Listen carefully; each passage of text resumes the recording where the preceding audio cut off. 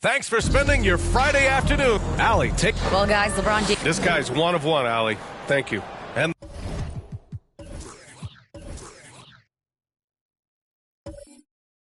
the Cleveland...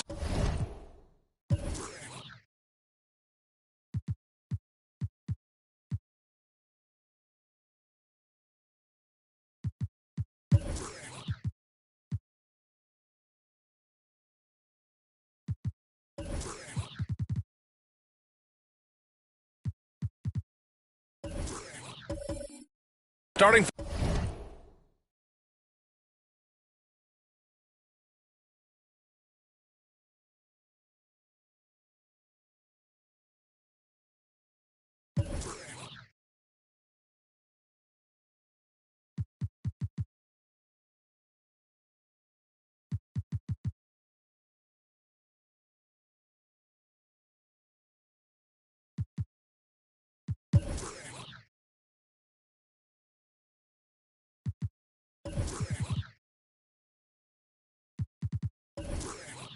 5. The lengthy pair of Mobley and Allen are together inside. Donovan Mitchell out there with Darius Garland. And it's Love in at the 3. And for the Lakers, the big 3 for this team out there. Westbrook at the point with LeBron and Davis at forward. Lonnie Walker is out there with Thomas Bryant. And so it begins, a brand new season, Richard. What are some of your headlines?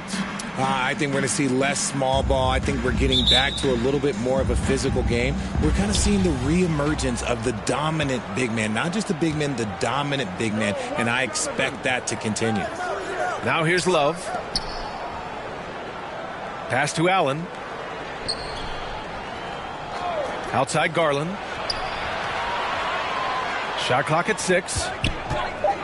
Shoots over Westbrook. Garland, no good. That was a good look for him from mid-range, but just couldn't make the defense pay. Mobley against Davis. Here's Walker.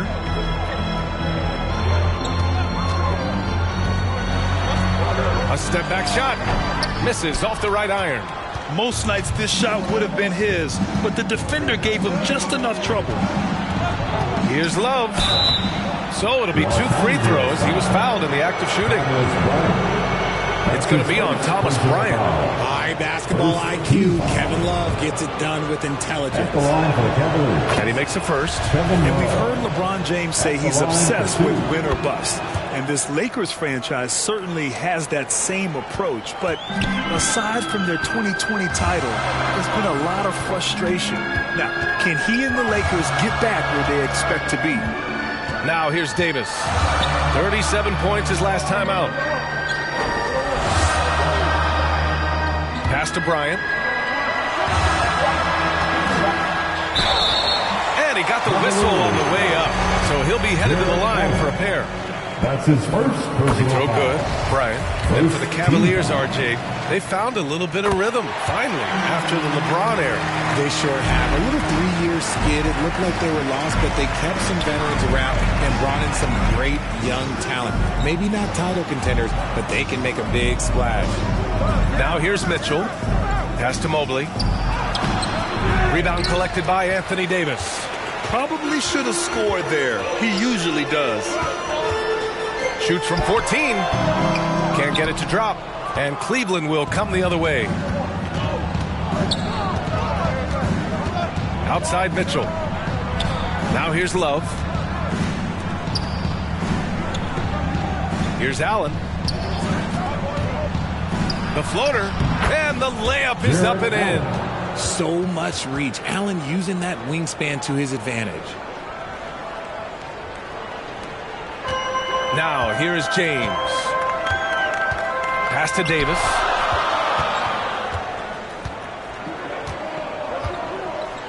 Walker with it. Westbrook outside. Over Mitchell. 5 to shoot. Westbrook with the miss. I think the defense will live with him taking mid-range jumpers, but maybe just a little bit more resistance. He shoots. Cleveland gets it back. Allen. And it's Allen who slams it home.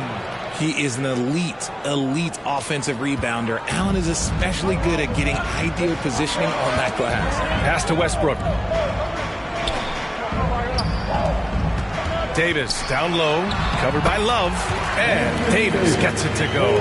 And they get that first bucket. 1 for 4 to start this game. Mitchell, the pass to Garland. And there's the lob. And the lob disrupted. Not to be. Mitchell against Westbrook. Stolen by Mobley. Outside Love. Allen against Bryant. Oh, and Bryant with a block. James outside. Pass to Davis. It's Walker on the wing. No good. A bit long that time. Still very early, but that's not the start they want. 1 for 5 shooting. Now Garland. Checked by James. Garland, the pass to Allen. Stolen by Davis. Westbrook outside. Here's Walker. Oh, can't tie it up as that one misses. Man, miss after miss for him. When you're having a quarter like this, the only beneficiary is the defense. 2022 proved to be a momentous year for Darius Garland, making his first All-Star game, which had to validate all of his hard work so far. Darius Garland, 2 shots.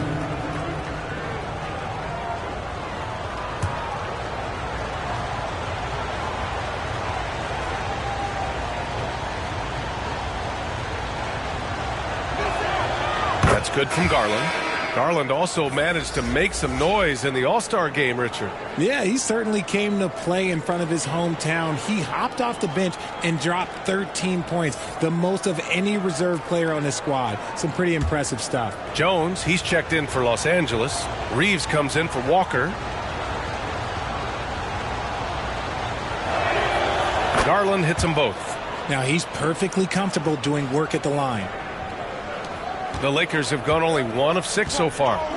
They need something good to happen here. Yeah, they've gone way too long without a score. Back to James. The fader. It's rebounded by Cleveland. You got to move past that one. I mean, they'd want him to take that again. Yeah, it's a great look for him. One they'll try and manufacture again. Those are the shots you want him to take. Garland, the pass to Mobley.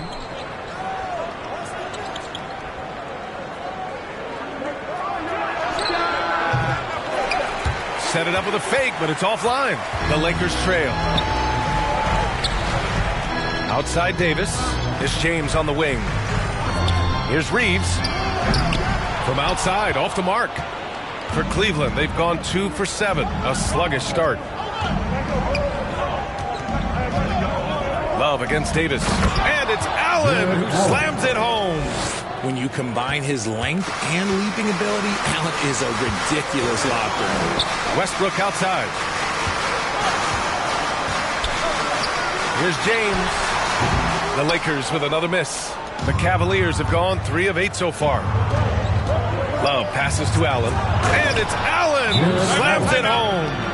You could argue that Kevin Love is the finest passing big of his generation. I don't know who's making that argument, but he is always looking to get others involved. The Lakers call timeout. When you look at the age of Jared Allen, the way he's developed, he could be a top 5 center in the league very soon. Fantastic impact on the court he has. A different look for Cleveland. Wade, he's checked in for Evan Mobley. Okoro comes in for Love. And Karis LeVert is subbed in for Darius Garland. Here's Toscano.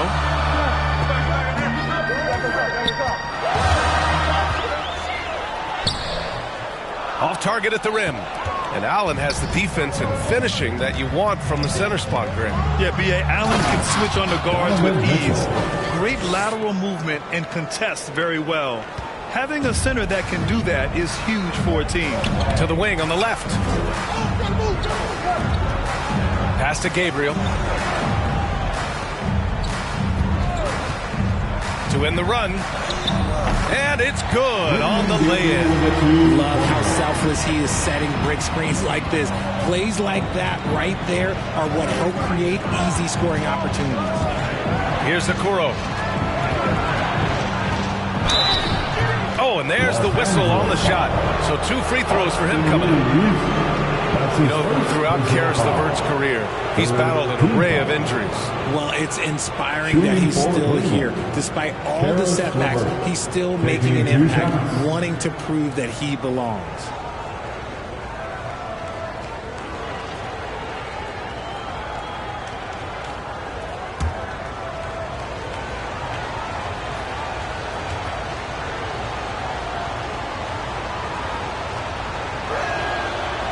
That one's off.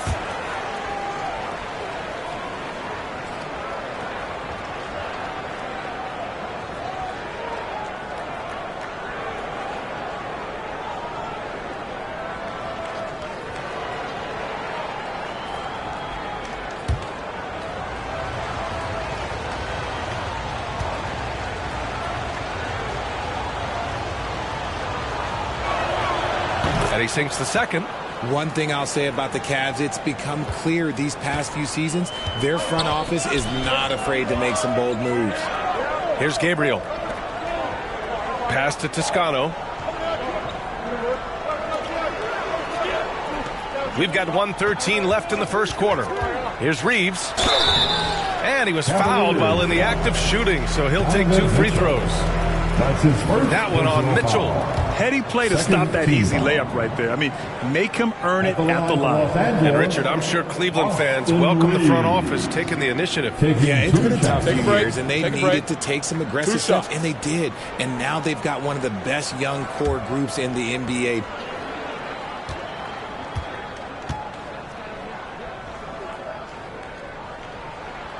And he knocks down the first one.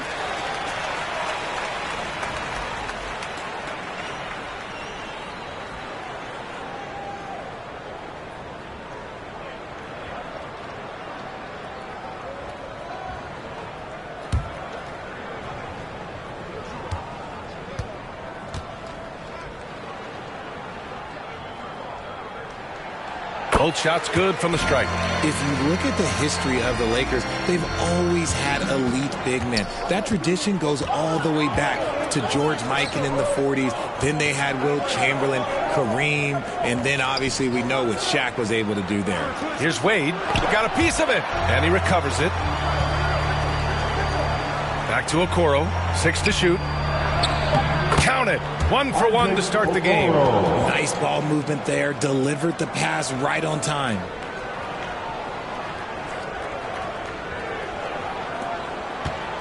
Now Los Angeles with it. They trail by 9.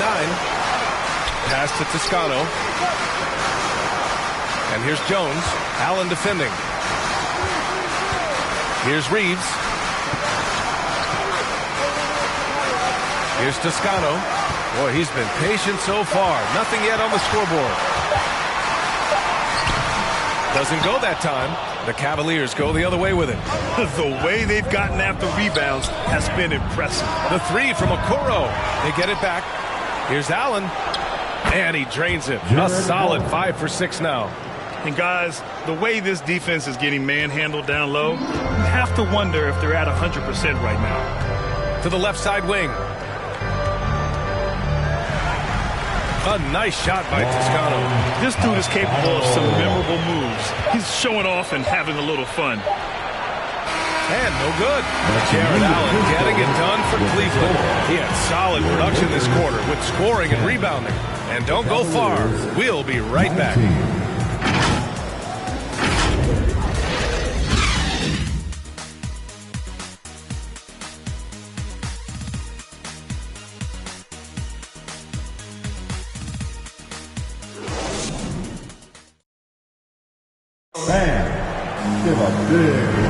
And so far through one quarter, it's been a lopsided game. We'll see if that changes here in the second. And taking a look at the Cavs' performance here, guys, what are your thoughts? Well, it's pretty obvious. I mean, cashing in on extra opportunities. That's how they built this early lead. When you're the more aggressive club, good things tend to happen. We'll see if they can maintain this level of intensity. The Lakers trail. The big 3 for this team out there. Westbrook at the point with LeBron and Davis at forward. Thomas Bryant out there with Lonnie Walker. That's the group for the Lakers to kick off the second quarter. And Russell Westbrook gets the whistle that time. That's his first foul of the game. I love great defense. Just quick to establish his feet, and he takes the hit. And that's how you defend. Glad we had a chance to see a replay of that block again. Let's see if that block can amp up this team. I mean, they're looking for anything to get themselves going.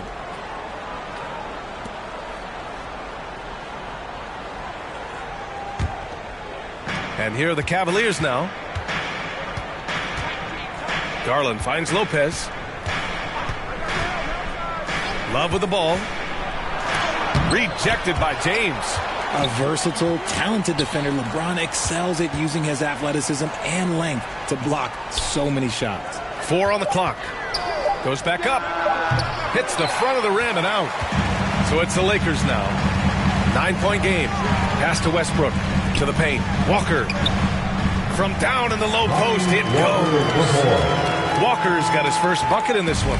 Well, we talk about the critical importance of the wing position, RJ. From the time you played, how do you think that position has evolved? Well, when you talk about positionless basketball, it really falls on the forwards. You want them to have more responsibilities. You want them to be able to guard 1 through 5. You want to be able to run your offense through them. So the wings in positionless basketball have a lot more responsibility. Here's Love. The Lakers getting their last shot to go. Pass to Osman. There's the triple. The Cavaliers again cannot hit. Los Angeles shooting only 29% in this one. Not great. And Davis slams it home. Throw it high and watch Davis fly. Wow. Garland, the pass to Love. Second quarter, a little over a minute and a half in. Back to Garland. For 3. And Bryant pulls it down. They are looking really strong offensively. Yeah, just terrific momentum. Let's see if they can keep it up. And you look at the career that LeBron has put together. One of the all-time greats. Amazingly lived up to the hype he had coming out of high school. LeBron James, 2 shots. Shoot 2.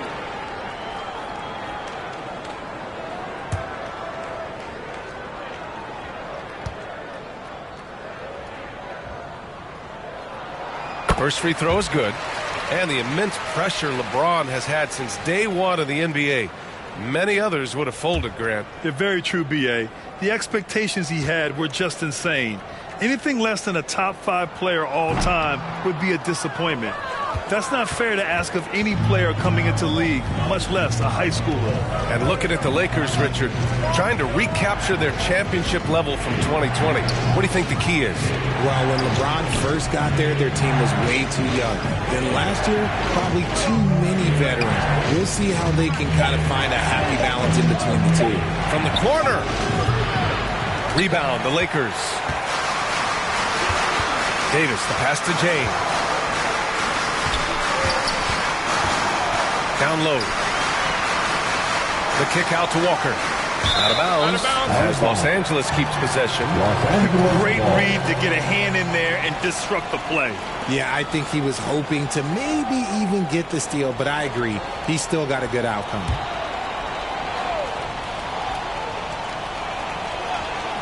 Here's Davis. Yep, that one's good.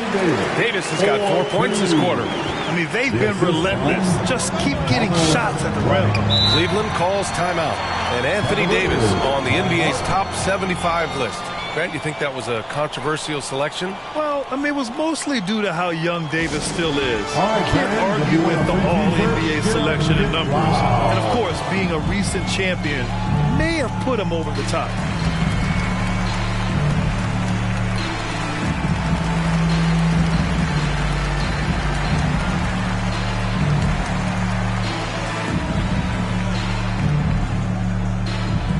Let's hear it for the most legendary dance team on the planet, your Laker Girls.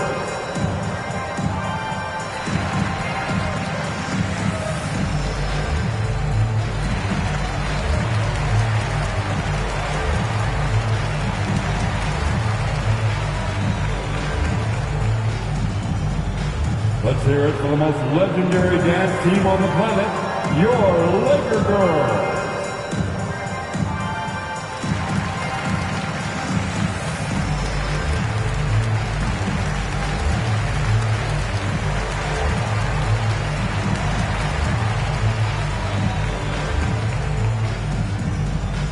Heading to the court, the Laker Girls. Let's make some noise.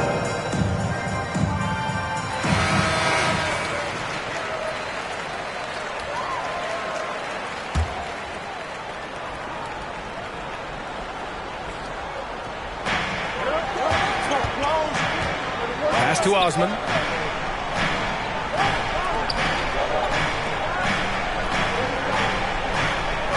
Mobley outside. Just 5 to shoot. A shot to stop the drought. Davis with a rebound. Davis has got his 5th rebound in this one. James outside. Walker for 3. That shot, no good. The Cavaliers leading. Garland up top, pounded by Westbrook. Garland, the pass to Mobley. Davis with the defensive effort. The Lakers have gotten 3 of 4 field goals in the second quarter. Pass to James. And a little under 3.5 minutes elapsed here in the second quarter. And it's all tied up. Yeah, just too much big boy basketball by LeBron James, just bodying defenders inside. Garland finds Mobley. Here's Osman.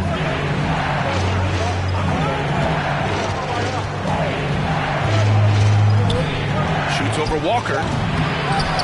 Here's Lopez. Outside for Love. Launches a 3. Oh, my. Came close to a 4-point play. He'll head to the line for 3 free throws. I like it when Love looks for his shot because it puts defenders in a tough spot. And the 3-point shot, so important, Richard. That's something you added after you came into the league. What was that process like? Well, look, as the game tilted that direction, it was no secret. You have to put in that time. But what I try and tell people is that it took me 3 years before I was able to even become a consistent three-point shooter, and another 5 before I became a good one. So as long as you're putting in the work, you're going to see the results. Those who evolve are those who stay around. Now a seasoned vet in this league. You can see the salt and pepper hair. Love understands his role, which is to stretch the floor and shooting and rebounding. Donovan Mitchell's checked in for Cleveland. He hits the second from the line.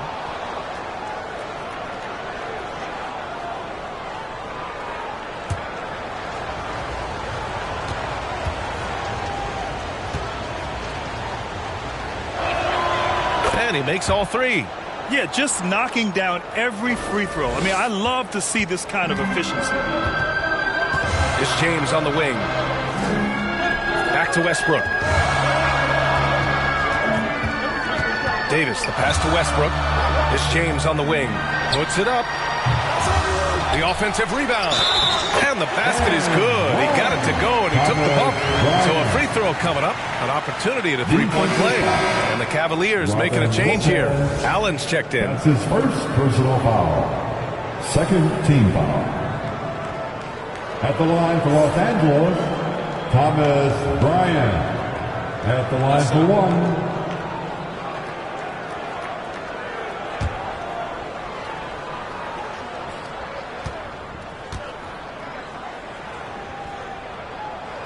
Free throw no good for Bryant. You gotta love how they've been crashing the boards, fighting hard for every miss. Here's Mitchell. And another miss by Cleveland. And here are the Lakers. They're on an 11-3 run. They get the rebound. Oh, and he got fouled on his way up. He'll head to the line to shoot 2. That's his Over the course of AD's career, he's made a concerted effort to draw fouls, and we've seen that free throw attempt number skyrocket. At the line for Los Angeles, Anthony Davis. At the line for 2. Shooting 2.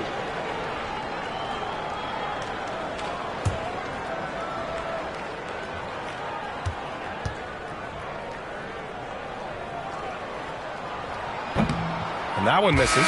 And with Davis, you know what you're getting, a nightly double-double threat and a versatile defender. For the Cavaliers, Wade, he's checked in for Mobley. Okoro comes in for Love. And LeVert subbed in for Darius Garland.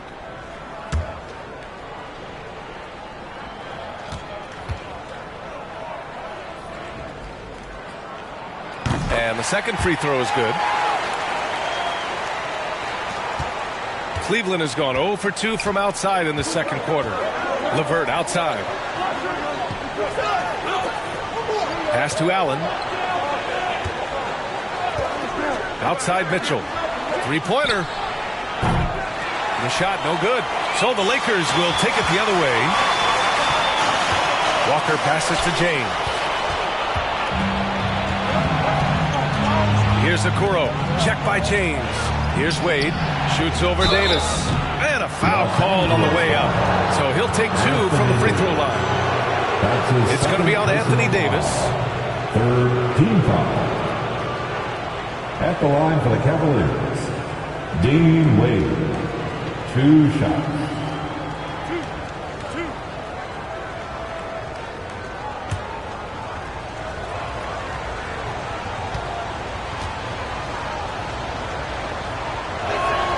The first one falls.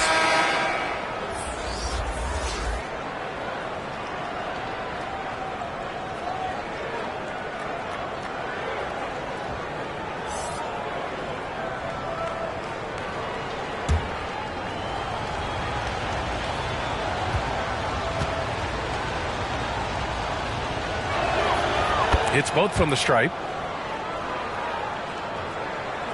The Lakers have gotten 5 of 7 shots to fall in the second. Pass to Bryant. The shot comes out. Great D that time from Allen. And for the Cavaliers, they're shooting a low 28% so far in this one. Here's Mitchell. Here's Wade. And the layup is good off the glass. And the Cavaliers lead by 4. Stayed with it, and his effort is rewarded with the second chance bucket. Beverly outside. Pass to Jones.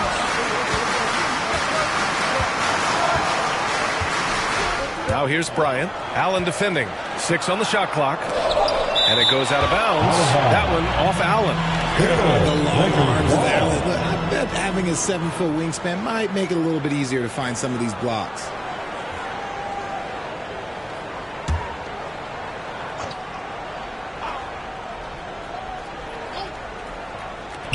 Three on the clock.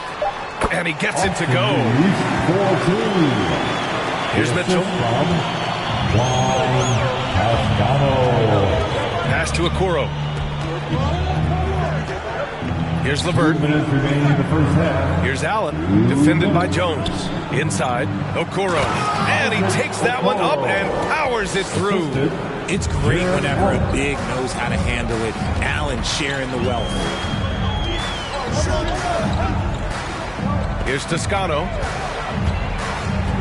And here's Jones. Ooh, and they immediately answer back with a dunk on the other end. A quality pass, setting up a quality shot. It's just textbook basketball. Pass to Okoro. Now LeVert. Outside Mitchell. Back to LeVert. Step back shot. They get it back. And Allen gets it to go. Allen's got 12 points. And this is how dominant Allen can be. If you continue to feed him, he will reward you. Over to the left wing. Here's Reeves. He's checked by LeVert. Gets it to go. That makes him 2 for 3 in this game. They didn't do themselves any favors with their shooting in the first quarter, but they're starting to pick it up now. LeVert outside. Beverly against Mitchell. And it's Toscano missing. The Cavaliers leading. Lets it go from deep. And it's Mitchell, that time on the assist from LeVert. Mitchell's got his second basket. And we've begun to see their three-point shooting slip a little this quarter. Out left to the wing. 17 seconds left to play in the first half. Oh, it's stolen by Mitchell. Here's LeVert. And he takes it in for the layup off a very nice feed. And now it's a 7-point Cavalier lead. Beverly outside. Fires for 3. And so it's Cleveland closing out this quarter with a 7-point lead. And it's all due to their ability to own the paint. They've been dominant down low. We'll be right back. It's the 2K Sports Halftime Show. Ernie Johnson here with Shaq and Kenny, and a favorite time of the year as we're halfway through one of the first games of this fresh NBA season. It was Jared Allen who got hot in the first. He had 12 points, 10 rebounds, and 1 assist. What'd you think, Shaq, about Cleveland? They were getting after it on the glass, like wild and they got a nice edge in that department, which has led to this lead. They won the heart and hustle battle in that first half. Now we'll see if they can keep that going. And Kenny, let's get your thoughts on the Lakers. We haven't seen any urgency in this team so far. That's why they find themselves losing at home. They need to come out with some fire in the second half and let this crowd back into the game. Otherwise, they're giving away their home court advantage. And that's going to do it for us here. The second half of action is coming your way.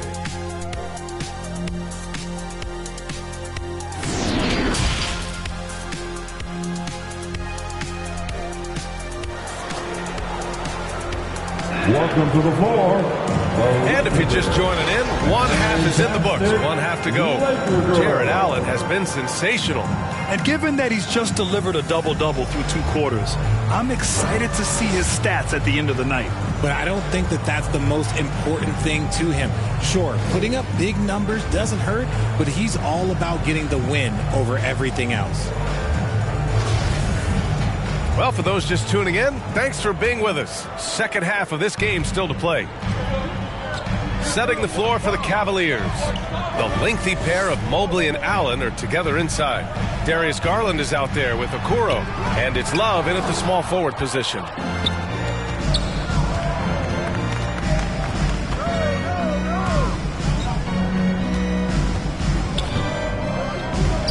And he lobs it up, and it's Allen who slams it home. You can really feel the momentum swinging in their direction. Yeah, but they can't relax. They've got to keep building on this lead because it is not safe. Now here's Westbrook. Well, he hasn't scored yet, but I'm sure that'll change. It's good. I like this wrinkle. Put LeBron off the ball and then make a play for him. And as Westbrook gets older, he's indicated that he's not looking to change how he plays, Grant. And that can be a double-edged sword, B.A. You love his aggression and confidence, but you wonder how his game will hold up as his athleticism goes. Okoro, no good. The Lakers trail. Davis with it. He's picked up by Garland. Davis can't hit. Well, Cleveland's shooting just 38%. Their offense not where they want to be. Garland, no good. I think he's gone completely dry. Nothing is hitting. Yeah, and the risk now is that he gets inside his own head. Time to take deep breaths in through the nose, out through the mouth, and let the game come to you.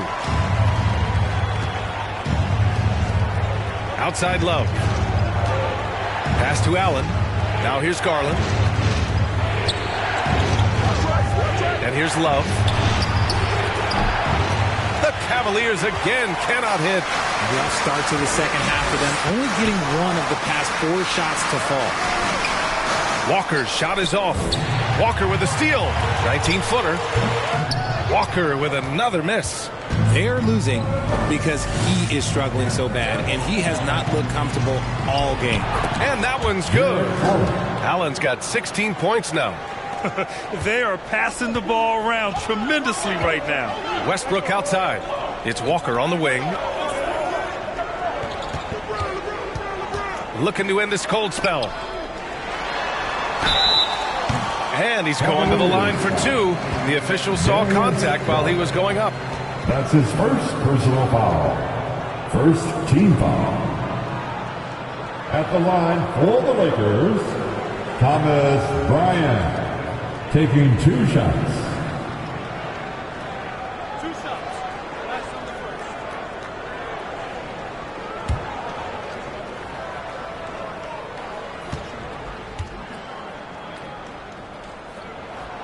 And he drops the first for the Cavaliers. Lopez, he's checked in for Jarrett Allen. And it's Osman in for Okoro.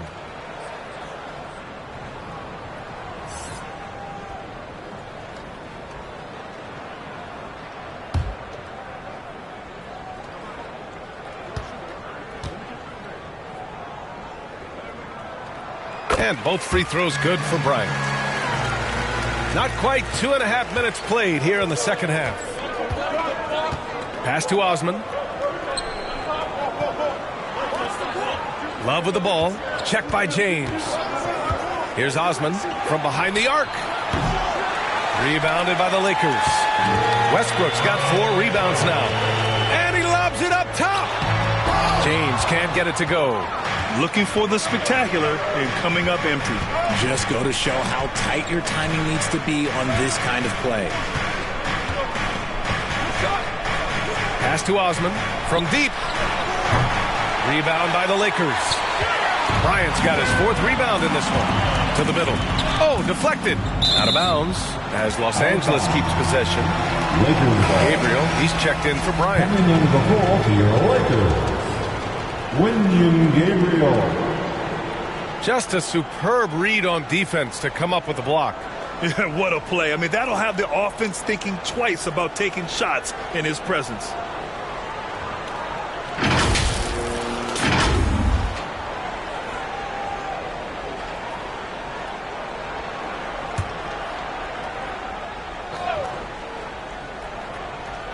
Here's Westbrook. Now quiet so far offensively, searching for his first points of the game.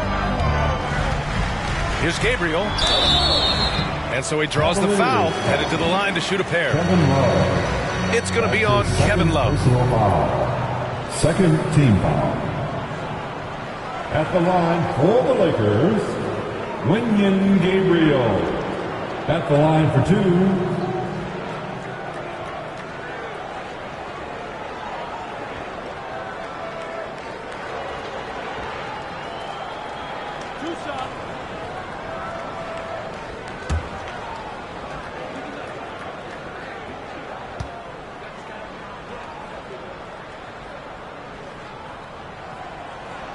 And the first one at the line is good.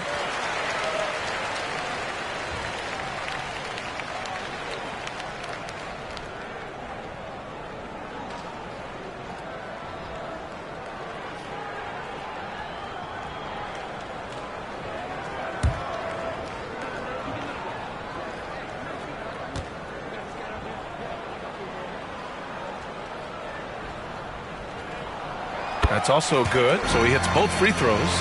They're doing some good work at the line this half. The Cavaliers have gotten only 2 of 7 shots to go in the third quarter.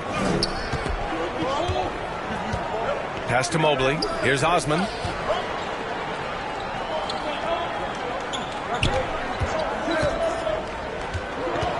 Outside Love. Puts up a 3. Cavaliers foul. Jerry Osman. That's his first personal foul. Second team foul. Second half here, and we're just over 3.5 minutes into it. Pass to Gabriel. Count the basket and the foul! Gabriel. It's going to be on Kevin Love. They're doing the job on both ends, getting Kevin stops Love. and attacking offensively. All the momentum seems to be running in their favor. They're close to taking the lead. And the Cavaliers making a change here. Mitchell's checked in. Gabriel. 1 shot.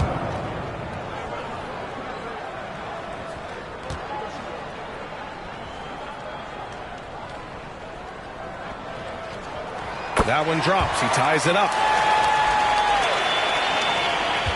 Cleveland has got nothing to fall here in the third. 0 for 4.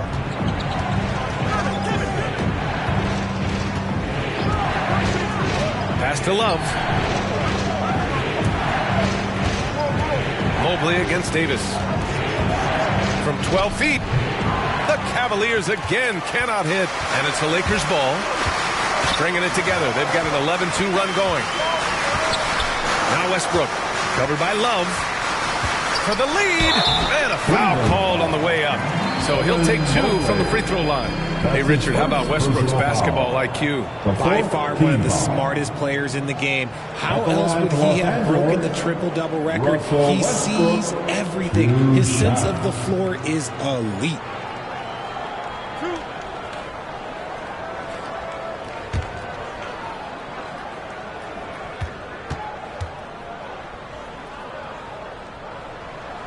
And now they lead as the free throw drops in for him.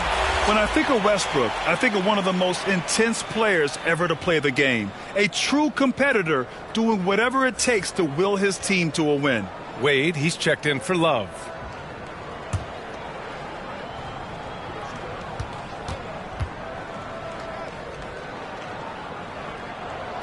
And so Westbrook nails both of them. And, man, looking good from the line so far this half. The Cavaliers shooting just 34% so far in this one. And the Cavaliers call time here. Failing to find a rhythm offensively. Something that needs to change and change soon. And Coach called his timeout to try and reset things on offense. Shake them up a bit so they can hopefully start getting some shots to fall.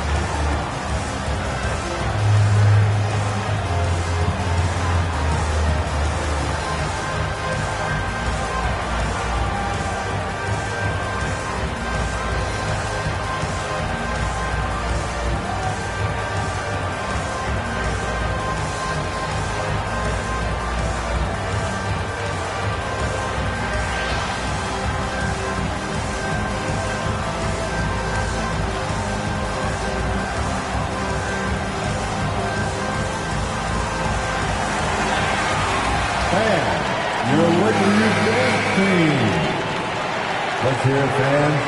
Give your Lakers youth dance team. Here's Mobley. Pass to Mitchell. Here's Wade.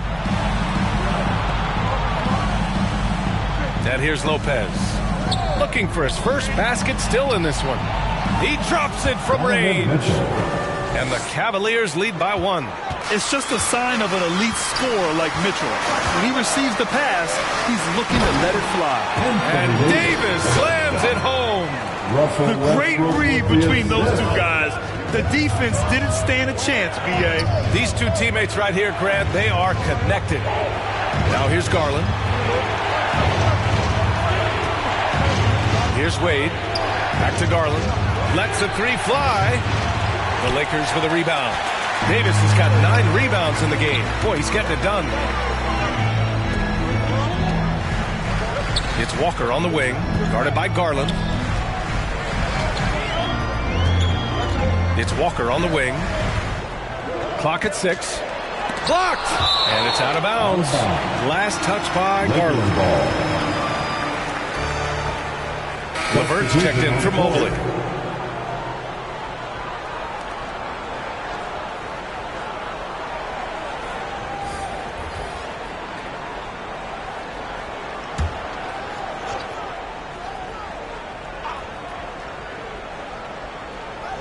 James double teamed. And here's Westbrook from the arc. And the Lakers get it back. And James gets it to go. James has got 7. Look, LeBron James is just dominant in every aspect of the game. Look, he just bodies people and able to get a second look. Now here's LeVert.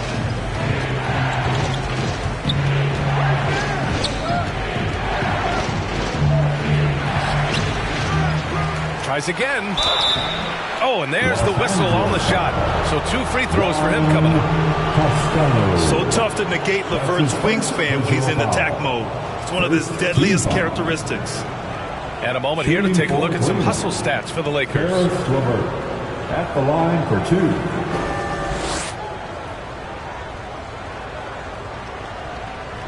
Shoot 2.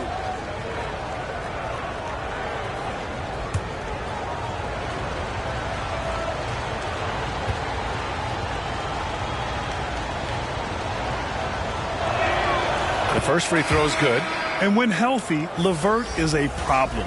A multi-dimensional guard who can score, pass, and rebound at an impressive clip. Jared Allen, he's checked in for Cleveland. Love comes in for Wade.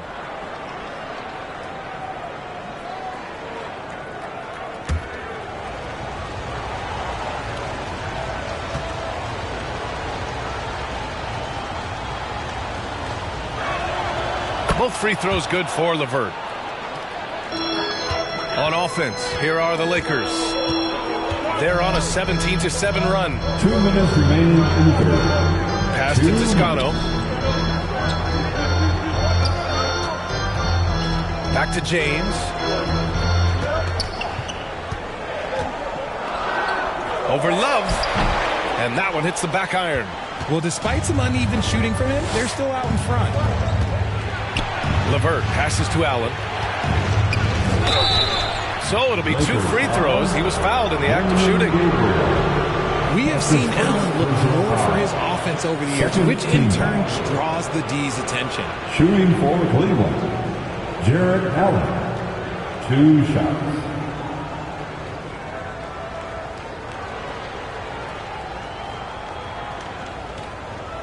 Take a break. Take a break. 2 shots.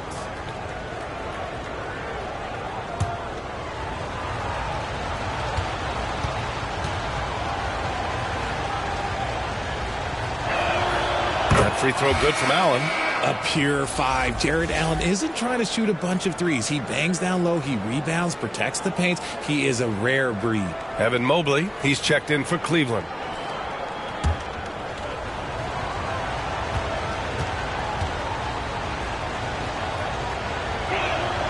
So both free throws good from Allen. The Lakers trail. Pass to James.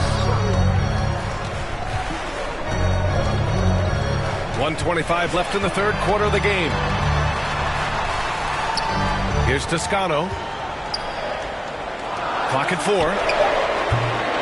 And it's off from three-point range. Cleveland has gone just 1 of 6 from long distance here in the third. The shots just aren't falling. Garland, the pass to Love.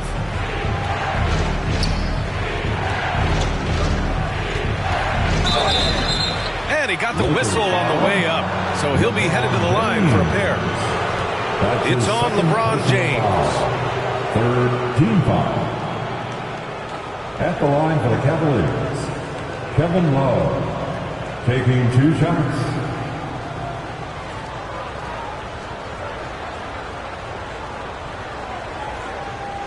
Take a break. Take a break. 2 shots.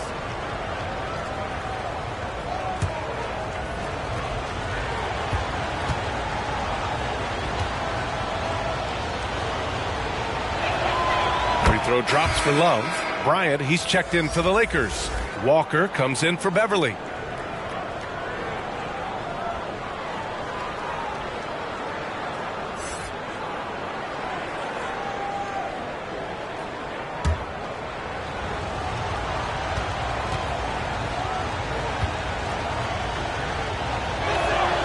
And Love drops them both.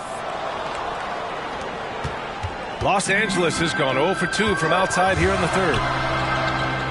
To the inside, Bryant. The shot's good on the assist by James. Bryant's got 8. They just look so overwhelmed inside. Yeah, that's why they continue to get attacked. Back to Mitchell. Allen on the wing.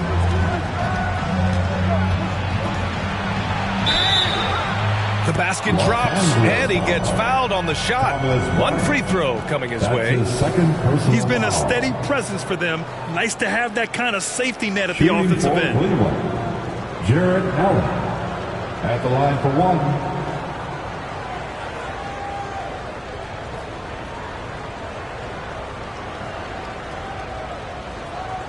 One shot.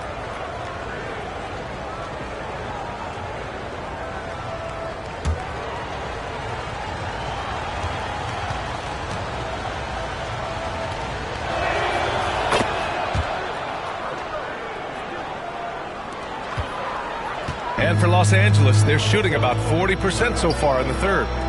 And he's going for the oop here. And then Bryant with the dunk. And plays like that one can make the difference in a close game. And it definitely got the bench on their feet, too. And you can feel the jolt of energy that he sent through his team. That is a huge boost in a tight game like this. Pass to James. Looking to get it going. Love with the defensive effort. Not his best efficiency this quarter. And look, sometimes that's how it goes. And the shot is good by Garland. Fantastic execution with the floater. Garland is just a fearless scorer.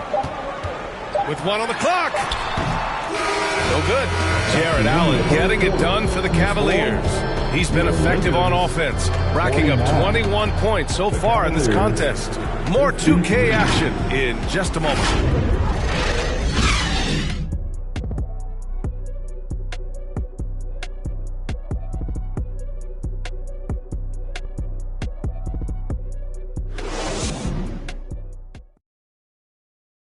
And a worthy candidate tonight as we take a look at our State Farm Assist of the Game.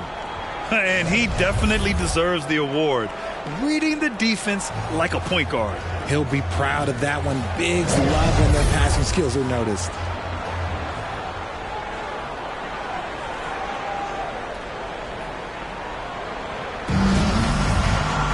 And it's been a very competitive game so far as we get rolling here in quarter number 4. The big three for this team out there. Westbrook at the point with LeBron and Davis at forward. Lonnie Walker is out there with Thomas Bryant. That's who's in the game for the Lakers. Now here's Mitchell. Shoots over Westbrook. Second chance effort. And Davis with the block. Too much this, too much that, too much length from AD. Get that out of here. Kicks it out to Bryant. Pass to Westbrook. And here's Davis. Shot clock at 5. Bryant, the pass to Westbrook. Walker for 3. Here's Bryant. And at last, they get one to fall. And just an important bucket down the stretch. This is when his focus becomes razor sharp. The deeper into crunch time we get, the harder he's going to work on that offensive glass. Now here's Love. Back to Garland. Outside Love. And he'll draw the foul. He'll head to the line for 2. It's going to be on Thomas Bryant. All right, guys, let's get your take on the scoring breakdown for the Cavaliers. Shooting for Cleveland, Kevin Love. At the line for 2. Take a break. 2 shots.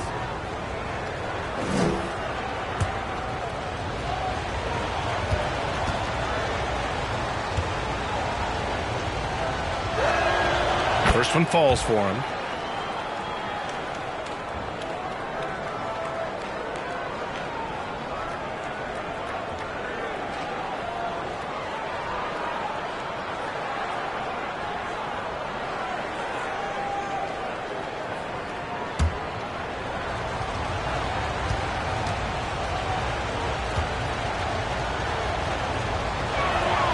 So he gets them both. A few possessions into the 4th. Just over a minute played. Westbrook outside. Outside Davis. Back to Westbrook. Uses the glass to finish the layup. On offense, Davis keeps his head up and maintains awareness. That's how he spots a wide open man. James against Love. Back to Garland. Plenty of space. And Bryant pulls it down. Sometimes it's just not your night. Fortunately, his teammates have picked up the slack. Back to Westbrook.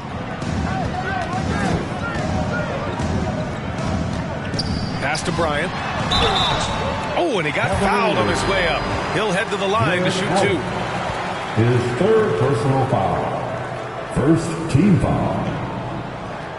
At the line for the Lakers, Thomas Bryant, taking 2 shots.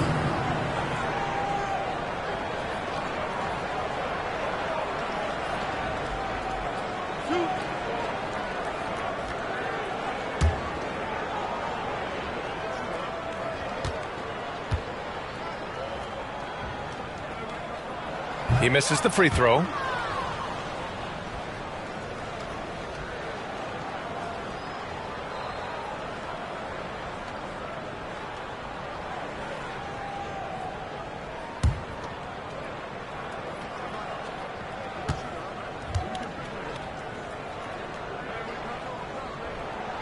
Good on the second one.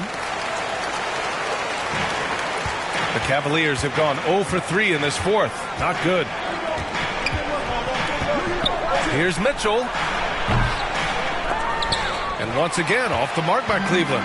It's clear he's totally out of sync. The team needs to rethink its strategy around what to do with him. Coming down the stretch. We'll see if someone can capture the lead and hold it. That's been an issue. 5 lead exchanges tonight. Cleveland calls timeout. Yeah, hoping to tap into something that'll get them clicking. Yeah, they need to regroup and maybe try and draw something up that can get them a clean look at the basket. All right, let's get a report from Allie. JB Bickerstaff had some words for his team over the break. He told them to be more careful about their selections, saying, quote, don't force it at the arc. If it's not a good look, don't risk it. Move the ball, attack inside. Use your options. Okay, good stuff. Thank you, Allie. Now here's Allen. Garland with the ball. Lays it up and banks it in. And the Cavaliers lead by 1. Looking for a high percentage shot. Garland wants the best look he can get. Back to Westbrook. Pass to James. And here's Westbrook. Check by Mitchell. Westbrook can't hit. The Cavaliers have gotten only 1 of 5 to fall here in the 4th. Outside Garland.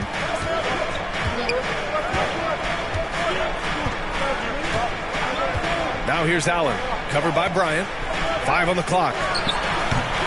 Allen can't get it to go. The Lakers have got 3 of 6 shots to go in this 4th quarter.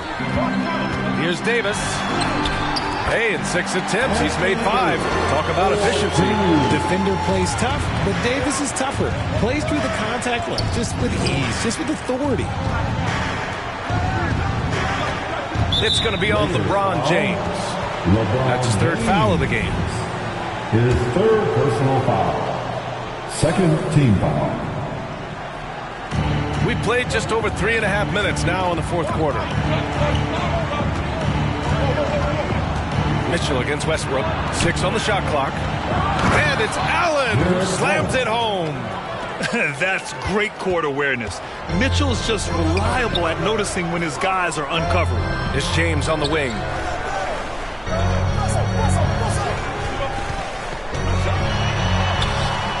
That shot missing. Good D by Mobley. The Cavaliers have gone 2 for 7 from the field here in the 4th. Not great.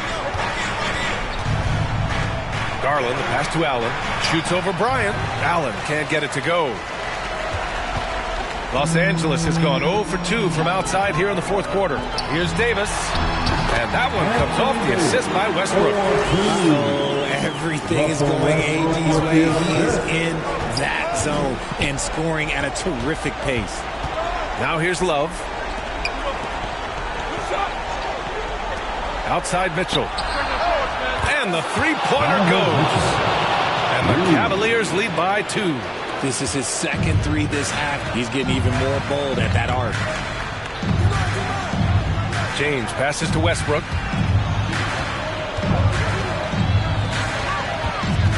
Back to Davis. The rebound by Allen. Allen's got 14 rebounds tonight. Going after it. Walker against Mitchell. Allen, the pass to Mobley. Shoots over Davis. And that one's long. Even with a big goose egg by his name on the shot chart, the team is somehow managing just fine without him. Sinks the tray. Some players shrink when the pressure's on, but he lives for these moments. Outside Love. Pass to Garland.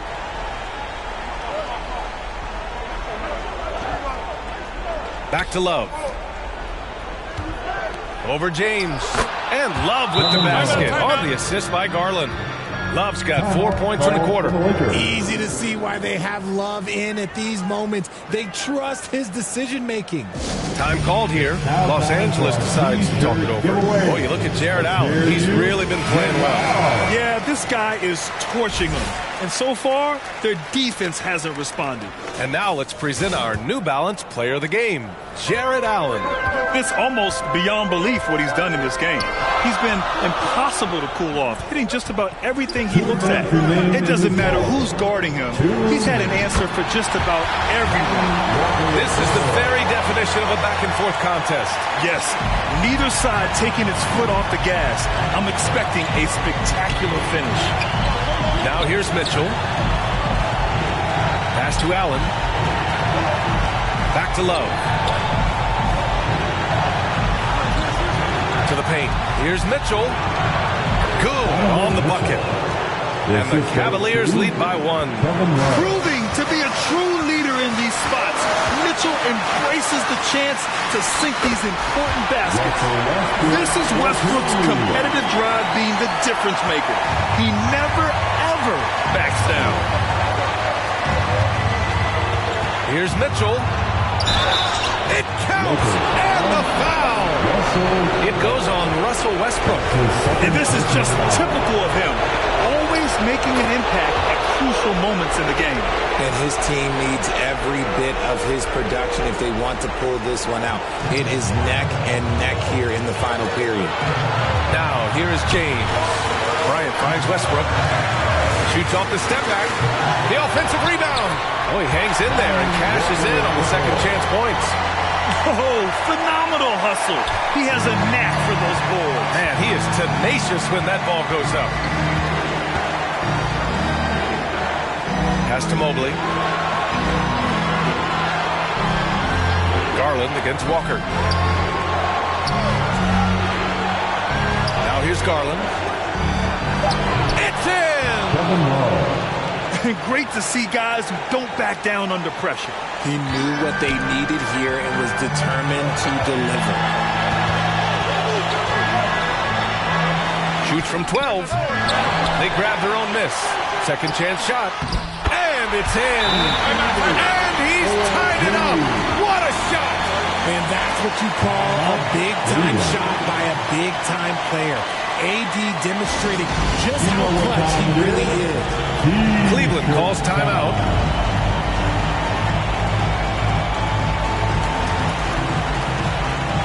Are you ready, fans?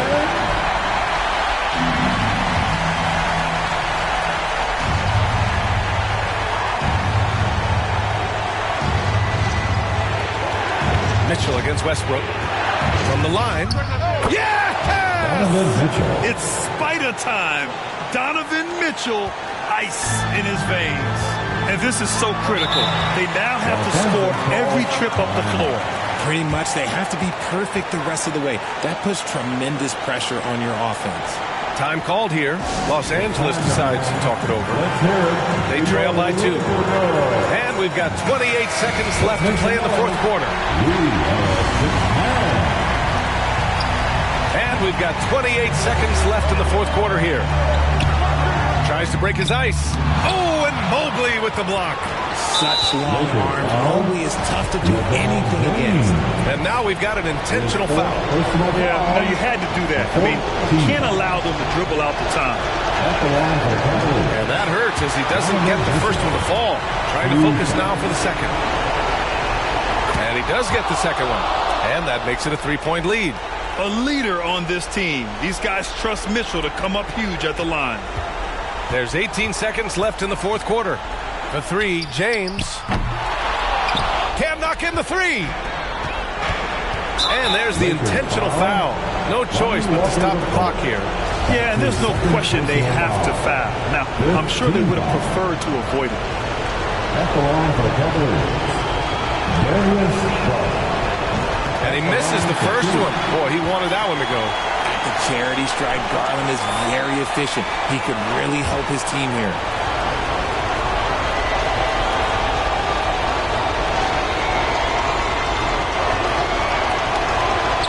And no luck at the stripe this time. Second one won't fall. It's all about getting a 3 right here. We'll see what they draw up. Three-pointer is a must. And so it's the Cavaliers who come out on top. And this was an emotional win for them. No doubt about it. Just a fantastic accomplishment. You love how they just diffuse the energy in this arena. That concludes the first game of the NBA season. For our terrific 2K Sports crew, this is Brian Anderson saying thanks for watching. So long, everybody.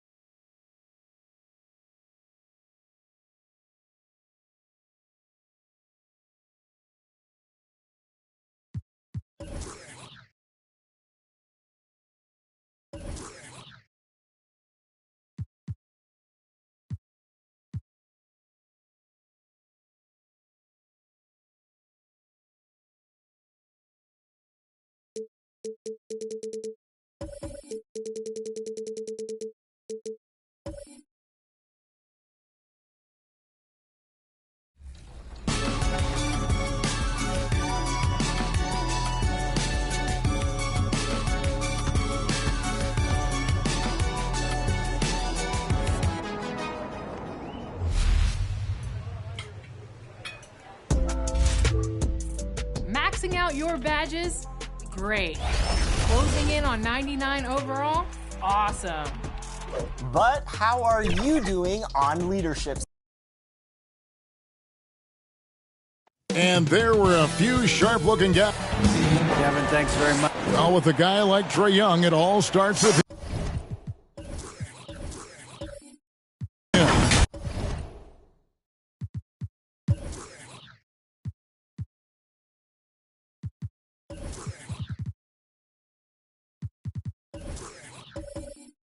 David, thank you.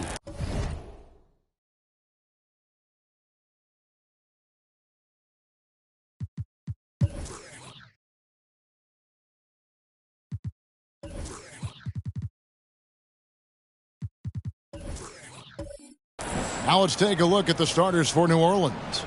Up front, it's Williamson at the 4 and Valanciunas at the 5. Ingram is out there with McCollum, and it's Jones in at the 3, the small forward. And for the Hawks, Collins and Capella man the post position. Here we go. The guard pair, the talented Young and Murray. And it's Hunter in at the 3. You can feel the excitement for the new season. And Greg, when you were playing, is there an opening day that really stands out in your mind? Back in '95, I think it was, we started the season with back-to-back wins. The team was feeling good. Then we promptly lost 21 straight. Young, no good. And that's okay. Even though you missed, you had the right guy taking the shot. To the inside. Here's McCollum. It's hauled in by Clint Capella. And so it's Murray with it. He brings it up for the Hawks. They came away with the victory in their last meeting, which, by the way, was also in this building. And they scratched out a close win the last time these two teams met. I think their ability to attack and create foul trouble for the opposition was a real factor. As long as they maintain that same aggressiveness, they should be in solid shape to come away victorious again. And so the New Orleans Pelicans get the first points of the ballgame. Young outside. Pass to Capella. The Hawks working the ball around. Clock at 6. Murray against McCollum. This one for 3. It's rebounded by New Orleans. Just around a minute and a half into the first quarter. Outside, Jones passes to Valanciunas. Here's Williamson. Lays it up and banks it in. Next level strength and athleticism. Zion making his presence felt on the offensive glass. They've been looking out of sync offensively. Yeah, their offense has ground to a standstill. Now, here's Hunter. Last game he had 13. It's Young on the wing. Nailed from three-point land.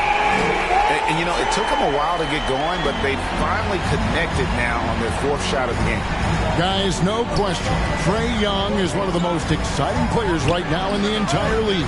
Kevin, everything is within range for him. A great passer and shooter in his own right. Young can take over a game any given night. Now Murray. Jonas Valanciunas missing from long range. Murray outside. Shoots over Ingram. Walks for the new shot clock. And here's Valanciunas. He'll bring it up for the New Orleans Pelicans. Here's Williamson. And Capella sends it back. What you like about Capella as a shot blocker is the patience. He waits until the shooter commits. And there's the pass to Hunter. Back to Young.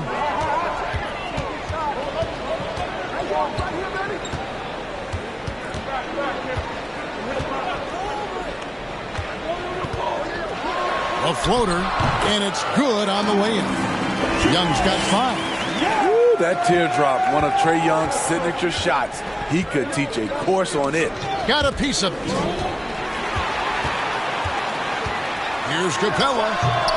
No luck that time in the shot that would have put them on top.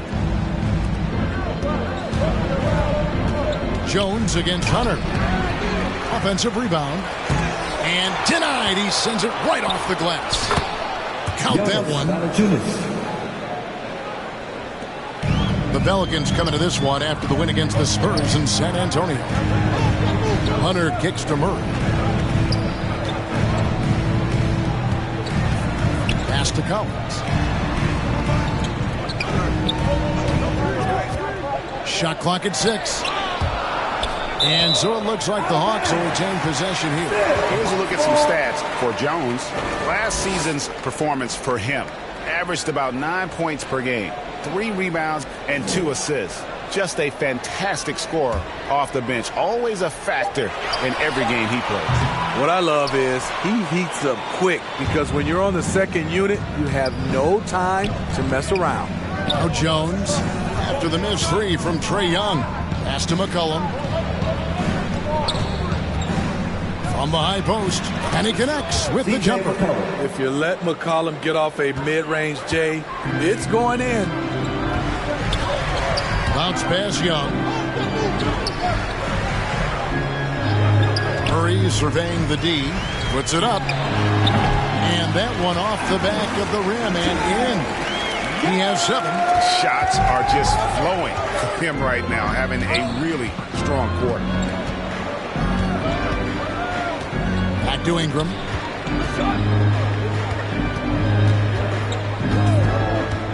Passes it to McCollum. Outside, Jones. New Orleans needs to get off a shot. It goes out of bounds. Last touch by Hunter. Courtesy of the 2K leaderboard, here's a peek at the league's top scorers from a season ago. The 4th spot held by Trae Young.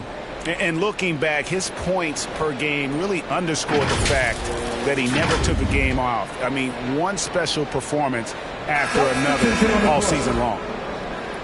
Atlanta making some changes. Okongwu's checked in for Capella. Kaminsky comes in for Collins. And Justin Holiday subbed in for DeJounte Murray. And they'll turn it over. Could not get off a shot. 24-second violation. Johnson, he's checked in for DeAndre Hunter.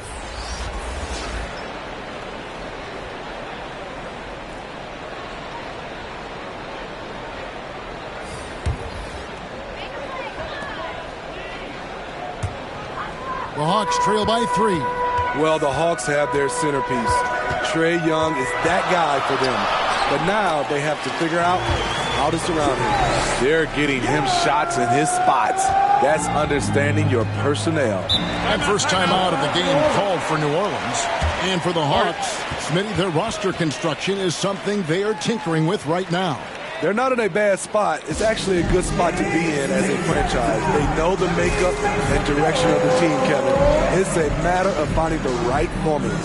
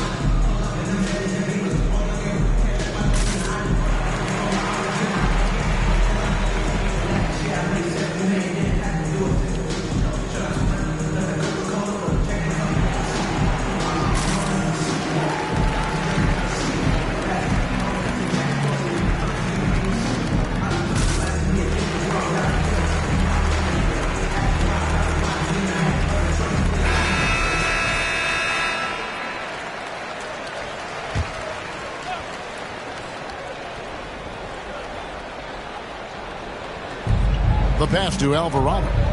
Some nice passing here by New Orleans. Well, a careless foul, and he'll go to the line for 3 free throws. Devontae Graham's skills as a three-point marksman are impressive. GA, the stat sheet says it all. Multiple seasons he's been in the top 20 for three-point makes, and he loves to find those daggers from 3. 3 shots. 3 shots.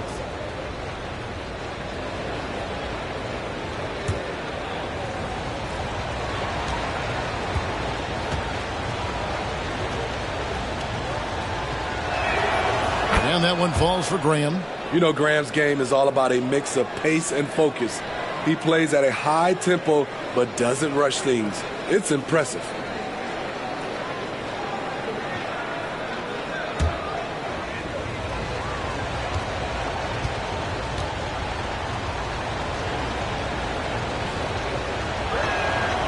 And he's good on the second.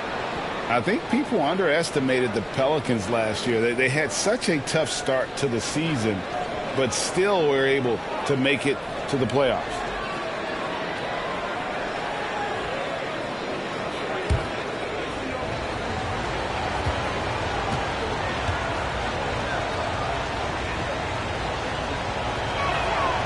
And he makes all three.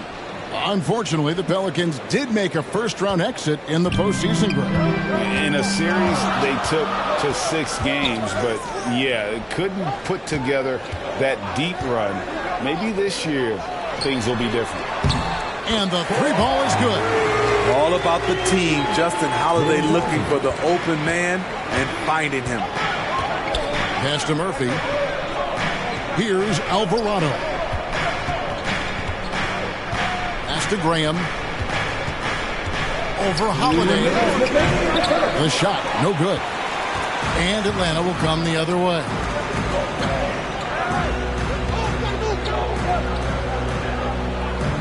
Johnson finds Kaminsky. And he's fouled pretty hard on that shot, but he's got the chance to pick up the points at the line. And guys, things are looking up in New Orleans. The extension for Zion Williamson reflecting his commitment to this young core. And with the 8th pick and Dyson Daniels, the Pels added to their bevy of young wing defenders. They're building a team to contend.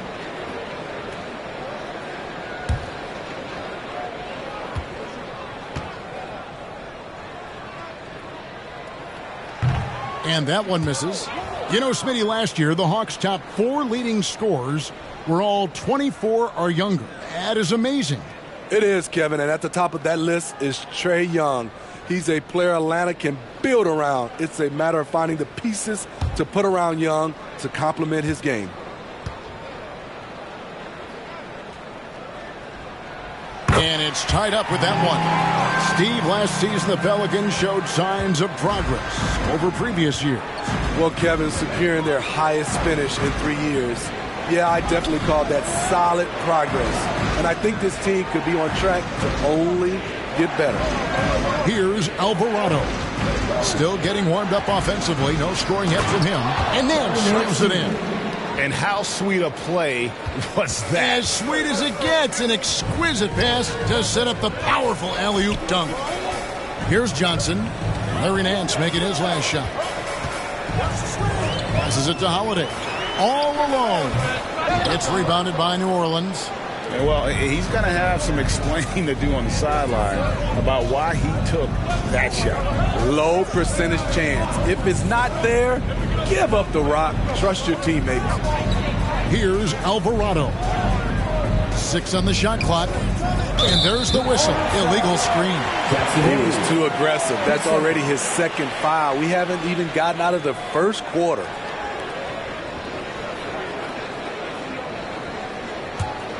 Atlanta's gone 2 of 4 from beyond the arc to start the game. Now the pass to Okongwu. Inside. It's stolen by Nance.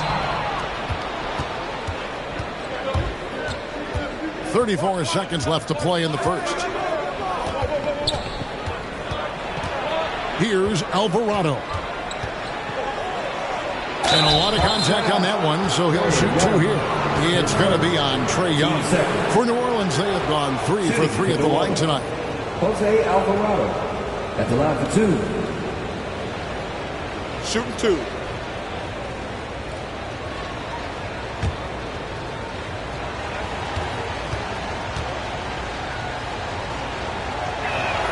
The first free throw is good. Aaron Holiday is checked in for the Hawks.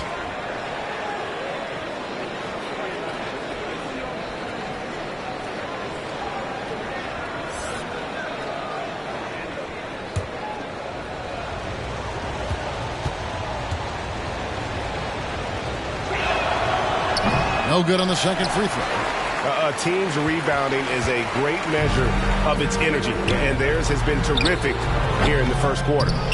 And if you let the little guy get airborne before you slide over to block him out, he can and will embarrass you on the boards. Graham with the bucket. Oh, boy, Devontae Graham had them on skates. Outside Holiday. No good on the last second attempt there. And that does it for the first quarter. Pelicans lead by 5. We'll be back shortly live from State Farm Arena.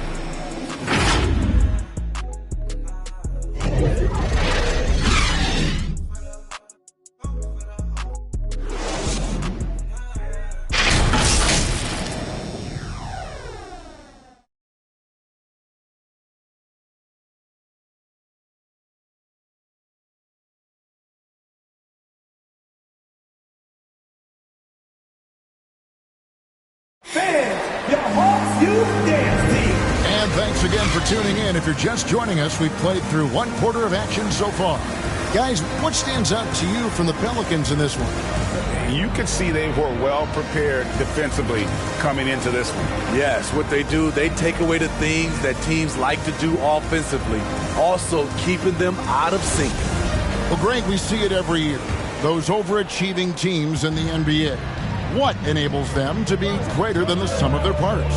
Well, listen, luck can play a part, but confidence is a huge factor as well. If you walk into that gym every night believing you'll find a way to win, oftentimes you do. On the court right now, second quarter for the Pelicans. Up front, it's Williamson at the 4 and Valanciunas at the 5. C.J. McCollum out there with Brandon Ingram. And it's Jones in at the 3 spot. And now the latest from our reporter, David Aldridge. Thanks very much. Now, some people call John Collins John the Baptist for how he dunks over defenders. He says, the game is slowing down for me.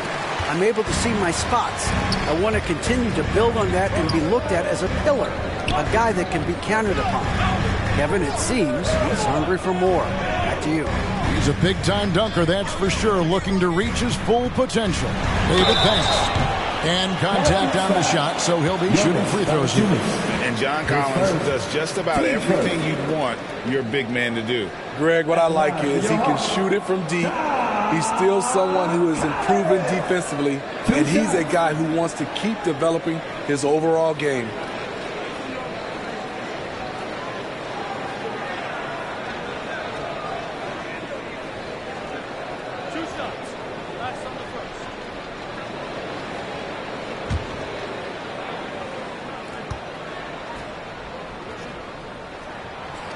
And he can't get the first one. And Collins is shown to be a game changer on the floor. The problem for him has been staying on the floor. Has fought the injury bug his whole career.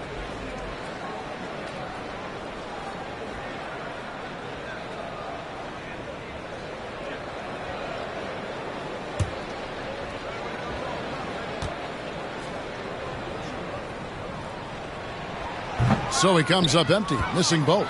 For Collins, he has yet to play close to a full slate of games, Greg, in a single season. Collins has missed time in each season he's played. He's young enough. A few years of good injury fortune can change the narrative. And let's just hope that's the case for his side. AGA, what about these Hawks? They can really be fun to watch. Yeah, and they just need to be more consistent, Kevin. It seems they can beat anyone on any day. If they can start doing that regularly, we're talking about big things in the future. Take a break. 2 shots.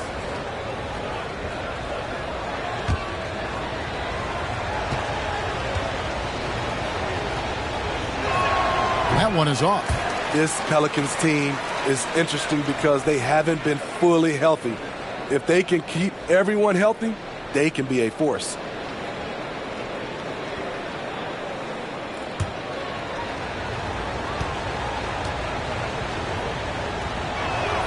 And the second free throw, good.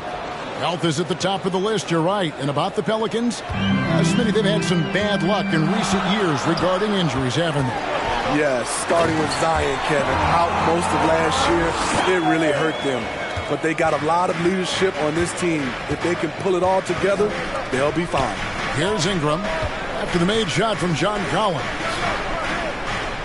Jones, the pass to Ingram. Pass to McCollum. Fires the 3. Here's Williamson.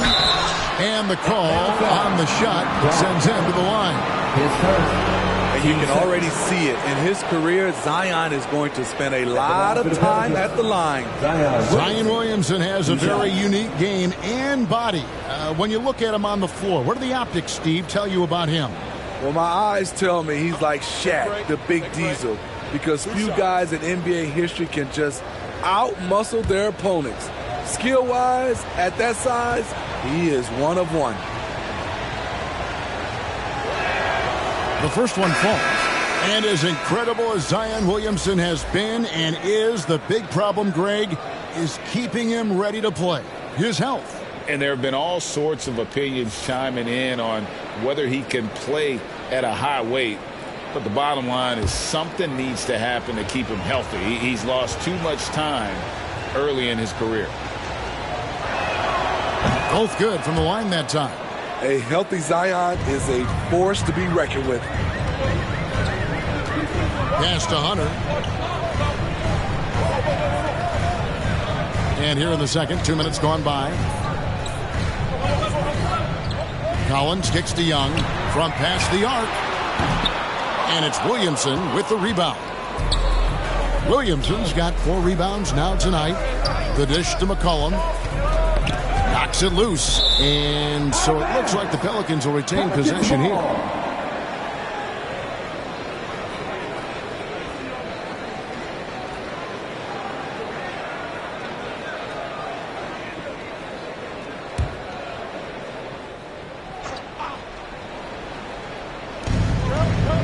On the wing, Jones.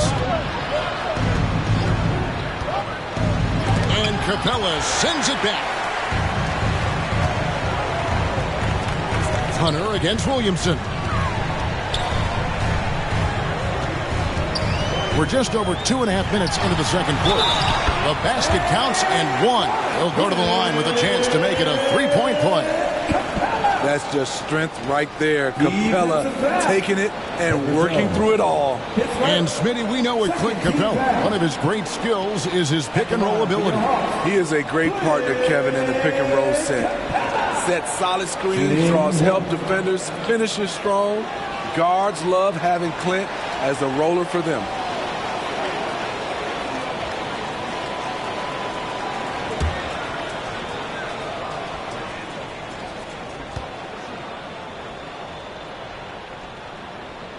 That's good from Capella.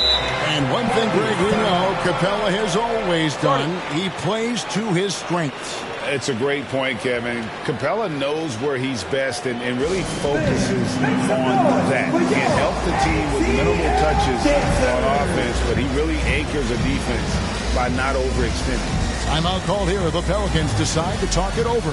Trying to find some answers offensively. Yeah, these guys need to work together as a team, as a unit. Try and carve out some easy buckets.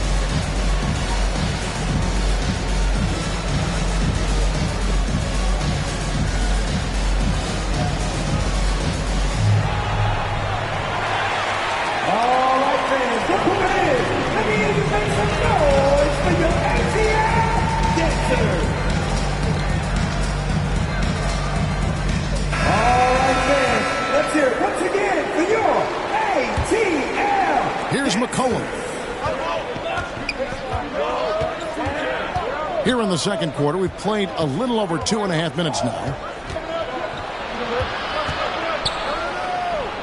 And he overshot that one, missing. I'll tell you what, he's been off target all night, and his teammates have had to rally. Hunter, no good. No one to blame on that one but himself. You get looks like that, you've got to take advantage. Ingram kicks to Jones.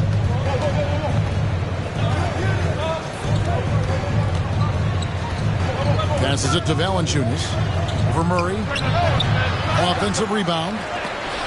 And it's out of bounds. Last touch by Capella.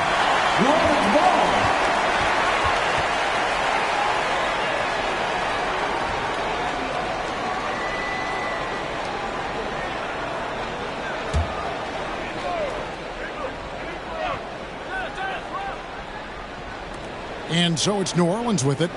New Orleans moving it around. And the stroke definitely lacking confidence this quarter. Nothing on target. Young outside. And the dunk by Capella. I just love Trae Young's feel for the game. Oftentimes, he can see the play develop before anyone else. Williamson with the bucket. And they keep hammering away at him inside, forcing the ball into the paint. The pass to Hunter. Back to Young. Pass to Hunter. Now Capella. 6 to shoot. Pass to Young from outside the arc. Pelicans pull it in. Williamson's got his 5th rebound right now in the game. Here's Jones into the lane. Makes it off the glass. And the Pelicans lead by 3. Staying unselfish, keeping your eyes up. So important for a young player. Zion, mature beyond his years. Now, here's Hunter. He's gotten some minutes, but nothing on the board yet. Here's Capella. Doesn't get it to drop for him. Nice D from Valanciunas. Pelicans leading by 3. Here's Williamson. Collins with some nice D. McCollum against Hunter. Driving to the basket. Count the bucket, and he's got a free throw coming up as well. Aggressive move by Hunter. Showing the power, the body control. This is why he was drafted number 4 overall. He's getting his first free throw attempt of the game here. And going back to his numbers from just a season ago, he was knocking it down at a 77% clip. Looking at who's out there now for the Hawks. Frank Kaminsky comes in for John Collins. And Justin Holiday subbed in for Murray.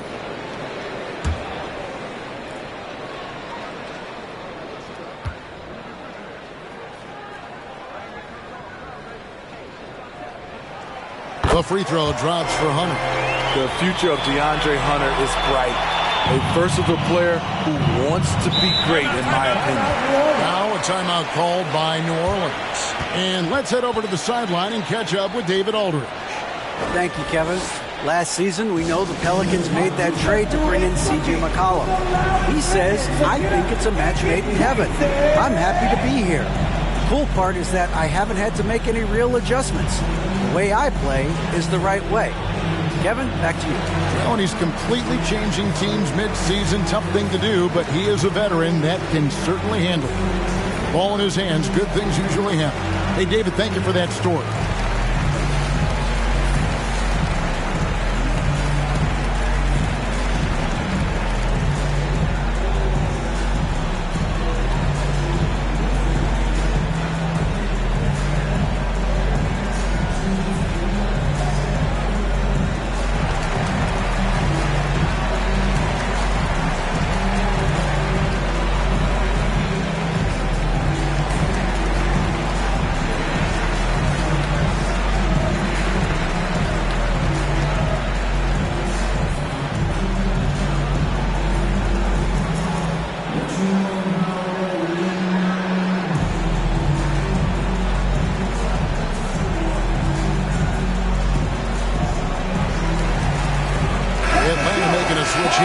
Johnson's checked in.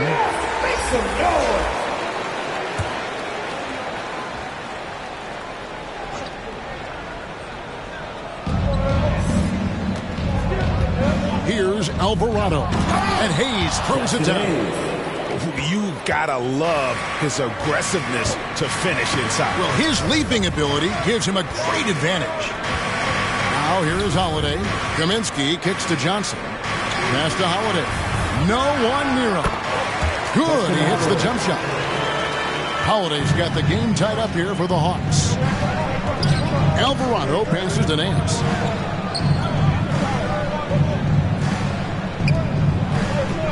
The pass to Ingram. He's with it. Up top, Nance. Shot clock at 5. Pass to Murphy. It's stolen by Johnson. From down in the low post, it goes. Johnson's got the lead up to 2 now for Atlanta. New Orleans has gone 0-3 from beyond the arc to start the second quarter. Kicks it to Murphy. Pass to Alvarado. And he gets the whistle for the 3-second call. Okongwu's checked in for Capella.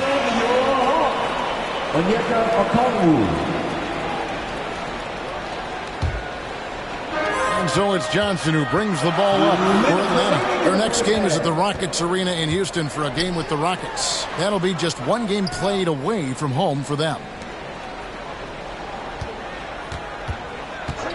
1:49 left in the first half.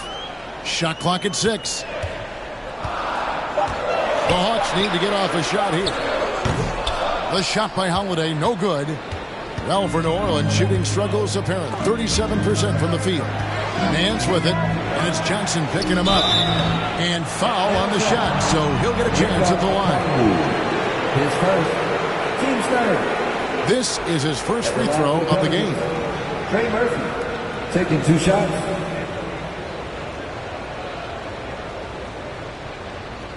Take a break. Take a break. 2 shots.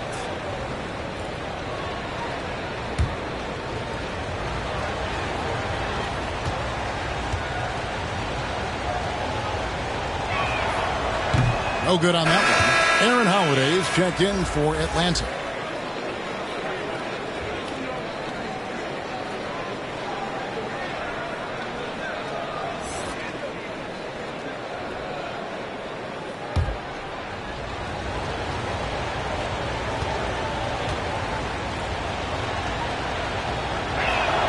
Good on the second free throw. 1:30 left to play here in the half. He kicks it to Johnson. Back to Holiday. That's good, and it's Johnson with the assist. And the Hawks lead by 3. And after that ragged first quarter, they're getting some momentum, some confidence. Nice flow. Here's Ingram. Hayes trying to break through. Misses off the left iron. Hawks have gone 8 of 14 in the second quarter on field goal attempts. Holiday, the pass to Johnson.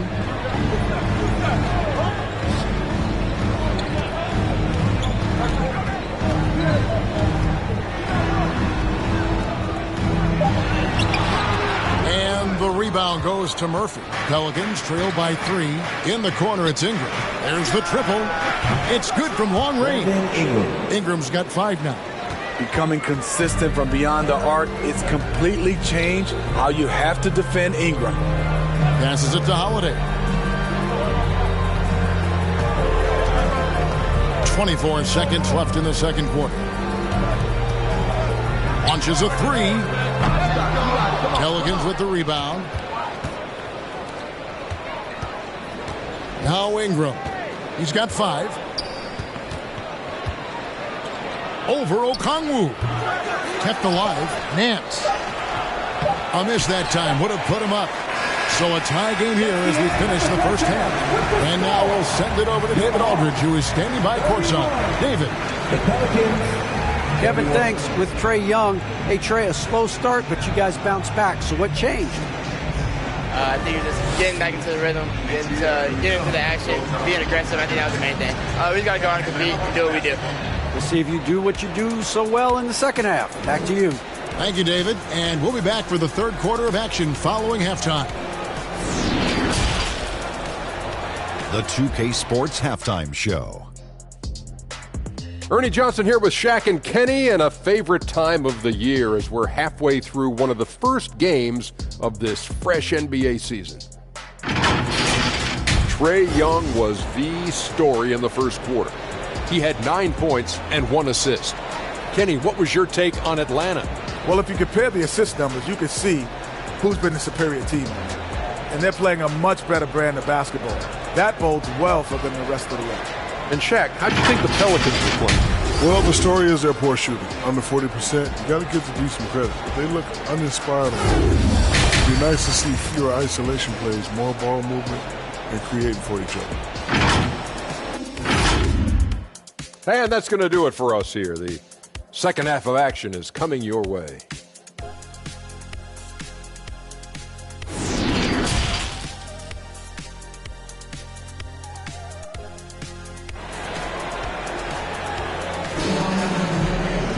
And we've got second half action for you. Thus far, a pretty evenly contested game.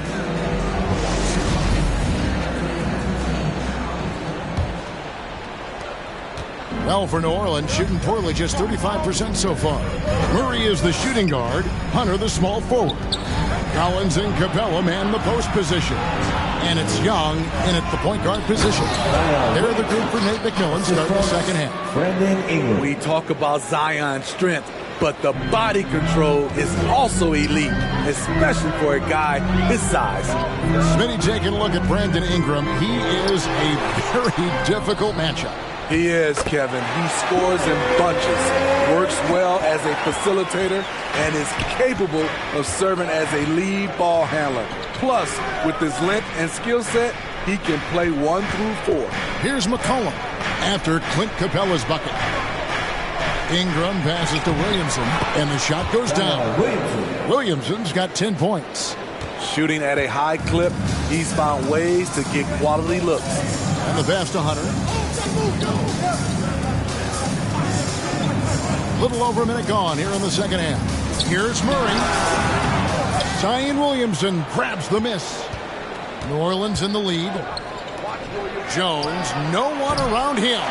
No good with the triple. Shot from the wing.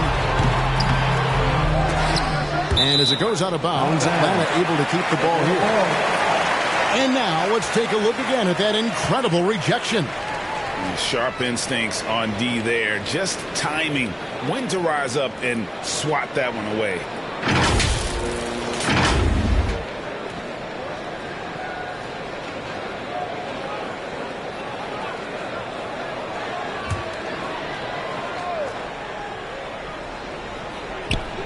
First minute and a half of basketball here in the third quarter. Young finds Murray. Hunter with it. Just 5 on the clock.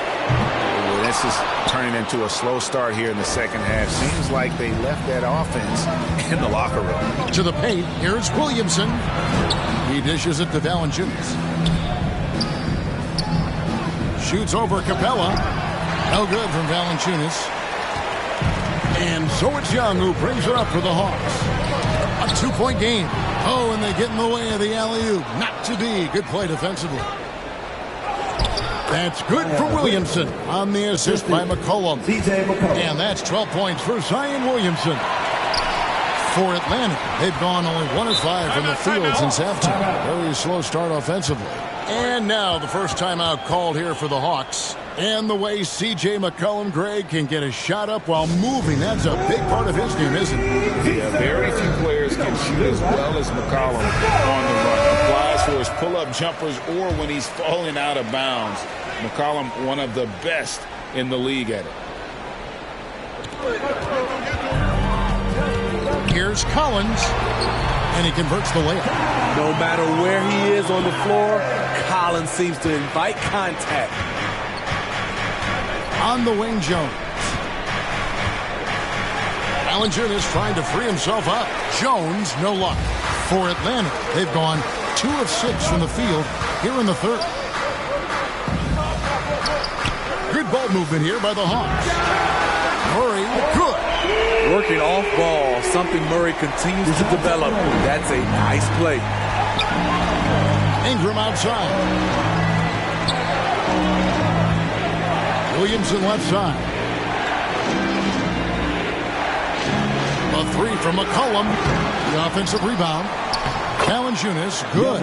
Valanciunas has got 6. Yeah, that was the 3rd straight high percentage look the defense has allowed. The defenders have got to start putting bodies on bodies. Now here's Murray. 5 points in the game. Shoots over Ingram. Murray, no good.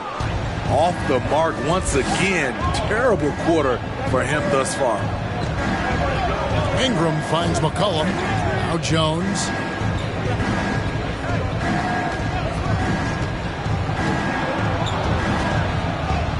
That one good for 2.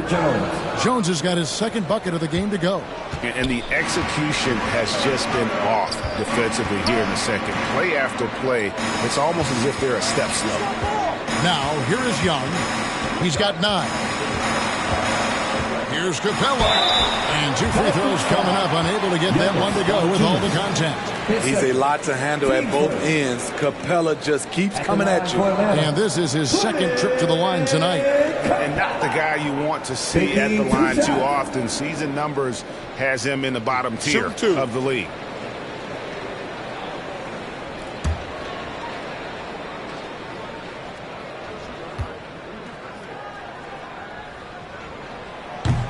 He's off on the first. You know, this is part of the book on defending Capella.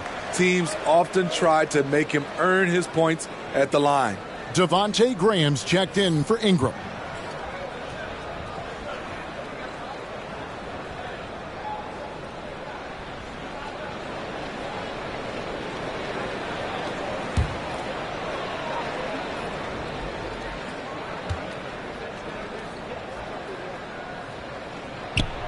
He hits the second from the line. Here's McCollum. Pass to Graham.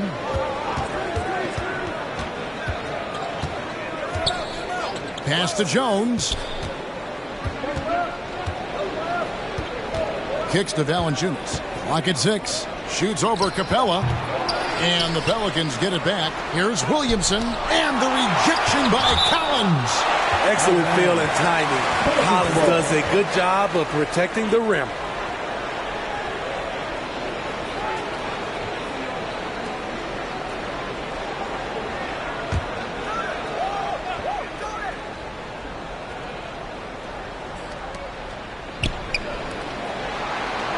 Now here's Graham. He's got 5. Clock at 4. I just love the way Murray moves his feet defensively, whether it's on ball or in help. Back in the day, someone would have blocked him out, but times have changed. Now, here is Young, trailing by 4. A 3, Hunter. And once again off the mark by Atlanta. The Pelicans have gone 6 of 14 since halftime. A little cold from the field. Jones takes the 12-footer and hits. Jones has got 7 points. For Atlanta, they've gone a lackluster 3 of 9 from the field since halftime. Collins trying to break free. And foul on the shot. He'll shoot 2 at the free throw line. Team second. Aggressive inside. When Hunter attacks, good things happen. Love the initiative. And a chance for just a second to check out the scoring breakdown for the Pelicans. They are dominating the paint in this one. Consistent work inside throughout the game.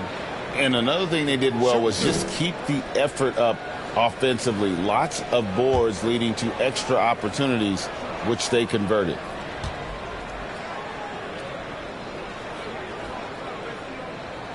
First free throw is good for the Hawks. Okongwu's checked in for Clint Capella. Frank Kaminsky comes in for John Collins. And Aaron Holiday's subbed in for Trae Young.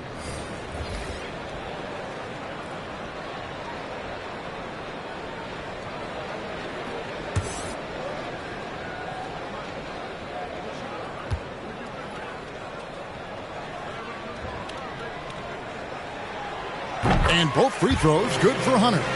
He's living there tonight, a tough guy to guard without fouling. And the bonus, he's going to knock him down. Graham surveying the floor.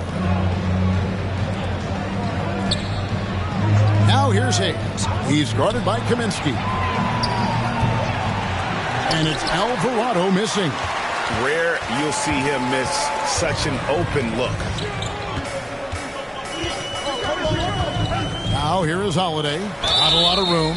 Nice work to get it inside and draw contact.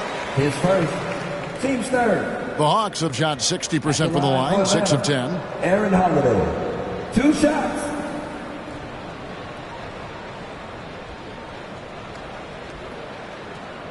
Shooting 2.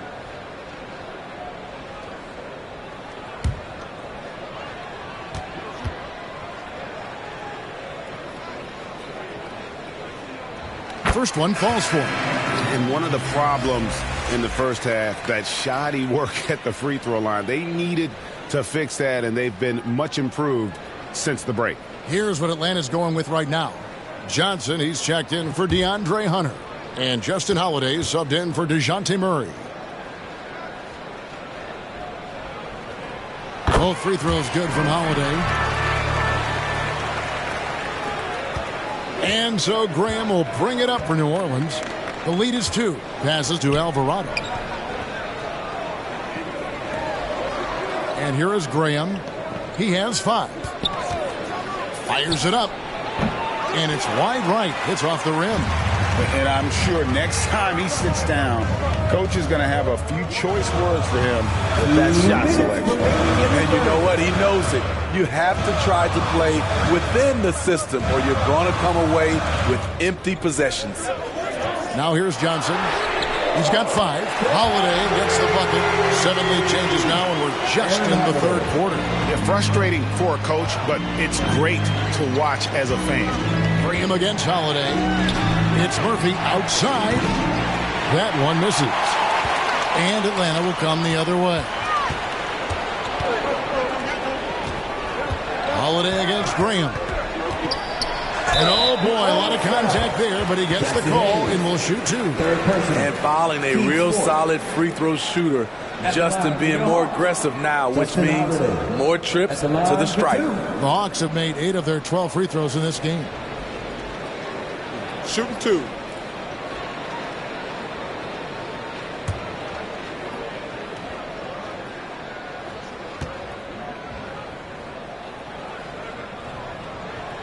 And he knocks down the first one. Atlanta making some changes. Collins comes in for Frank Kaminsky, and Hunter subbed in for Johnson.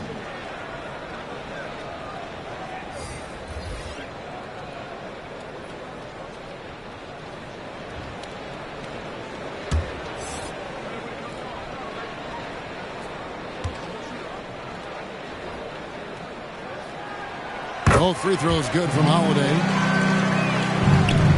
Pelicans trail by 3. They've been struggling here on offense. Yeah, a bit of a dry spell for sure. Ingram passes to Valanciunas. That's good, and it's Ingram with the assist. And that's 10 points for Valanciunas. Again and again, they're dissecting the defense and creating those high percentage looks from inside. Holiday, the pass to Okongwu. 2 free throws coming up, and they call the shooting foul. It's on Jonas Valanciunas. Smitty, you got to love how the big man Okongwu is developing. Kevin, especially from a defensive perspective, he defends the rim with confidence. And I also like his shot selection. The Hawks have made 10 of their 14 tries at the free throw line in the game. And a season ago at the charity stripe, this is a group that shot an impressive 81%.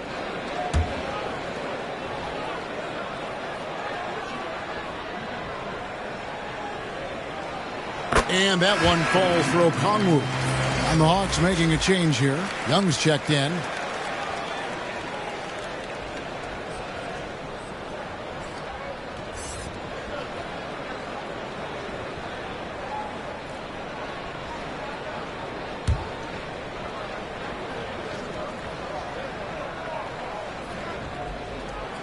And so he hits both.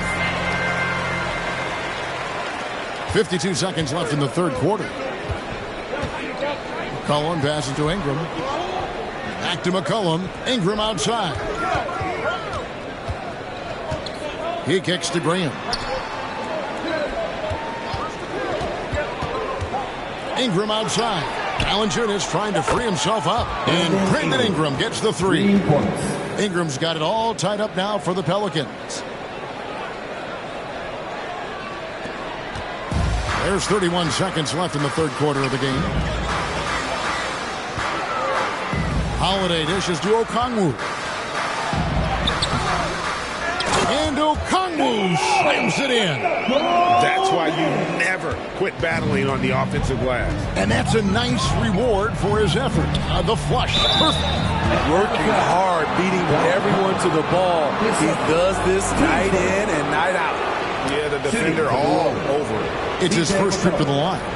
You know, this is not an area where they expect him to contribute. You know, he's a guy that shot below 70% last season.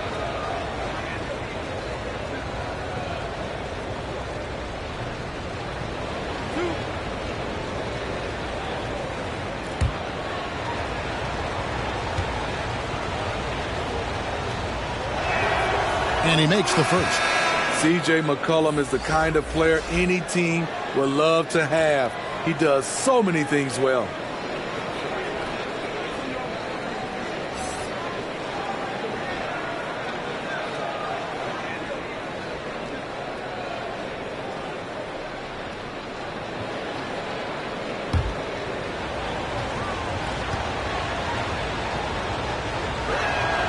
And so McCollum nails both of them. Got to run the clock and wait for the last shot. Yes, you do, but it's a dilemma. If you get a great look earlier in the clock, do you take it? Oh, Kevin, get a load of that one. Take that play and put it in the alley-oop textbook, boys. Perfectly done. You're right. He put it on a platter for him. It's still anybody's game as we've reached the end of 3. It's Atlanta up by 2. And do not go away as we'll be back in just a few moments with the start of our 4th quarter coming up next.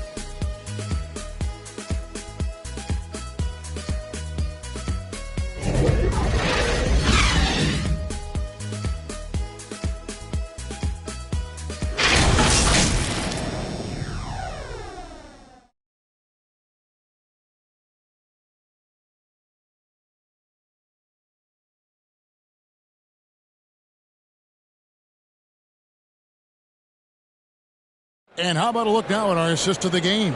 Brought to you by State Farm. Yeah, an easy choice tonight. Look at the precision on this pass. Put it on a platter for him. This is why you preach teamwork. Some of the most spectacular plays are the ones where guys are feeding off one another.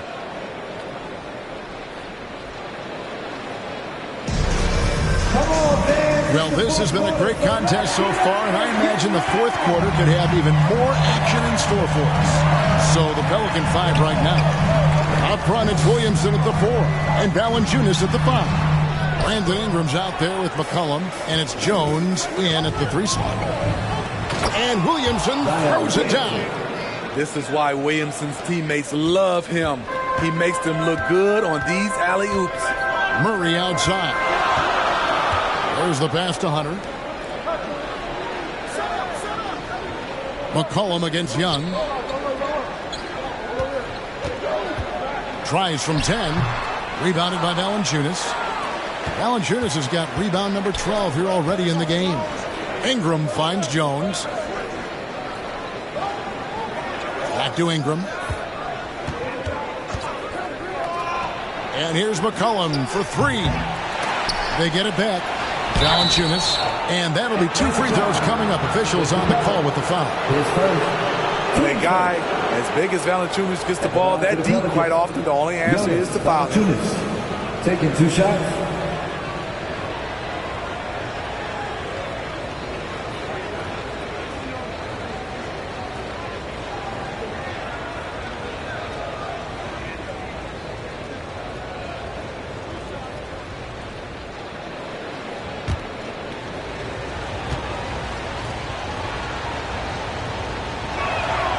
Now the free throw is good, now leading by 1.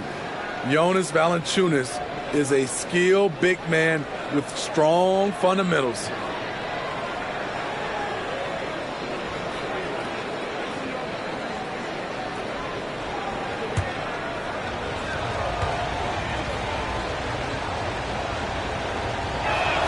That one misses, so he goes 1 for 2. Unfortunate that he missed one, but he still hit a crucial point there to help get his team the lead. Count it. Every time I see Murray, I'm reminded that he has a lot of moves around the cup. And so it's Ingram who brings up the ball for New Orleans. Some nice passing here by New Orleans.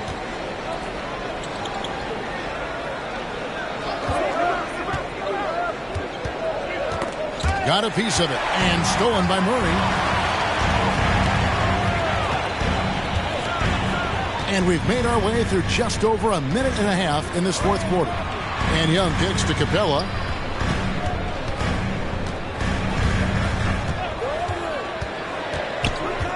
Five on the clock. Down low. Here's Murray. And that one drops for him. Now it's a 3-point Atlanta lead. I just love this kid's fearlessness. Goes right at him. Draws contact. It doesn't matter to him. Timeout called here. The Pelicans decide to talk it over. And it's the growth of Murray as a distributor has really proved to be a great point guard. There were questions about that early in his career.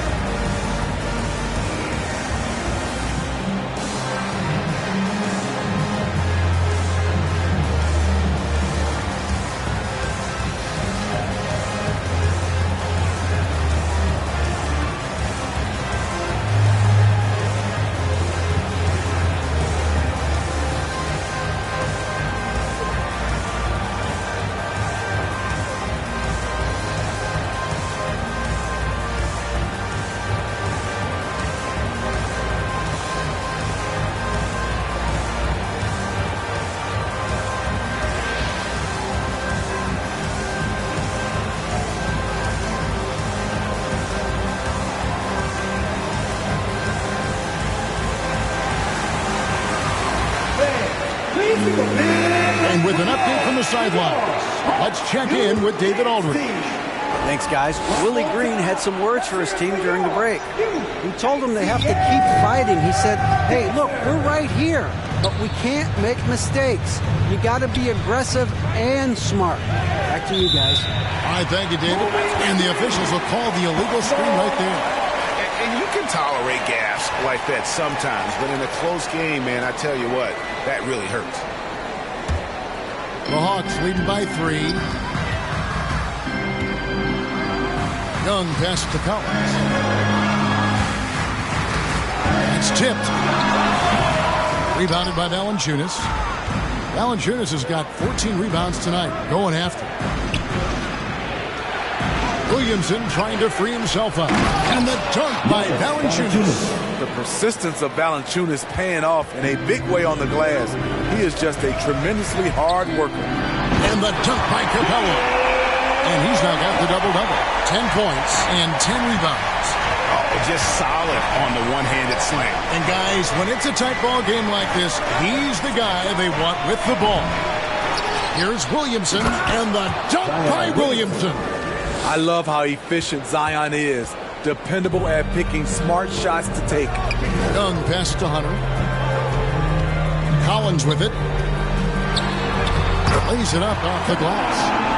Collins has got the lead up to 3 now for Atlanta. Yeah, nothing too fancy. Just getting the job done when they need to. Make every possession count. Pass to Williamson.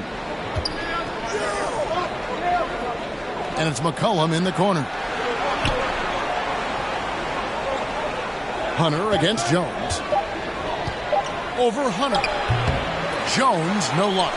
I can see he's pressing a little now, trying desperately to help them shrink this deficit. Lob pass to Capella. Well-placed alley-oop pass into the layup.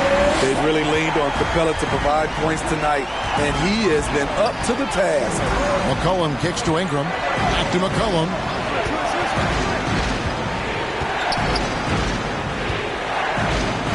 Pass to Ingram. For Murray. And too long on the shot. The Hawks leading by 5.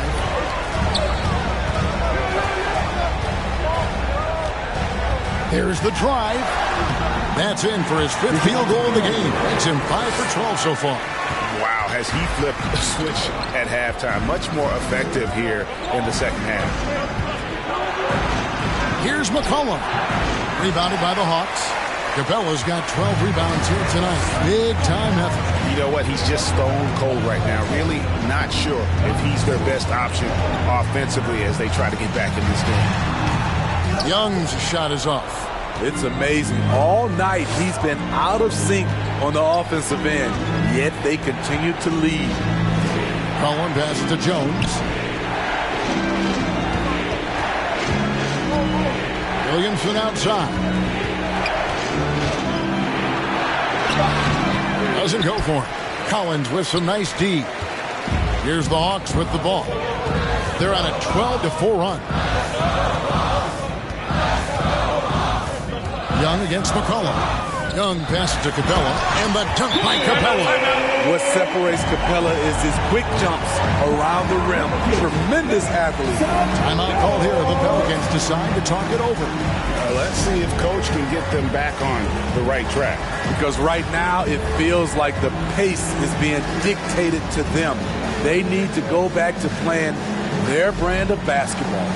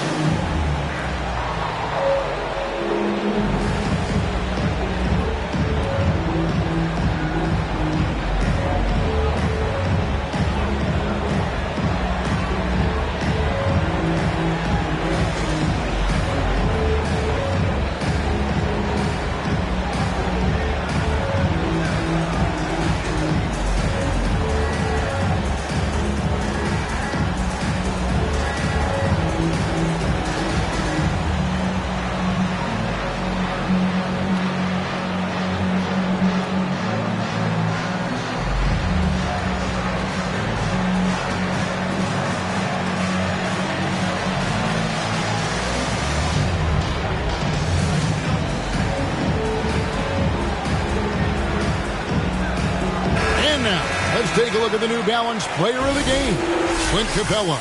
And his percentage from the field tonight seems almost made up. I didn't think it was possible to have that kind of success shooting the basketball. You need a little bit of luck, a bunch of hard work, and a whole lot of talent. He's played up to his full potential tonight, and he's been playing to the crowd, too. He loves being the star attraction, even if it doesn't happen on a regular basis. And guys, what do you think about the offensive approach we've seen so far for the Hawks? Smart ball handling from them in this one, passing around to get ahead of the defense and putting it in the hands of ready shooters.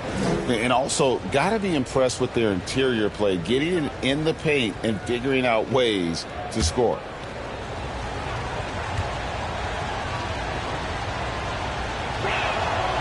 He misses the free throw.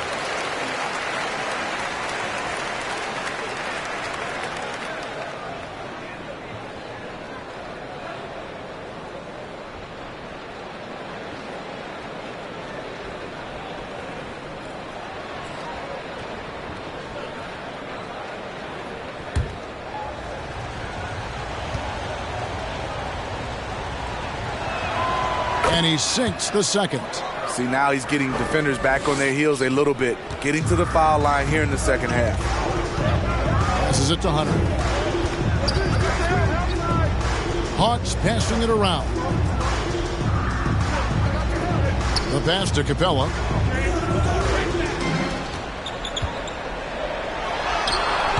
And he can't extend the lead to double digits.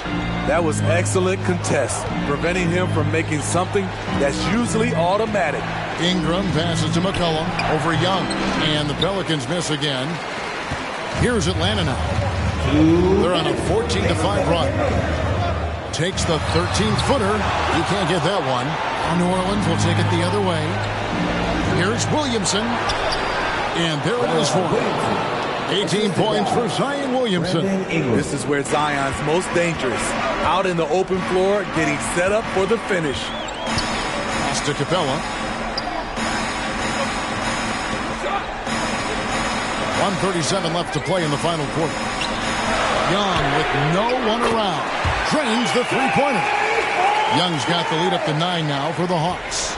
Great awareness by Capella to recognize the breakdown defensively. Here's McCollum. And he gets the whistle. 2 free throws coming up. It's going to be on Trae Young. At the line for the Pelicans, T.J. McCollum taking 2 shots.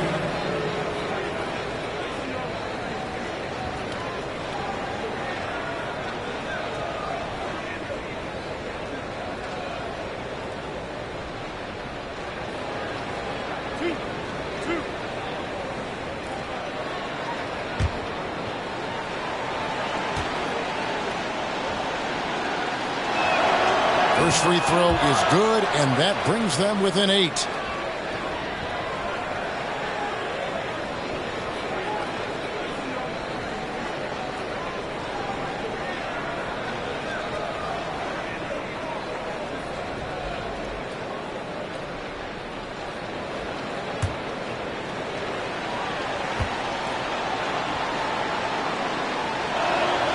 That's also good, so he hits both free throws.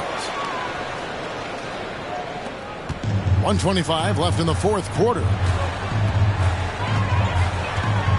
Murray outside. Pass to Hunter.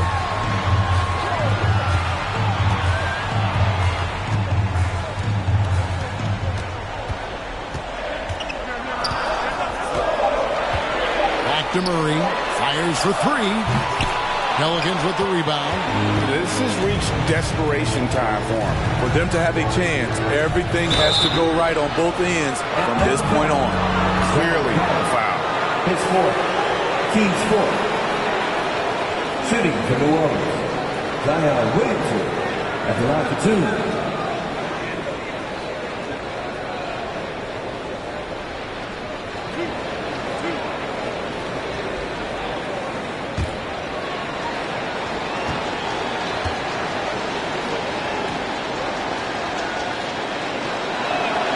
So the first one drops, and that trims the lead to 6.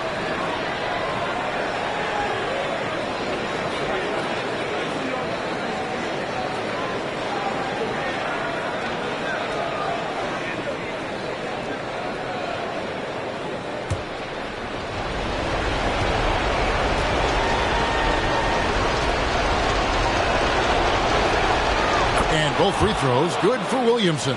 The lead's not looking as comfortable after those free throws. Nice job. McCollum against Young. Over McCollum. Rebounded by Valanciunas. This is a huge possession. And this is where all the hard work pays off. You have to be able to execute under pressure. And what should have been a simple pass and finish ends up in a missed opportunity on that alley-oop attempt. It started off looking good, but the timing was just a little off, and sometimes that's all it takes. Aaron Holiday is checked in for Atlanta. Time called here. The Hawks decide to talk it over. They're up by 5. 34 seconds left in the fourth.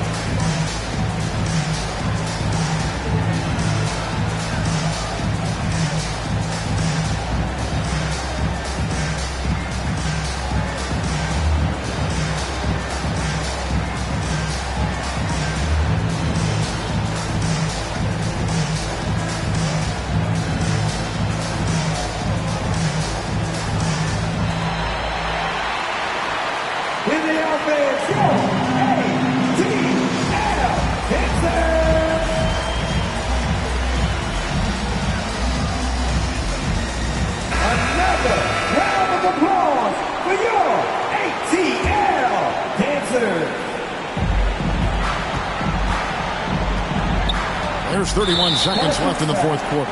And that's an intentional foul. His first, team second.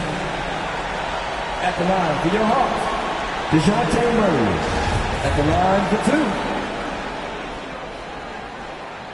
2. He drops the first one, and that increases their lead to 6. Well, we know Murray lives with the ball in his hands. That's what makes his improvement at the line so crucial. Good job. Want to keep fueling that lead. Make your free throws. Timeout called here. The Pelicans decide to talk it over. They're down by 7. We've got 28 seconds left in the fourth quarter of this one.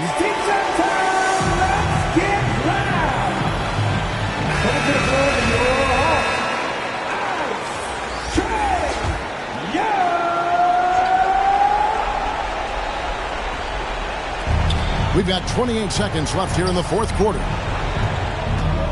Here's McCollum. It's good. Oh, and that cuts the lead to just 5. Keeping his composure even under pressure. CJ shows up in the clutch. Stolen by McCollum. They've got to take the first good shot they can find. And even if they make it, they need an immediate foul no matter who catches the ball. And now they foul and stop the clock. Yeah, you have to do that, though. You can't just let them dribble the game out. And the first of two, no good. Mike Frager. Each year we see DeJounte Murray take on more responsibility.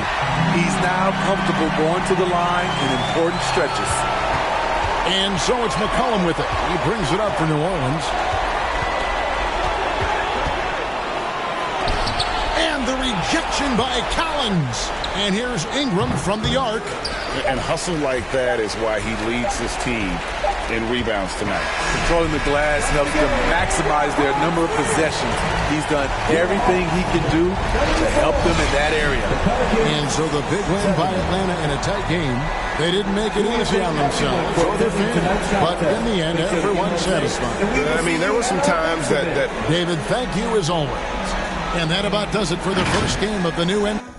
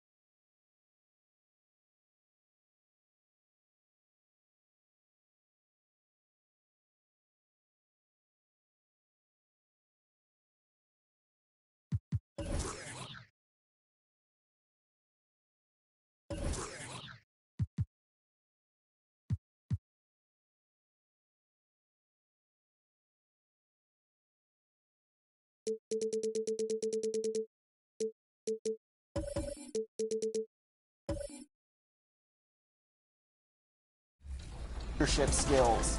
New this year in NBA 2K23, leadership skills provide a surprising and rewarding area of my career as you play NBA games. And NP gets it to go. You'll find leadership skills as the third option under the progression tab. And as you interact and answer media questions in My Career, you'll develop further onto the paths of the general or the Starting lineups just announced. We're just about set. A great way to finish the week strong. Allie, it's all you. John Marina first. Indeed. Thanks, Allie. And the starting lineup. For the...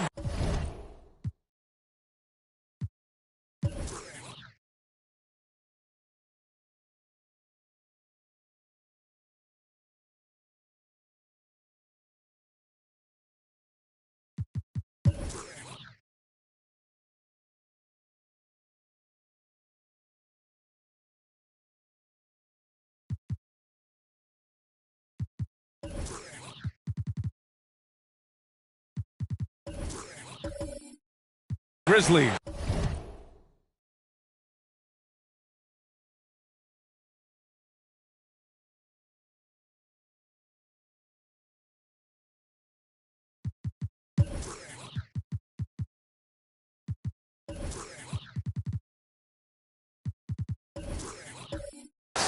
Brooks and Jackson, the defensive forward pair. John Conchar is out there with Ja Morant. And it's Adams in at the center position. And for the Magic, Wendell Carter is out there with Mo Bamba. Then there's Jalen Suggs. Then there's Banchero. And it's Bol in at the point guard position. Yeah, and we hear this a lot about the Grizzlies, but it bears repeating. There's probably no team in the NBA that has more reason for optimism than Memphis. And the Magic start out with the ball. Here's Suggs. Pass to Bol. Here's Banchero. Here's Suggs. Just 5 on the clock. And there's a whistle. He'll head to the line to shoot 2. You know, I think about all the optimism surrounding the Grizzlies. The rest of the NBA has been put on notice. Yeah, BA, and they should be. This team should be a contender for years to come. If the front office makes the right moves, which they have in the last few years, they could be hanging up some banners very soon.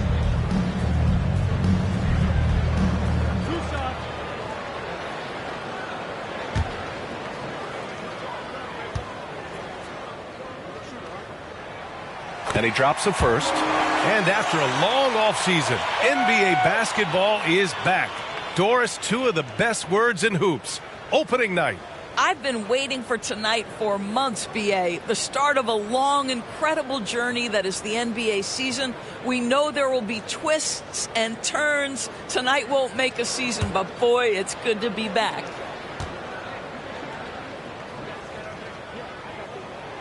And good on the second, so he makes them both. When new players enter the league, it obviously can take some time for them to get acclimated. I think what impressed me about Jalen Suggs, this is a young man who just concentrated and played the best basketball that he was capable. Here's Conchar. Outside for Morant. That basket is good. Off the assist from Jackson. Morant doesn't need the three-point shot to be effective. There's so much more to his game, but when it's dropping, he's lethal. Pass to Suggs. Down low. Here's Bamba. Uses the glass on the layup. Doris, Suggs kind of had a trial by fire with his introduction to the league, huh? He did, BA, because he was asked to start a lot of games, and that, to me, is successful perseverance. Here's Conchar. On the wing, Brooks. Over Banchero. A rebound by Carter. And just around a minute and a half into this first quarter.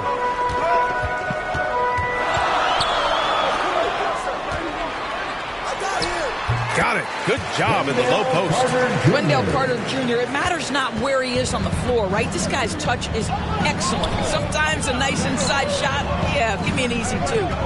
Here's Konchar. Last game for him, he picked up 10. About 2 minutes gone by in the first quarter. Inside, here's Bamba. Well-timed pass, and he goes straight to the bucket for the layup. Bamba's got his second basket of the game. Pass to Jackson. Up top, Brooks. And he's going for the lob. Lays it in off the pretty lob.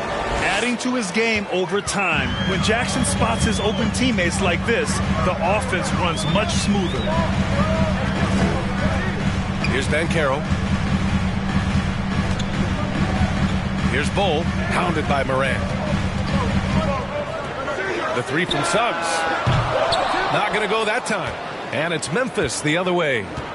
Pass to Konchar. Outside Morant.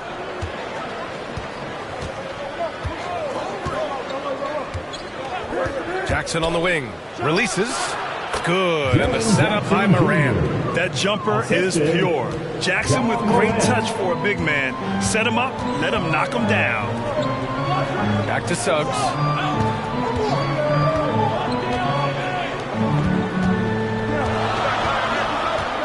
Here's Bull, hounded by Morant. Here's Suggs.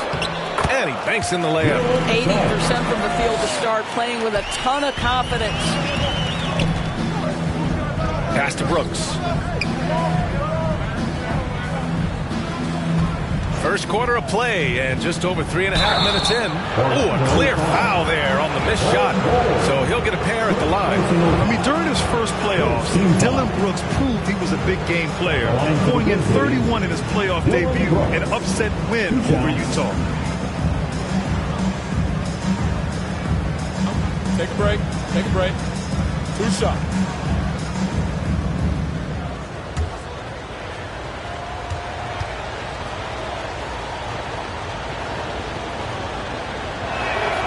The first free throw is good. You know, talking about Dillon Brooks, also great in those first ever play-in games, Grant. Yeah, B.A. I mean, the Grizzlies making the playoffs, winning 2 games. Brooks was outstanding in a win at Golden State, locking down the Warriors on the perimeter.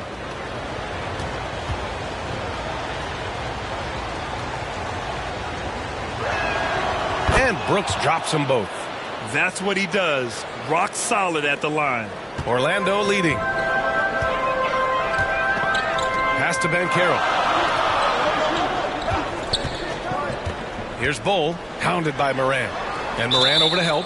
And a bit of a battle for the ball. And the officials signal a jump ball here.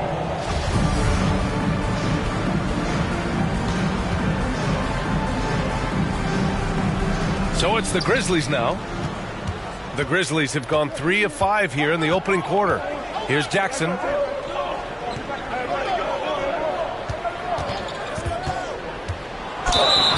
And he was fouled while in the act of shooting, so he'll take 2 free throws. That's on Wendell Carter. All right, guys, what do you think about the offensive approach we've seen so far for the Magic? They've done a great job establishing an inside presence. Now, that'll open up more options offensively throughout the remainder of the game. And their assist total, also impressive early, creating with the pass and playing for teammates.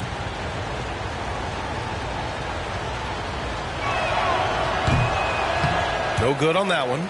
The son of an NBA player, Jaren Jackson Jr. I actually played a bit with his dad, Jaren Sr. in Orlando back in the early 2000s, which means I'm old.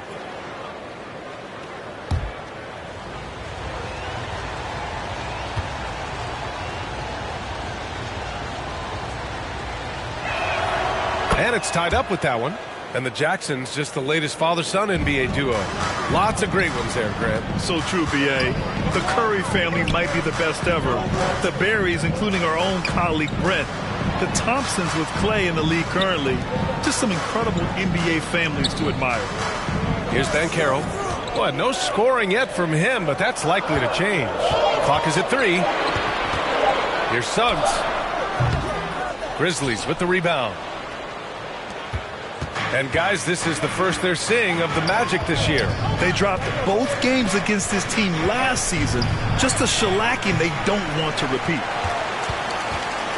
The Magic have gone 4 of 6 in the first quarter. Here's Bull, pounded by Morant. On the wing, Suggs. Beyond the arc. Here's Bamba.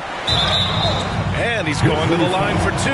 The official saw contact while he was going up. Well, Mo Bamba is the prototypical modern NBA big, right? The size combined with the shooting ability. At the line for 2.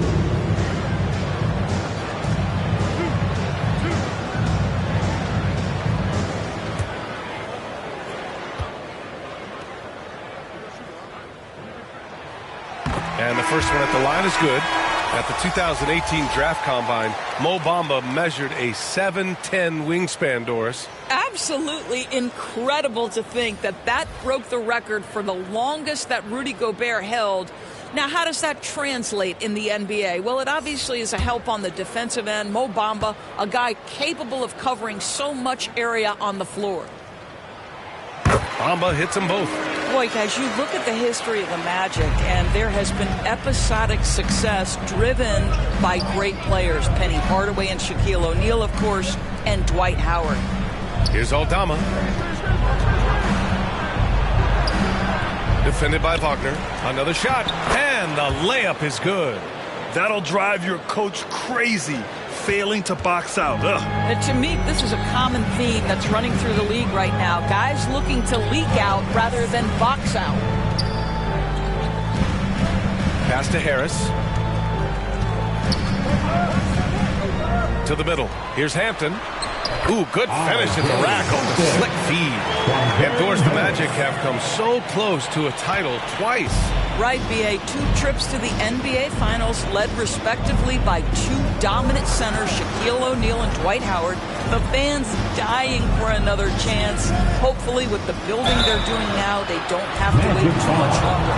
And Doris, for the Magic, seems like they are still developing. Yes, BA. There's no doubt they're still developing. Lots of youth on this roster. It's an organization that has not made it out of the first round of the playoffs since back in the 09-10 season. So much growth is needed. What you hope is the losing hasn't taken a toll on the culture.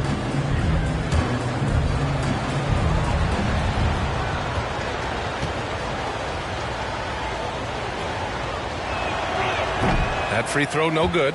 And you can tell how much these fans here in Memphis love their Grizzlies. Yeah, I mean, BA, ever since they moved here in 2001, these fans have been so loyal. And the players are also enjoy playing here. Memphis is a fun-loving city with great barbecue and a lot of character. And he's good on the second. Orlando has gone 0 for 2 from outside. Wagner, the pass to Harris. Back to Wagner. 2 minutes remaining in the third. 2 minutes. Harris outside. Lets it go. And that's good for 2. Well, the team wants Gary Harris to be effective on the offensive end. Now it's about being aggressive. Nicely done.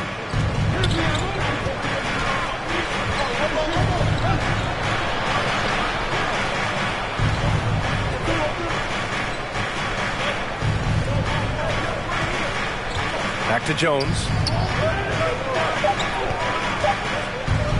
Step back and fire. Second shot opportunity. The shot that time not on target. Some solid defense from Bamba. Here's Hampton. And a foul called on the way up. So he'll take 2 from the free throw line. It goes on Tyus Jones. At the line for the Magic, R.J. Hampton. 2 shots.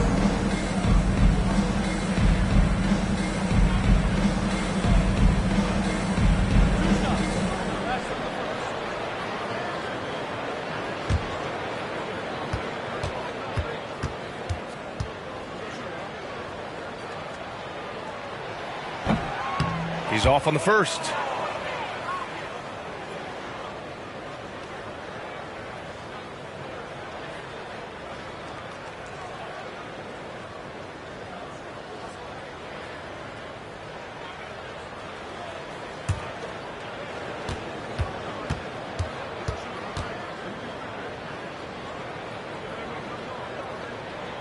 And the second free throw is good. Memphis trailing here. Pass to Aldama. Got a hand on it. What a big-time block from Franz Wagner. Wow, how about the grit on the defensive end? 51 seconds left in the first quarter. Here's Hampton. The three. Can't get a second shot to fall. Now 1 of 2.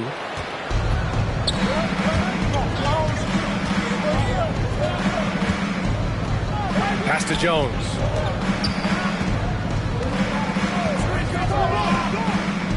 Over to the wing.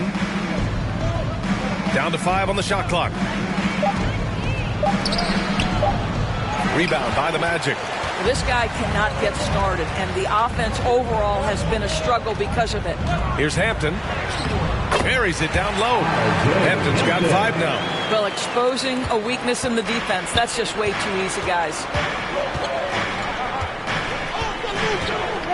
Brooks outside. Shot from 12. And it's off the back of the rim. No good. And so it's the Orlando Magic leading by 6 as we wrap up the quarter. Defense is setting the tone. We're coming right back. Don't go anywhere.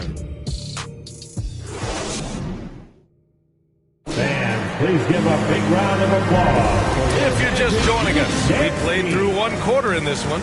And for the Magic guys, what jumps out to you stat-wise? Well, their offense is clicking so far, capturing the momentum here early on. Boy, it's been a really pretty thing to watch, executing their game plan to perfection.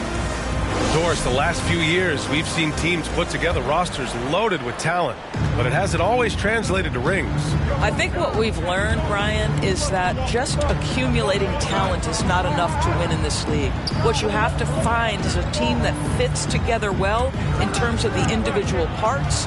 There also has to be that elusive chemistry. You can't define it, hard to win without it. We've got Banchero, Mo Bamba out there with Wendell Carter. Then there's Jalen Suggs, and it's Bol in at the 1. That's who's out there for Orlando. Time and time again, they're creating good looks from close range. Dylan Brooks, first personal foul. First team foul. At the line for Orlando, Paolo Banchero. At the line for 1.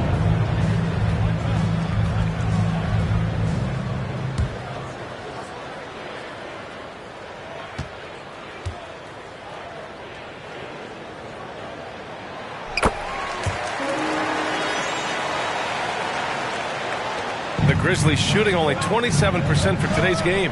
Jackson outside.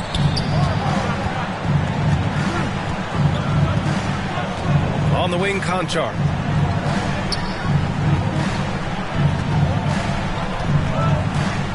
Six to shoot. Pass to Adams. Stolen by Carter. Oh, there's the alley. Bamba misses.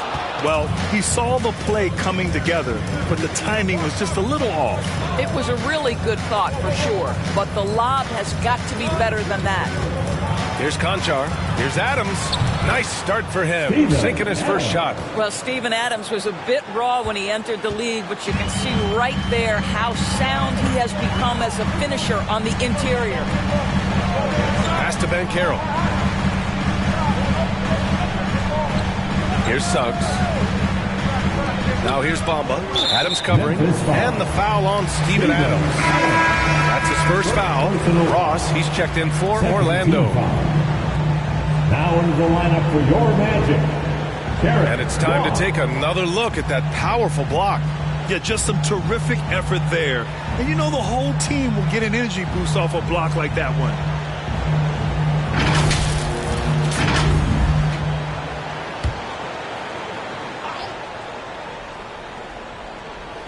Second quarter here, just over a minute and a half played. Here's Suggs. Sinks that one from the post. Suggs has got 6 points. Boy, the agility of Jalen Suggs when he touches the painted area navigates his way to a nice finish.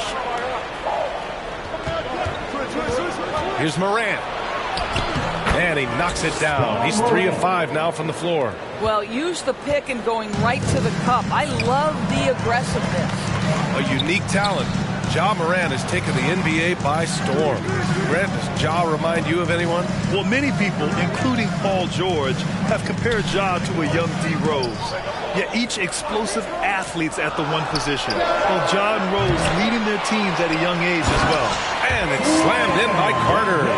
Well, that's a big-time effort play by Wendell Carter Jr. This guy gives you everything he's got.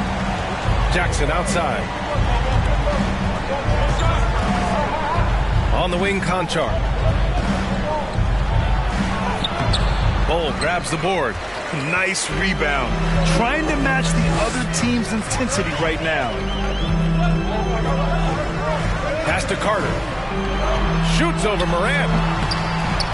Carter can't get it to go. Listen, we know the mid-range game is in this guy's arsenal, but you wonder, should he have moved it just one pass more? Back to Conchar. Jackson for 3. And it's Orlando with a rebound. Here's Suggs. He's got 6. With a step back. Here's Carter. A chance to extend the lead to double digits, but it's no good. Memphis has gone 0 for 2 from outside in the second quarter. Pass to Jackson. Now Brooks, guarded by Ross. Shot clock at 6. Oh, and there's the whistle on the shot. So 2 free throws for him coming up. First personal foul. First team foul. Shooting for Memphis, Dillon Brooks. Taking 2 shots.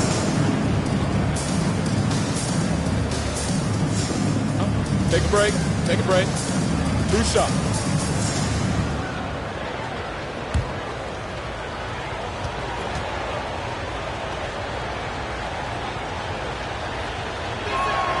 The free throw dropped for Brooks. Clark is checked in for Adams.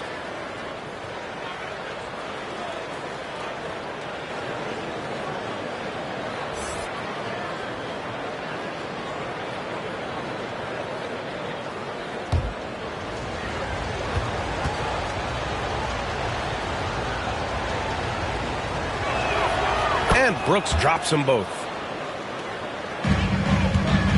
For Orlando, they've gone 3 for 7 here in the second quarter. Pass to Bol. Now here's Ross. Here's Banchero, defended by Jackson. Here's Bol. 5 on the clock. Outside Carter. So it'll be 2 free throws. He was fouled in the act of shooting. It's going to be on Dillon Brooks. Listen, it is not easy to guard a big, physical, tough guy like Wendell Carter Jr., right? Without fouling him, it's not easy to do. Taking 2 shots.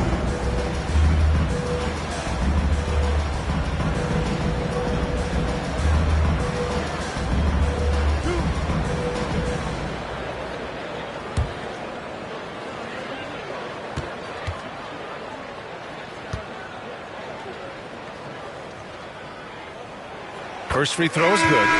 Guys, what you have to love about Wendell Carter Jr. is his thirst to learn. This guy is willing to add pieces to his game. He understands he's got to be a true modern big man, and he puts in the work. Hampton's checked in for Bol.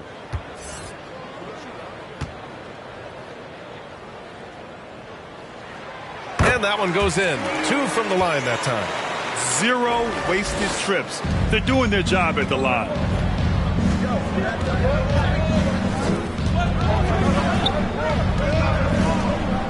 Guarded by Ross.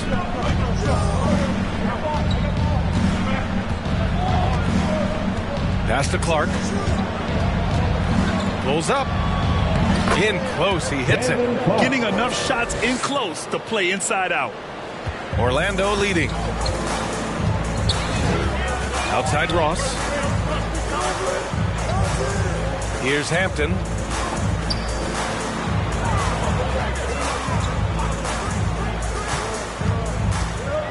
Lets it go from 11.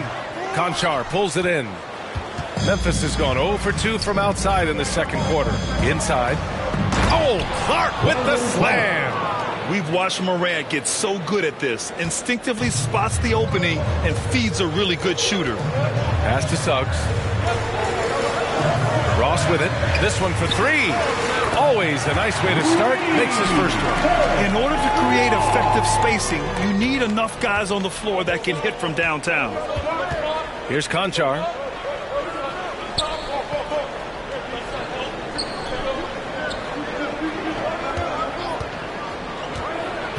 Back to Morant. Fires the 3. It doesn't go for him. So Orlando will take it the other way. Pass to Hampton. The 3 ball. Kept alive. Banchero. Nice work on the boards, paying off with a basket. Banchero's got 5.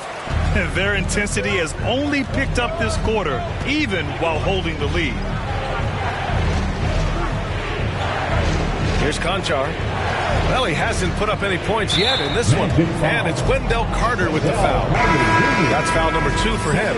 In the first half, you want to stay aggressive, but you also want to be careful. That is his second foul already. Okiki's checked in for Orlando. Harris comes in for Suggs. The Grizzlies also with a sub. Jones is checked in. So it's the Grizzlies now, trailing by 10. Here's Morant. Oh, there's Morant with the slam. So explosive coming off the screen. Morant is sudden and deadly. Harris outside. Pass to Ross. Fires from deep. And the rebound goes to the Grizzlies. Clark, the pass to Morant. And it's good. Fought through contact. Hit the shot and will go to the line. Bamba's checked in for Orlando. Franz Wagner comes in for Ross. Tillman's checked in for Memphis. Aldama comes in for Jaren Jackson Jr.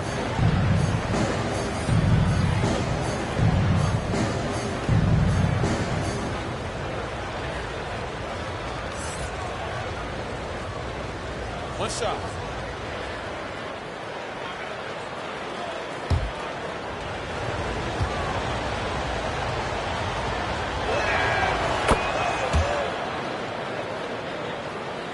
Here's Wagner.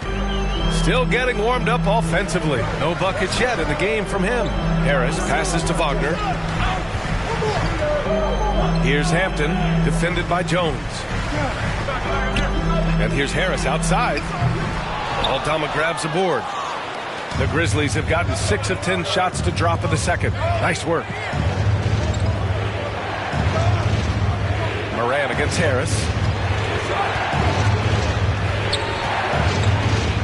A minute 4 left in the first half. 6 to shoot. He didn't have his feet planted. First personal foul. 4th team foul. At the line for the Grizzlies, Tyus Jones. 2 shots.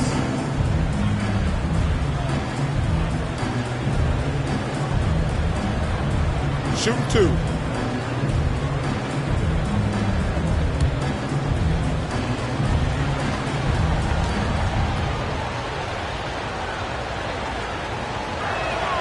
That's good from Jones. They found their rhythm at the free throw line this quarter, trying hard to make up ground.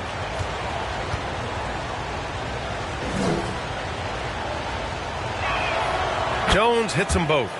This is how you stay in the game. They're doing a beautiful job from the line, 100% this quarter. Pass to Hampton. And here's Harris. Now Bamba. He's got 6. Here's Hampton. And the layup is good. Hampton's got 7 points in the game. That's been the story of their offense so far, getting a number of looks from point-blank range. Shot from 12. And it's Morant missing. Orlando has gone just 1 of 5 so far this quarter from 3. 8-second difference between the shot clock and game clock. And it's Wagner missing. Listen, offensively, they're very comfortable with him taking that shot. It's a good look under very little pressure. He just can't convert. Man, he made sure to get his money's worth on that foul. Fifth team foul. At the line for the Grizzlies. At the line for 2.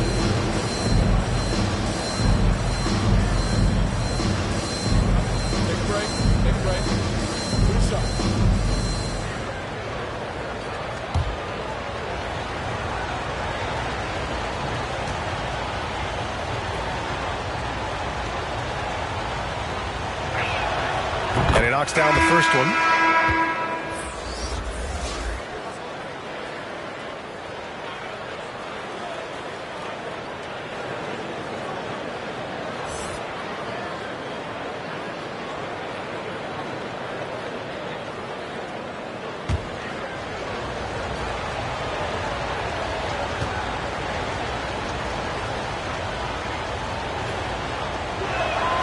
He's perfect from the line this time.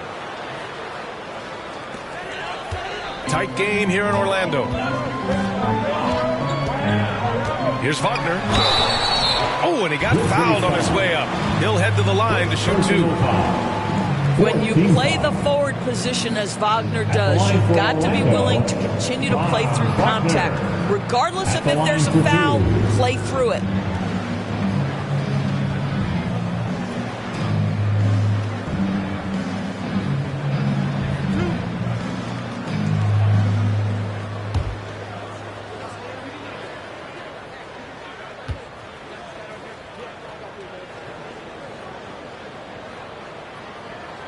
And he makes a first. Boy, when you look at the 6'10" Franz Wagner, what you love is the skill set. It is tailor-made for today's NBA.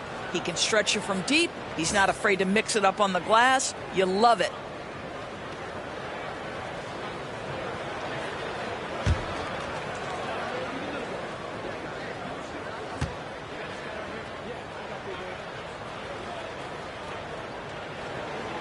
Off on that one, so he goes 1 out of 2 at the line.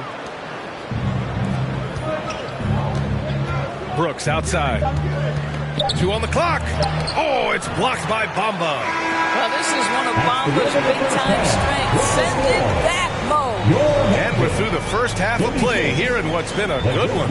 It's the Magic, up by 4. All right, now let's check in with Allie LaForce. Allie, what do you have?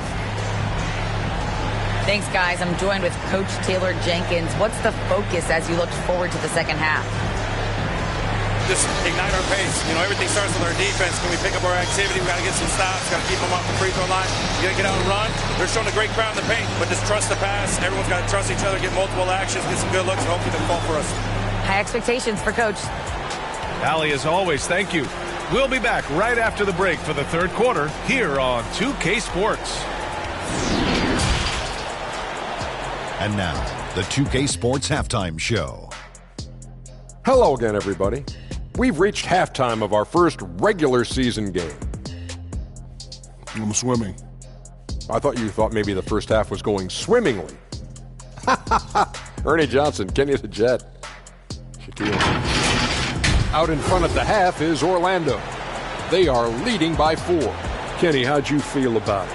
They're running a smooth offense tonight, creating high-quality shots. Motions, sharp as a razor. Their spacing is excellent. They're moving the ball well. I love the way this team is playing. And Shaq, let's get your input on the Grizzlies. They've been poor offensively. Under 40%, they need to stop settling. Stay patient. Move the ball around them. Find better looks. It's hard to score in this league. You got to work for it. And that'll about do it as we get ready for the second half. Let's take you down to Kevin Harlan. Shout out to my main man, Joel. Joel, what up?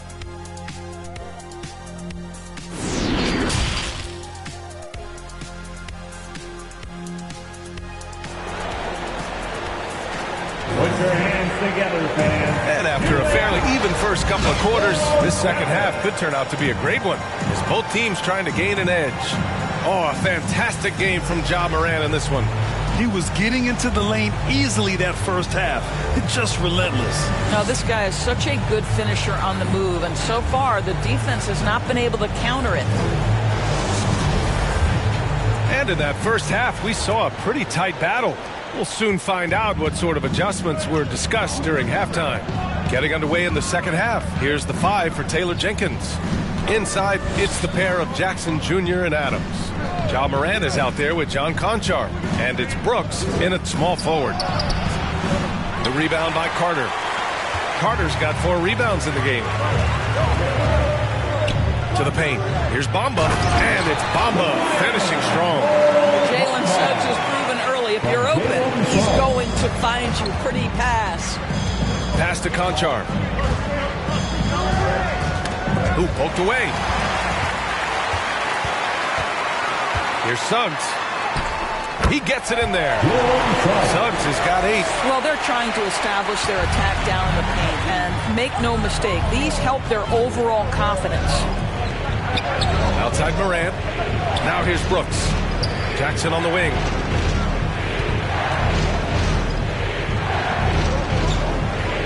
Back to Brooks. Just 5 on the clock. Over Banchero. Here's Adams. Ooh, plenty of contact on that shot. Officials call the foul, and he'll take 2 free throws now. Well, Steven Adams is as strong a player as there is in the NBA. Draws the contact there. Steven Adams taking 2 shots.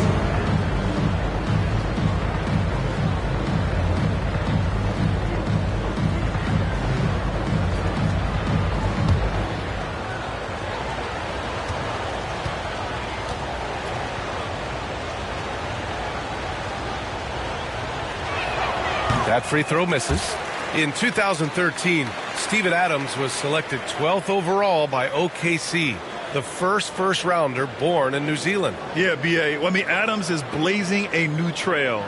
An example for kids in his home island of New Zealand. You, too, can become an NBA player.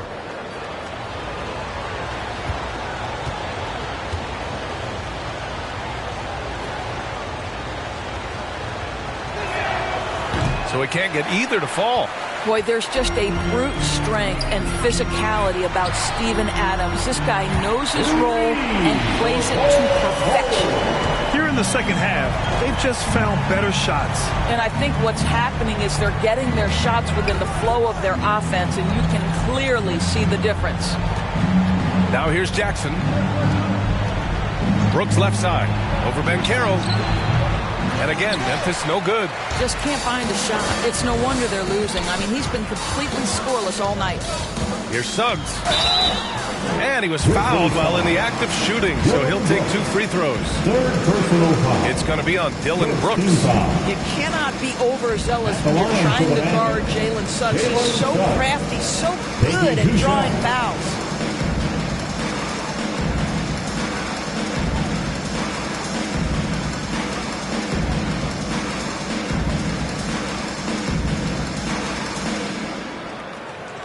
Take a break. Take a break. 2 shots.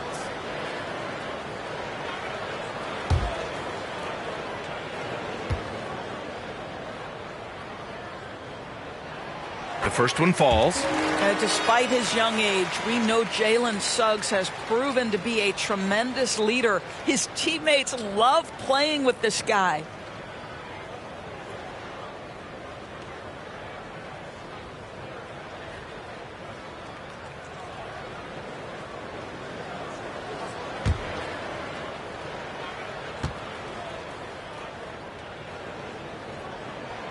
That one falls, so he hits both of them.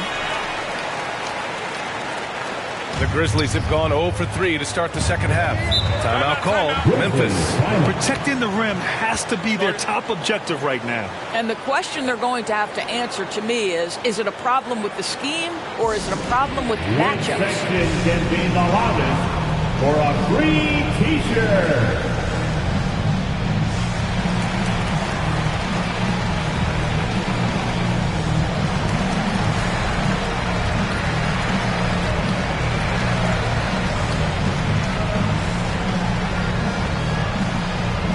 Here they come, Magic fans.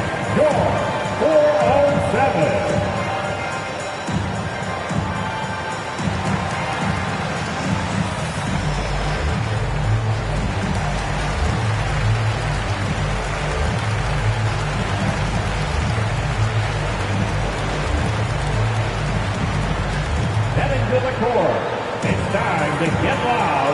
for your 407 dance team.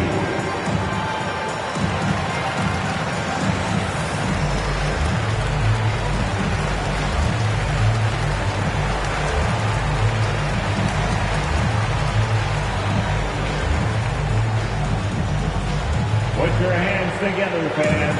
Here they are, the 407.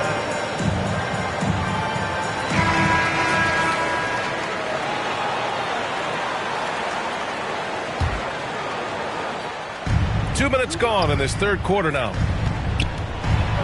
High arcing shot. Kicks it out to Jackson. Now here's Morant. Defense right on him. Good work there as it goes. Boy, the strength and the activity of Steven Adams makes him a force on the backboards. Pass to Suggs. A little under 2.5 minutes gone by in the third quarter. The three hits the trifecta. Suggs has got 13. They haven't missed a beat coming out of the locker room. A perfect 4 for 4. Boy, they'd love if anyone could get a bucket. Yeah, their offense has been grinding to a halt. Now Brooks fires it. And a great assist by Morant as that one goes. He's got 6. Dynamic. I mean, every night Morant makes incredible plays, and that extends as well to his passing. Pass to Bull. The three from Suggs. And again, it's the magic from deep. I just love the ball movement.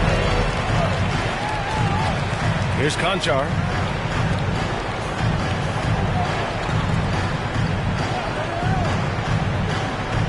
Jackson outside. That one goes in. I love the strength shown by Jackson there, refusing to let the defense have the last word. Pass to Banchero. We've gone about 3.5 minutes here into the third. Yep, that one goes. Yeah, they haven't missed a shot since the break. Just what a tremendous job making the necessary adjustments at halftime. On the wing, Brooks. Back to Conchar. Jackson with it. Clock at 6. Pass to Conchar. Memphis needs to get off a shot. From deep, Morant. And he can't get that one. And Orlando the other way now. Here's Banchero. He has 7. And he got the whistle on the way up. So he'll be headed to the line for a pair. Yeah, you never want to let shots at the rim go uncontested. And let's take a moment here to get your take, guys, on the scoring so far for the Magic. Yeah, they were so aggressive from the start, getting the ball into the painted area. Now, they stuck to their game plan, and it paid off. And the other thing, guys, that they've been very effective at is shooting the long-range jumpers. The defense has been having trouble closing out to them in this game in particular.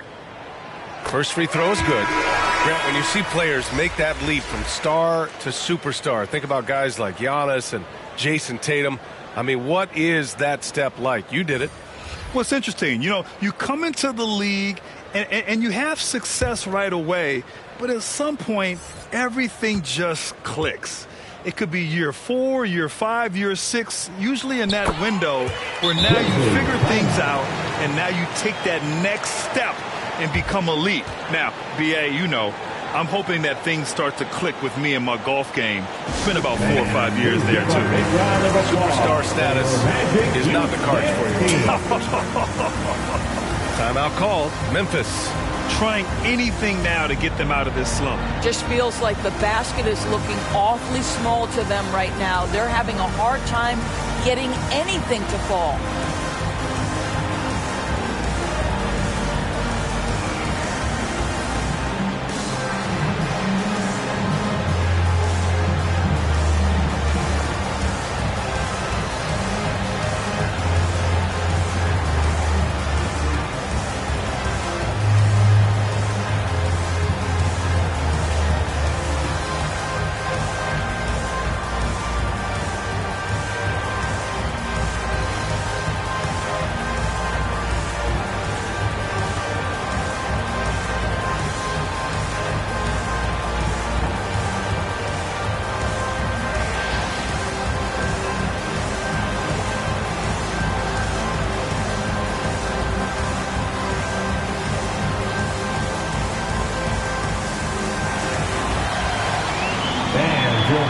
Youth Dance Team.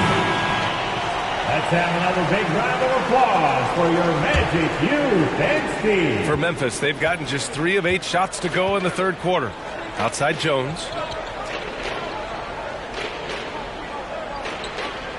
Pass to Clark. On the wing, Brooks. Elbow shot. Ooh, the Grizzlies with another miss. I'll tell you, it feels all night like this guy's been forcing shots, rushing shots. He's really struggling on the offensive end. Memphis shooting just about 33% since this second half started. Pass to Clark. Back to Brooks. Releases. Ooh, the Grizzlies with another miss. It's been an ugly quarter for him. Trying to shoot his way out of it. Might be time to work on the playmaking skills. Here's Bull. The 3 from Suggs. Orlando foul. Chuma Okeke. It's time to take a glance again at that superb block. Amazing indeed. And getting stops like that only encourages them to keep attacking on the offensive end. The Magic making a switch here. Wagner's checked in. The Grizzlies also with a sub. Tillman's checked in.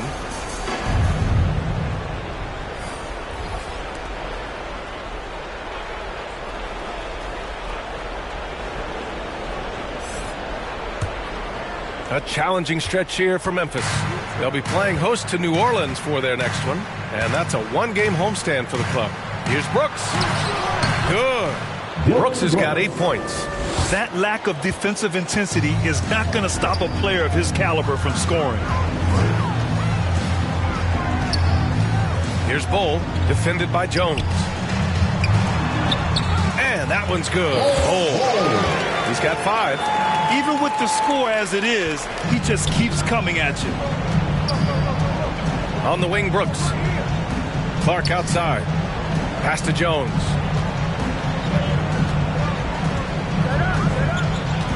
Two minutes remaining in the third. 2 minutes. The putback. It's good on the putback. Woo, hard work creating the second chance opportunity. Orlando's gone 3 of 4 from outside in the second half. Wagner finds Ross. Back to Wagner. Up and over Brooks. It's wide right, hits off the rim. It's been a devastating night for them. Nothing has come easy, Grant. Nothing indeed. Even when they've tried to make adjustments, it just hasn't worked. Here's Banchero. He's got 9. Pass to Okeke. Clark grabs the board. Showing great intensity around the rim is part of why he's a respected defender. And what you love about his work defensively, the ability to challenge and change shots without fouling. Now here's Jones. And the foul is called. He missed it, so he's got a couple of free throws coming his way. Third personal foul. Second team foul. Shooting for Memphis, Tyus Jones. 2 shots.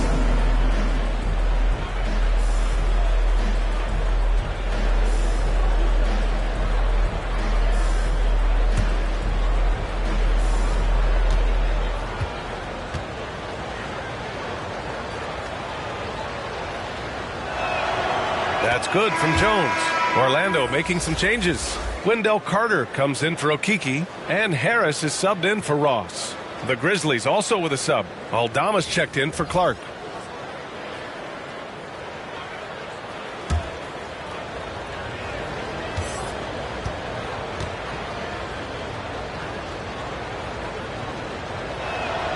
And so he hits both. The Magic have gone 7 of 10 here in the second half. Harris outside. Pass to Carter. Here's Bull, defended by Jones. The 3, here's Harris. The Grizzlies pull it in. And if they're going to make a move, this is a good time to start. And there's still plenty of time, but they definitely don't want to let this game get too far out of hand. Brooks drives in. And just a lack of fight right now on the defensive end. Right? At least on that slam it was. That's one way to let a team back in the game. Right. You could see on that possession, one side playing with a little desperation, the other side losing focus. Here's Banchero. Shot from the low post is good. Banchero's got 11 points. And the defense has no one to blame but themselves. I mean, they just let him get right to the rim. To me, this has simply stated been a complete lack of defensive attention and focus all night long. Brooks outside. Over Wagner. Can't hit the free throw line jumper. Jalen Suggs has been leading the charge for the Orlando Magic. He put together 10 points in the quarter. All right, stick around. We'll be right back after this.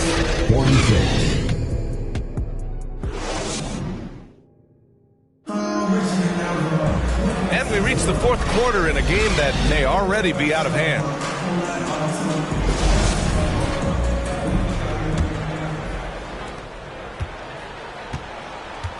Suggs runs point with Harris next to him. Banchero out there with Wendell Carter. And it's Bamba in at the center position. That's who's out there for Orlando. Here's Suggs. Pass to Banchero. 6 on the shot clock. And Suggs the bucket on the assist from Banchero. Banchero's got his 4th assist in this one. Here's Conchar. To the inside. Tipped and stolen by Bamba. Here's Harris. Played it in with a nice touch off the window. And the Magic lead by 17. What a quality pass from Jalen Suggs. This guy relishes the chance to set up his teammates. Outside Morant. Knocked away. We played just over a minute here in the fourth. Pass to Suggs. Harris up top. Here's Banchero. 5 to shoot. Back to Harris. Tipped. And they forced the shot clock violation. Great D. Bol, he's checked in for Harris. For your Magic, Bol. And the Grizzlies shooting just 38%. Their offense not where they want to be. Here's Conchar. Deflected. And it's amazing. Their slim advantage on the board seems a lot larger than it is. Down low. Here's Carter. Ooh, the lead pass was in the perfect spot to set up the layup. Man, that's now 10 straight points in the paint. I'm not sure what's happened to their defense. Pass to Jackson. Brooks outside.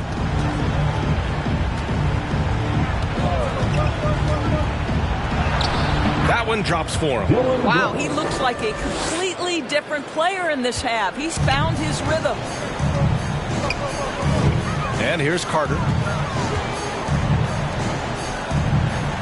Here's Suggs.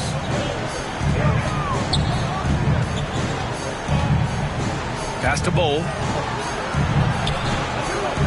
4 on the clock.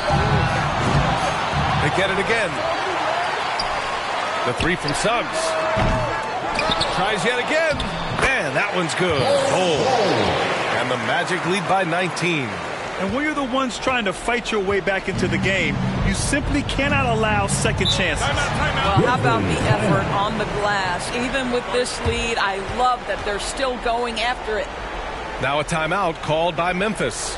Yeah, I think Coach calls his timeout right now because he's not happy with the distribution of shots. Difficult shots, contested shots. You've got to get a better offensive rhythm.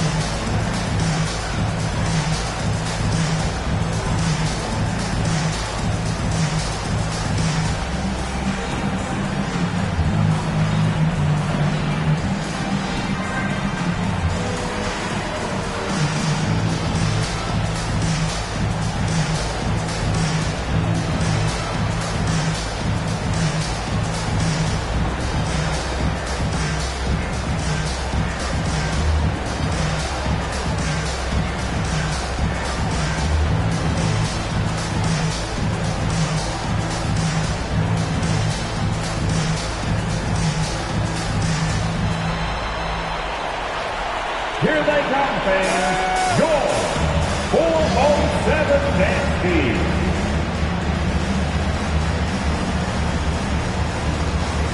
And it's time to get loud. It's your 407 Dansky. Inside. Jackson, pass to Adams. Ooh, and he took a hard foul on the shot.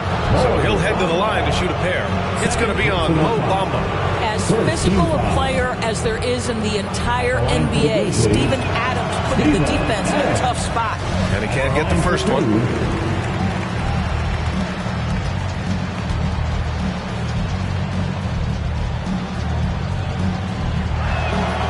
And he sinks the second. The Magic have gone 4 of 7 from the field in the fourth quarter. Pass to Banchero. Here's Bull.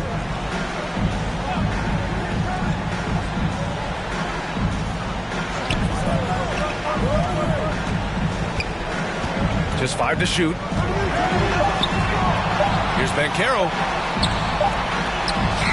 He drains it as the shot clock ticks down.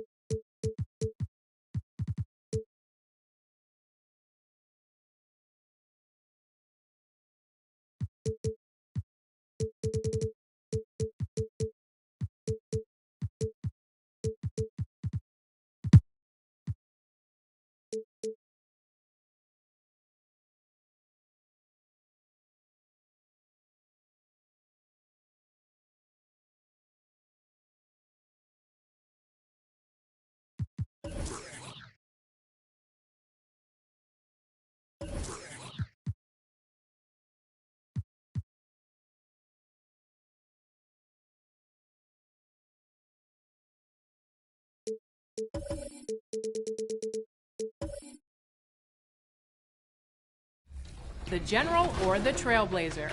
More progress will supply you with more skill points, which can be invested into in-game performance boosts.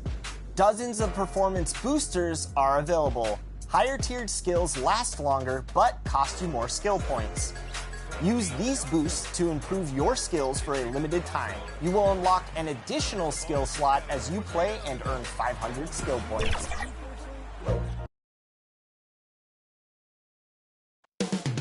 Chicago. Welcome, everyone. Thanks for DA. Thanks, Kevin.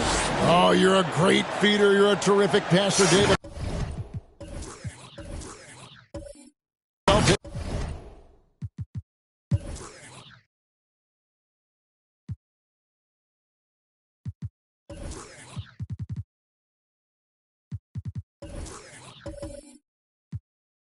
From you.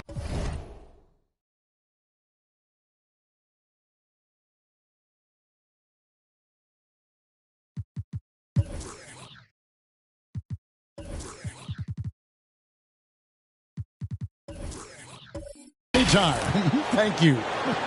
And now Washington's starting group. Bradley Beal is out there with Kyle Kuzma. Then it's Avdia. Then there's Daniel Gafford. And it's Porzingis in at the 5 spot. And for the Bulls, Levine and DeRozan, the lethal wing pair. Williams and Vucevic hold down the post for him. And it's Dosunmu in at the point. And so off the tip, it's Washington's ball. And Brent, finally it's here, the first game of the season. These players like us looked like they were itching to get this game underway. Oh, man, all the preparation, the training camp, the taping, the icing, the stretching, the coaching. Let's get it going. Guys are ready to start this long marathon, and we'll see who can come out on top. Shooting foul as the whistle blows. He'll shoot 2 free throws. Back in 2017, Denny played professionally in his home country, representing Israeli basketball. He was a stud. And for Avdia, he managed Brent to rack up 3 consecutive Israeli League championships. Yeah, he really was the go-to guy, and he became the youngest MVP in league history at the tender age of 19. So doing all of that before entering the 2020 draft had a lot of NBA teams intrigued that, look, this guy has played in big games and in big moments. Could he do that for us?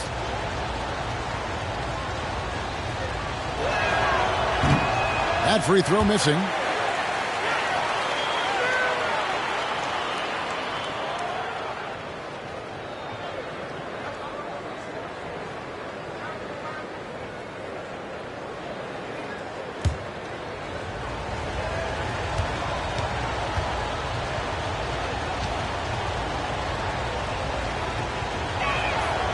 And that trip coming up empty, missing both. Something that the Wizards struggled with last year, Brent, was a lack of consistency. Yeah, constantly shifting the rosters and starting lineups. Obviously a new coach, so tactically some different things being deployed. Got to find a dependable foundation, and training camp in the early part of the season for this team really, really important. And so it's the Bulls getting on the board first. Avdia, the pass to Kuzma. Now Beal. 6 on the shot clock. Driving inside. And finished off by Beal. Driving inside Beal is a real problem for the defense. Outside DeRozan. Out of bounds. Washington takes possession. Wizards ball.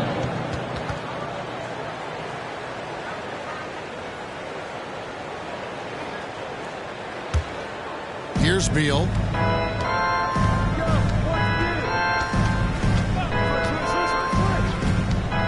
Shoots over Dosunmu. They get it back. Nice shot by Porzingis. Porzingis now playing with passion, engaged on the offensive glass.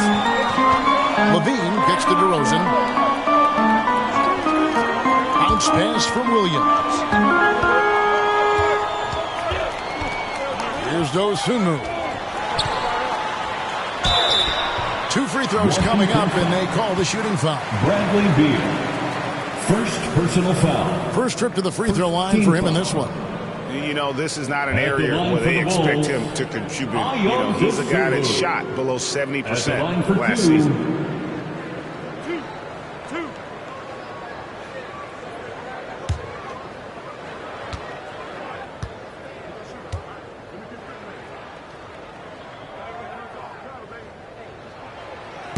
That free throw, no good.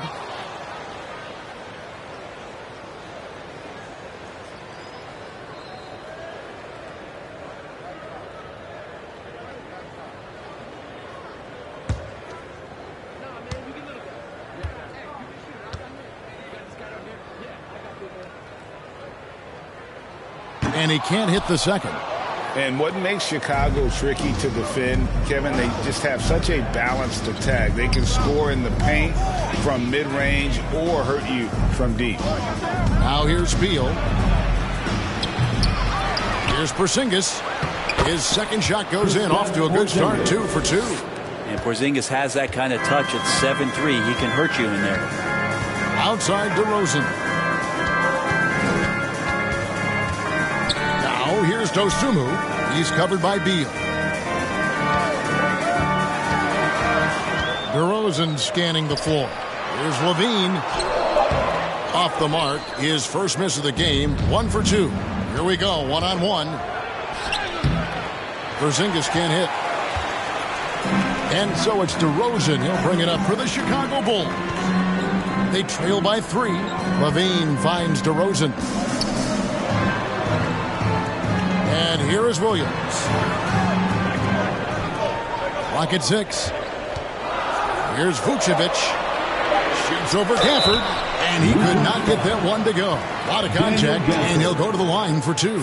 You know, as the Bulls have become a more veteran team, Greg, it feels like they've settled into what they do well. And you need a strong identity to be successful in this league. Chicago is building towards that, but it does take time.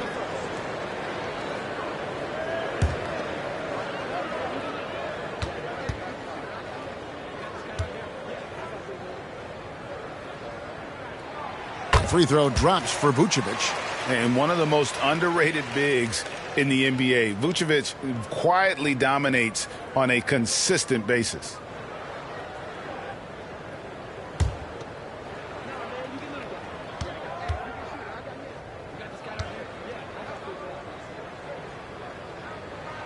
And both free throws good for Vucevic. 2022, Greg, a year for the Washington Wizards with some historic significance. And it marks 25 years of the Washington Wizards name being on an NBA jersey. A cool moment for the current players who can look back on this franchise and know they're a part of history. Chicago trailing here. To the middle. Here's Williams. No good. Shot missing. Now the Wizards take it the other way. Last time they met was in Washington. And they scratched out a close win the last time these two teams met. I think their ability to attack and create foul trouble for the opposition was a real factor. Well, it was, because they got to play a lot of the second half against the second unit. The guys that ordinarily would have been out there were stuck on the bench with all those fouls. Excellent on both ends of that play. Yeah, the steal was sharp, but the slam topped it off. And we say it time and time again, so I'll repeat it. Have to be careful with the ball, or this is what happens. Now, here's DeRozan. He had a 36-point outing in the last game against Milwaukee.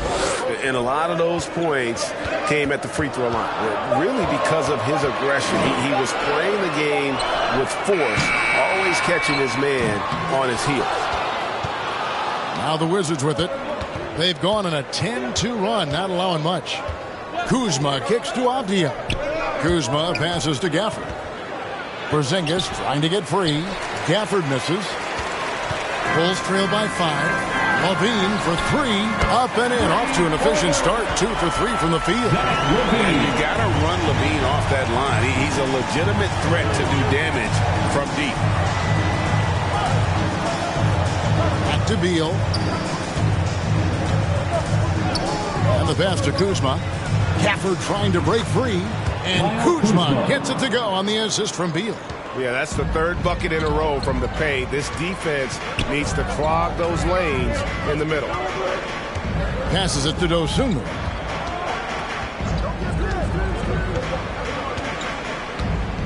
Back to Levine. A 3-ball. Rebounded by Gafford. You know what, though? Sometimes you can be too open. I think it may have surprised him, and that's why he missed. Porzingis. No good on the shot. A bit long that time. Gafford passes to Porzingis, and he uses the glass on the layup. Porzingis has got 6. And Porzingis at 7-3 doesn't just go through, he goes over contact. And the first time out of the game called for Chicago. And coach can't be happy, and I think I know why. Their defense putting up no resistance inside. No, they're not preventing them from scoring, and if you can get to a high-efficiency shot on the floor, and that's the paint, you just keep going.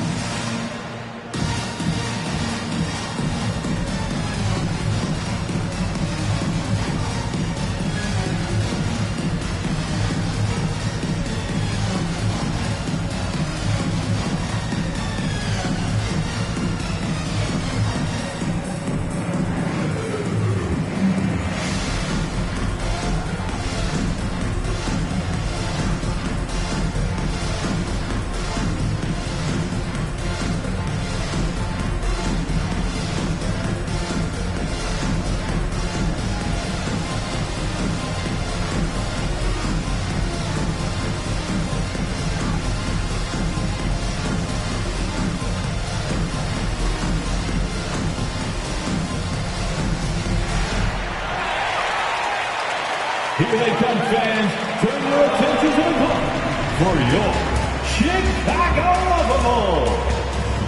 So Chicago ends up going with the new group. Washington making some changes.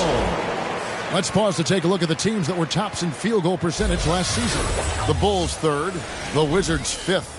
The percentage each of these teams shot was just outstanding. I mean, that's a result of unselfishness and great offensive rhythm. Caruso, the pass to White. Caruso looking for an opening. And some nice ball movement here by Chicago. Outside, White shoots the three. And the Bulls get it back. He gets that one. And a better box out saves them 2 points there. It didn't seem like anybody was really aware there to go and collect that rebound. 2 minutes remaining in the first. Now, here is Morris. Pass to Hachimura. Here's Kispert. Pass to Morris for the three. First shot, first basket. He's out of the blocks fast. And he's not going to miss that sort of an opportunity from deep. Outside, White.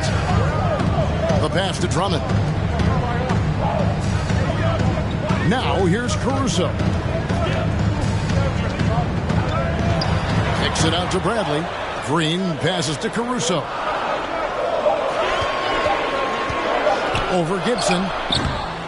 Great D that time from Gibson. On offense, here are the Wizards. They're on a 17-7 run. Barton against Caruso. Barton, no luck. And Caruso's got the ball here for Chicago. 7-point differential. It's stolen by Hachimura. Passes to Barton. It's hauled in by the Bulls. There's 47 seconds left in the first quarter. Here's Caruso. That one's in. His first bucket of the game. He's 1 for 2. Say what you will about the value of the three-pointer, but those close-in looks are always plan A. Every trip down, get to the paint, get deep, score. Now here's Barton. He's coming off a 13-point game against the Heat in Miami. Yeah, but all around offensively, the performance was great. He knew when he had it going, but he also knew he could get other guys going. So his passing right up there on the level with his scoring in that one. The Wizards have not yet made a free throw in the game. 0 of 2 so far. Barton, 2 shots. Shooting 2.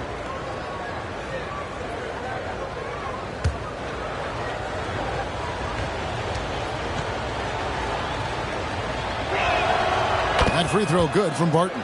I think Will Barton has figured out that scoring from the free throw line can be a good thing.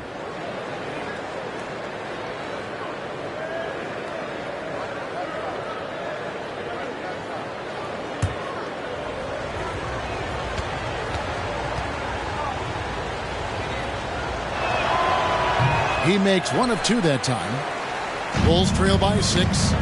Just 1 second between the shot clock and game clock. Green kicks to Drummond.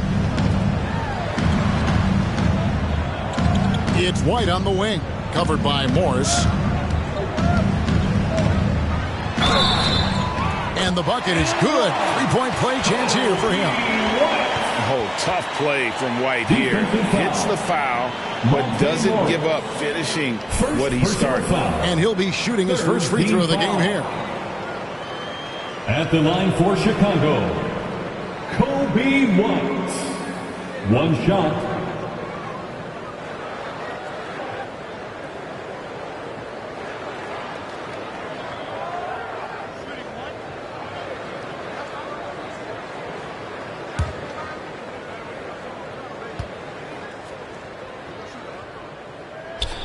And that one falls for White.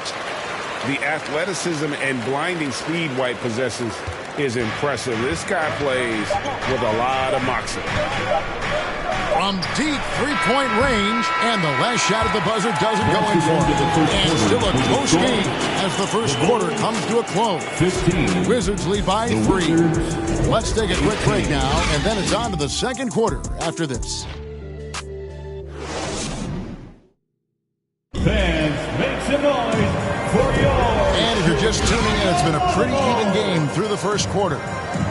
And a chance to catch up on some numbers here, the hustle stats for the Wizards.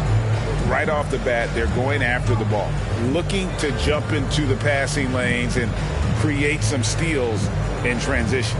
And they've sort of assumed control of this game with their pressure defensively. They've been into the ball handler. They've done a great job of swarming. So they're creating some turnovers and they're capitalizing on them. So this is how the floor looks for the Wizards starting the second. They've got Daniel Gafford. Kyle Kuzma is out there with Bradley Beal. And there's Porzingis. And it's Avdija in at the small forward position. What you love about Vucevic, the consistency, solid shooting percentages, and he's averaged double-digit rebounds for the last 5 years. You know, Greg, adding to that for Vucevic, the last 2 seasons, he's been excellent in the playoffs. Great point, Kevin. His numbers were up over what he did in the regular season. He hits clutch shots, gives them a physical presence, and he is just a rock in the middle. And the first one drops.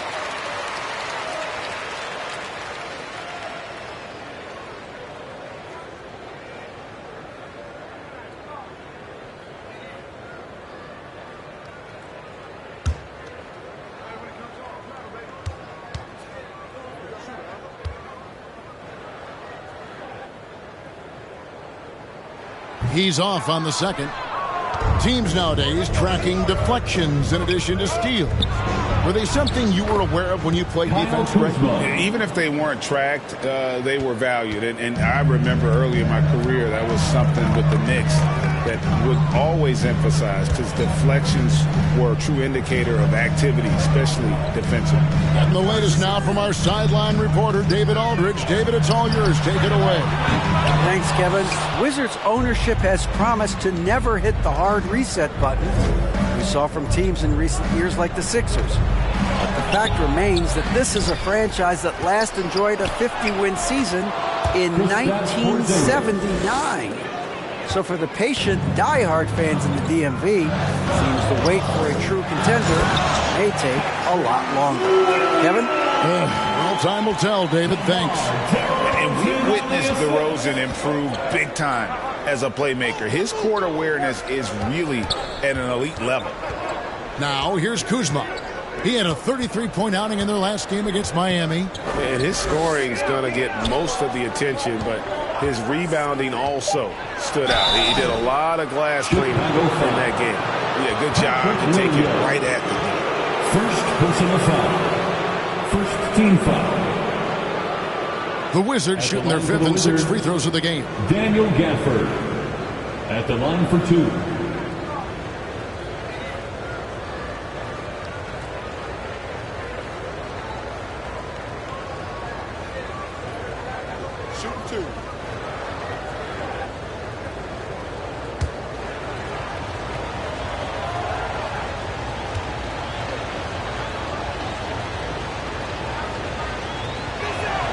And that one falls for Gafford.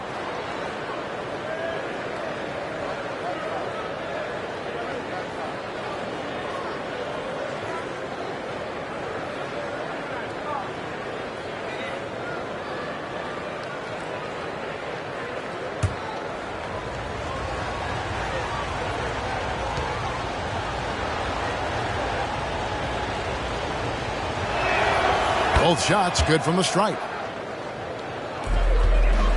And so Levine will bring it up now for Chicago. They trail by 6. That sets off a 5-game tour for them. Here's Vucevic. Porzingis with the rebound. Porzingis has got 6 rebounds here tonight. Trying his luck from deep. Chicago grabs the miss. And we're about 2 minutes into the second quarter here. And here is Dosunmu. He's been quiet so far. Still no points in the game. DeRozan's shot is off. Wizards leading by 6. Kuzma inside. DeRozan defending. Kuzma can't get it to go. For Chicago, they've gotten only one of their first 4 shots in the second quarter to drop. It's tipped. And here we go. Kuzma heading to the hoop. And contact on the shot, so he'll be shooting free throws here. It's on Zach LaVine. I like how Kuzma is right now making himself the defense's problem. He's going right at him on the drive, creating contact. And a player opt-out for Kyle Kuzma after this season. GA probably hoping to earn himself a raise. Yeah, and he's a worker looking to round out his game and take that next step as he's just entering his prime.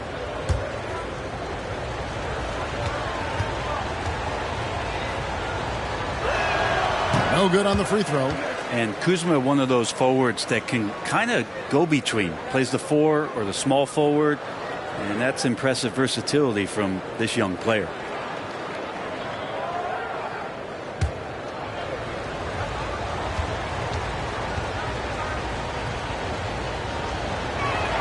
So he comes up empty at the line. Bulls trail by 6.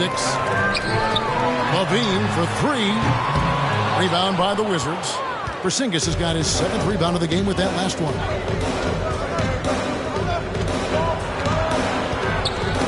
Knocked away. And so it looks like Washington will retain possession here. Wizards ball. Well, while we have a second, let's show you the list of players who put up the most points last year. 5th best, DeMar DeRozan. And looking back, his points per game really underscored the fact that he never took a game off. I mean, one special performance after another all season long. Here's Beal. Rebounded by Vucevic. Vucevic has got his 5th rebound in this one. And the call on the shot that sends him to the line. Kevin, what's so impressive to me about LaVine? It's the all-around play. He affects the game across the board. And LaVine's efficient as well. And good shooting numbers, no doubt. Last year, he cut back on the turnovers. And, boy, he's still young. There's still tons of upside to be had.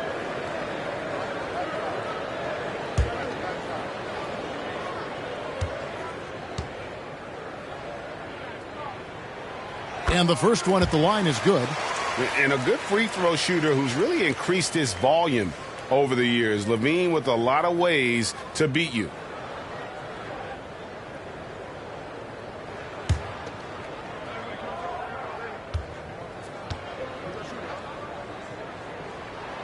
And so LaVine nails both of them. A great player on a great role at the charity stripe. The D has got to be careful about being too aggressive on him and sending him back for freebies. Now here's Gafford. Kicks it to Avdia. Williams against Gafford. 6 to shoot. Outside, Porzingis. Beyond the arc. The Wizards with another miss. Bulls trail by 4. Pass to Dosunmu. Here's DeRozan. It's blocked. Now here's Kuzma. Over to the left wing. And almost 4 minutes gone here in the second quarter of play. Outside Beal. Nikola Vucevic is going to pick up the foul. That is his first foul of the game. Let's take a second look at that fantastic block. And that is a huge block. Given how close this game is, a stop like that was right on point.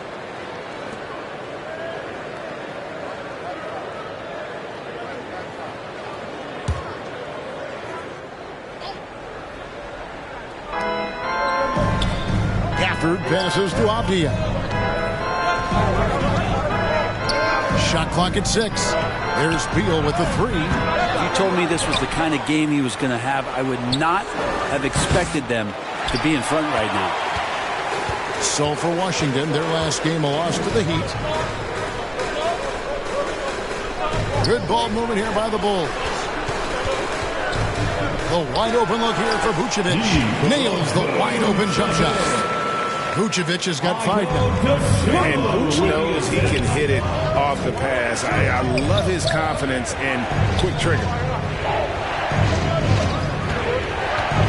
Outside Beal. He scores the basket. That's field goal number 3 for him. I mean, the number of points they've scored in the paint already here is eye-opening. Chicago calls timeout. And, Kevin, they've been committing a lot of turnovers here. Taking care of the basketball is the number one priority right now in that huddle. They've got to tighten it up. Youth Dance Team. And a new group getting ready to come in for Washington. Hachimura is checked in for Porzingis. Kispert comes in for Avdia. Will Barton, he's checked in for Kyle Kuzma. And Monte Morris subbed in for Beal. Now here's Caruso. Back to White. And it's blocked. Nice timing on that contested shot. Just reading it well was Rui. Morris outside.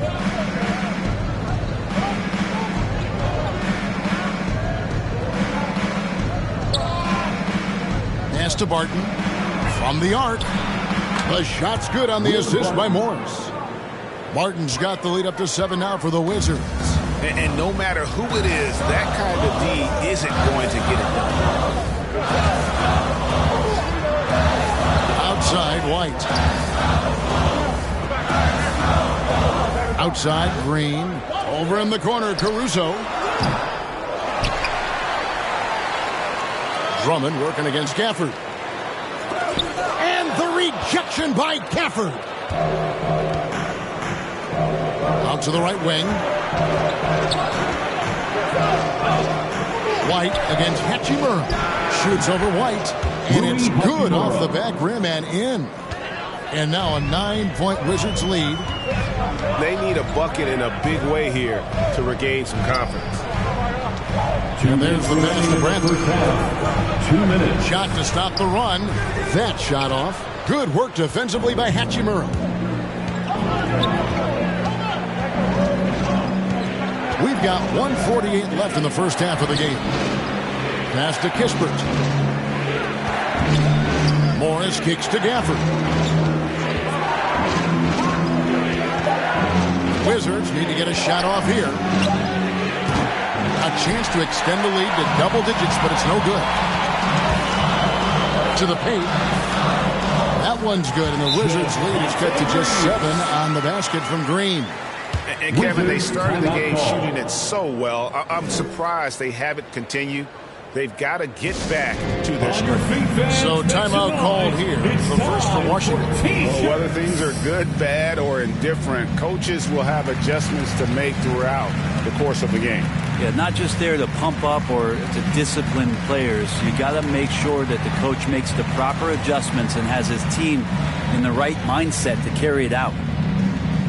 Make some noise, fans, for the one and only Chicago Lovable.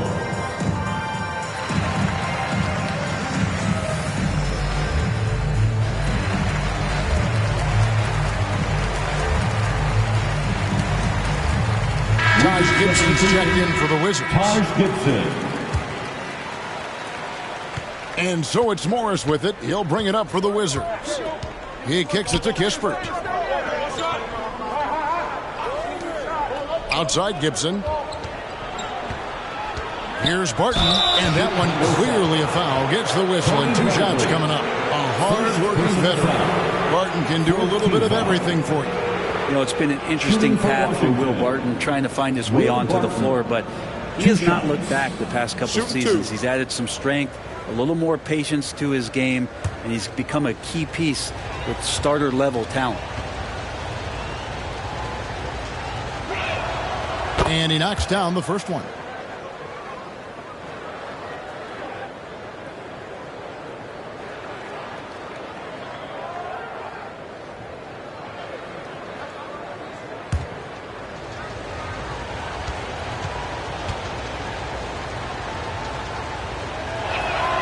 All 3 throws good from Barton. Bulls trail by 9.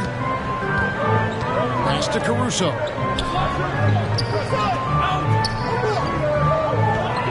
Back to White. Fires from deep. They get it again. And Drummond is right there. Drummond can sit on that weak side block or in front of the rim and just be a tough guy to move out from the lane. He'll get those offensive rebounds. Now here's Kispert. No points in the game yet for him. Barton surveying the floor. Pocket 6 to the inside. Morris. Well-timed pass, and he goes straight to the bucket for the layup. And the Wizards lead by 9. Well, Will Barton always going full speed. That time finds a bullet pass to a teammate. Back to White.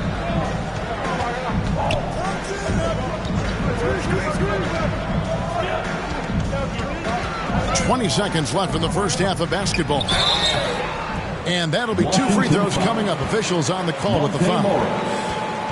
And probably more of a natural scorer than passer. White has worked hard on his playmaking ability. This is his second trip to the line in this one. And he deserves a lot of credit for what he was able to do at the line last year. 86% from the stripe.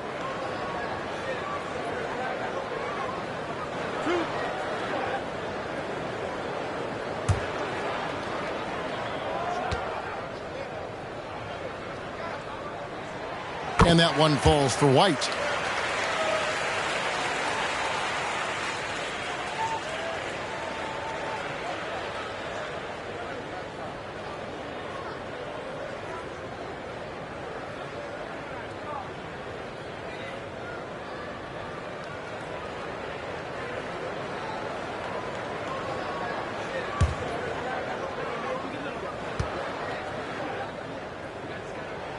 So he picks up just 1 from the line that time. And really the smart thing would be to hold for the last shot. Every second right now is valuable to you. That should be their strategy. Now White, 14 points from him the last game against the Bucks in Milwaukee. And Gibson sends it back. Taj Gibson doing a good job of just getting the hands up, and then the instincts come into play with the block. And so it's Washington. Their lead at 11 points to end the quarter. Defensively, they have gotten after it, contesting every shot going up.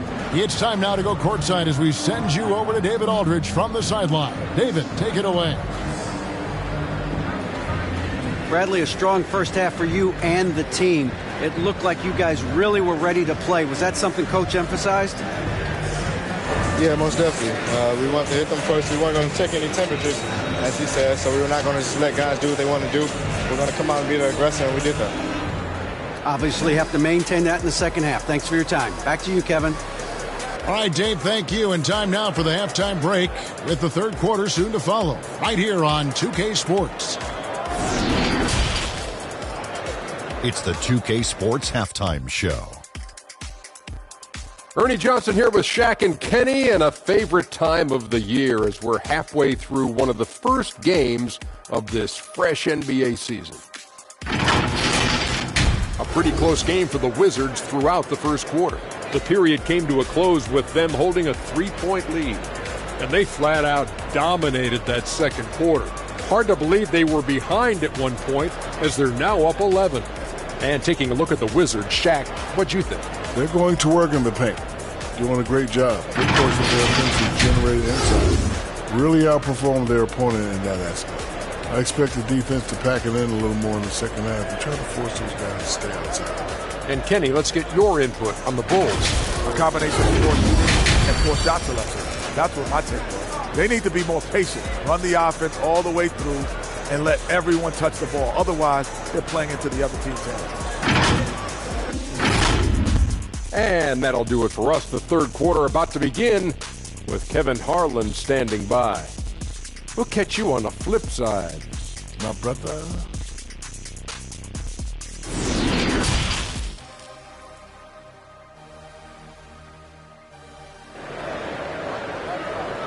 Make some noise, fans. And with the second half upon us, we'll find out if this game becomes the route that it's threatening to be. Gotta like what Will Barton has done in this game. Well, we'll find out if they were able to find an answer for him over the break. He was scoring with ease in that first half. Yeah, just way too easy out there, and I'm sure Coach is going to make that a priority at halftime. And as we dive into the second half, we'll find out if the next two quarters are any different from the first two. So far, it has been a runaway. DeRozan and Williams are the forwards. Dosunmu is out there with Levine, and it's Vucevic in at the 5. So that's the 5 in the game for Chicago. Here's Kuzma, banked in off the glass. Kuzma's got it going here in the start of the second half. The first points in the third quarter for the Wizards. Bulls trail by 13. Bean passes to DeRozan. He dishes it to Williams. Here's Dosunmu. Nothing yet on the scoreboard for him. It's Levine atop the key. Just 4 to shoot. Here's Williams. And the rejection by Gafford. Beal taking his time here. Pass to Kuzma. Now, here's Avdia. He's covered closely. Chicago foul. Nikola Vucevic. Second personal foul. So far in the game, he's 0 of 2 at the line. And taking a look back at last year's numbers, he's about a 76% Denny shooter. Avdia taking 2 shots.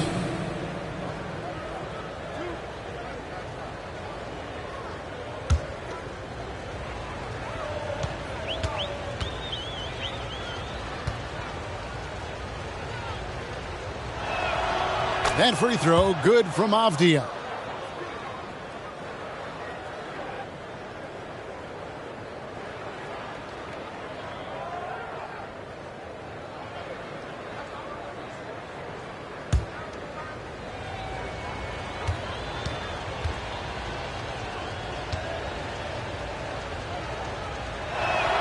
And so he makes both from the line. Bulls trail by 15. Outside, Levine. Now the pass to DeRozan. Williams trying to break free. Porzingis with the rebound. Not been an easy start. 3 straight misses here on these possessions. And there's no question that Porzingis is still a very effective player in this NBA. Yeah, and I guess, Kevin, the thing we're still looking for is the consistency in the health. We know how talented he is offensively and how he can stretch out defenses with his ability to shoot the ball, but something's got to change in terms of how consistent we get KP on the floor for the entirety of a season. So it's the Wizards now after the Bulls pick up 2. And he gets the whistle. 2 free throws coming up. And staying healthy for Porzingis has been a challenge over his career. Not uncommon for players standing well above 7 feet. And in New York, even before his injuries, the front office voiced concerns about Porzingis' ability to stay healthy. Well, the track record for players 7-2 and up, not great. And today's game demands more movement from big men than ever before.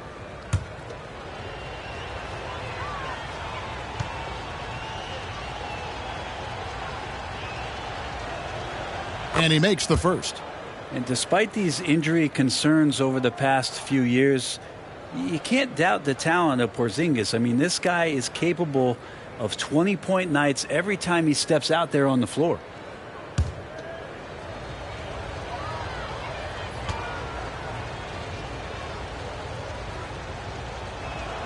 He hits both from the stripe. And among NBA bigs, he is known for his ability to deliver at the free throw line. Guys are looking for a way to score here. Yeah, they've had a tough time taking the lid off. Now here's Levine. He's got 8. And he hits it and gets hacked on the play. A 3-point possibility if he can convert the free throw. Yeah, and with improving court awareness, Levine continues to tap into his limitless potential when making plays. The Bulls have gone 7 of 11 from the line. And a season ago at the charity stripe, this is a group that shot an impressive 81%.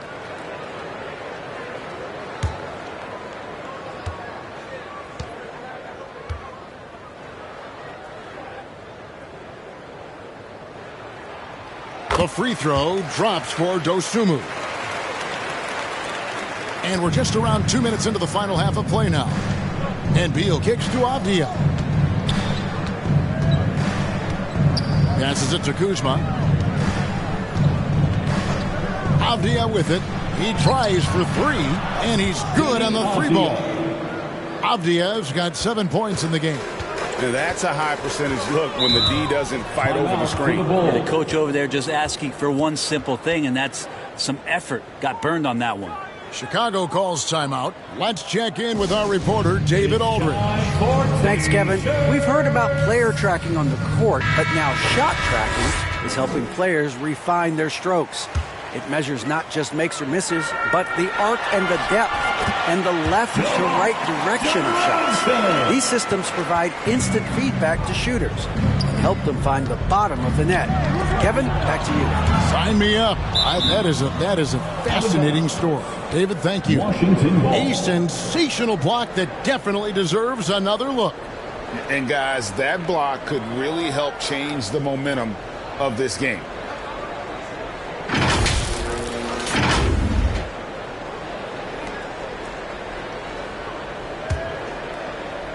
A little over 2.5 minutes off the clock in this final half of play. Pass to Gafford. Over in the corner, Avdia. 6 to shoot. Gafford kicks to Beal. Here's the teardrop. The shot. No good.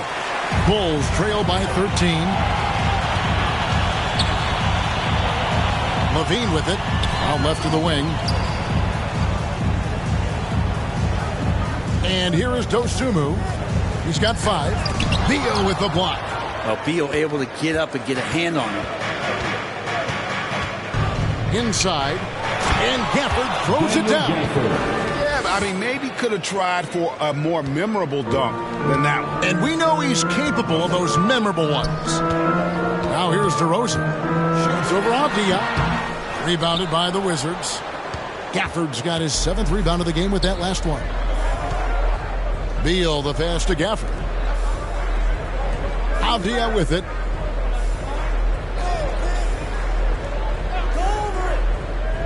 Over to the wing. With the fadeaway. And that one goes long. Very dangerous to leave a guy like that open. Lucky break there for the D. Here's Williams. Washington with the rebound. Gafford's got his 8th rebound here tonight. Well, Greg, analysts evaluate player performances on the floor, and sometimes we've seen the players fire back. They're not happy with the criticism. You know, it's a risk you take, but if you treat everyone with kid gloves, you're really not doing your job. The audience expects a level of honesty, and quite frankly, players don't mind you criticizing their game. It's when those critiques become personal. The first free throw is good. And if they continue, Kevin, their outstanding free throw shooting, that'll help them seal the deal.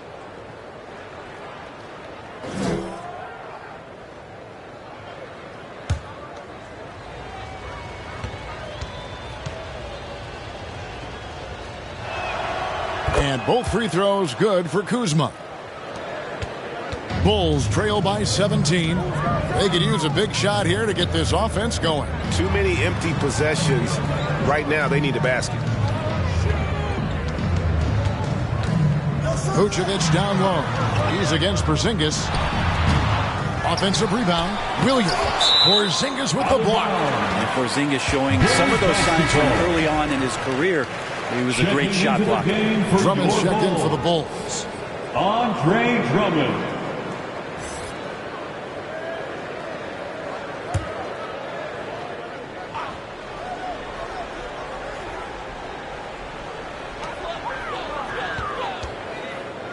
Now here's DeRozan. D right on him. Misses off the right iron. Now, this has not been a good quarter right here. Shot has been off the mark, and now it looks, Kevin, like he's pressing a bit. Kuzma passes to Porzingis. It's good. More and more as Porzingis is playing these minutes and has these scoring opportunities, he's dealing with the contact much better. The line for the Wizards. And breaking down some numbers here, the hustle stats for the Wizards. A high-effort brand of defense has been paying off for them in this one. They've managed to either block or alter a ton of their opponent's shots. Their attacking of the offensive glass has also been a success story. All game long, they've been committed to finding those second chance opportunities. That free throw good from Porzingis. And Chicago has possession. Chicago calls timeout. Trying to snap them out of this little slump. Well, they can't find the net right now, and all they need, I think, is just to get one to go, get back on track.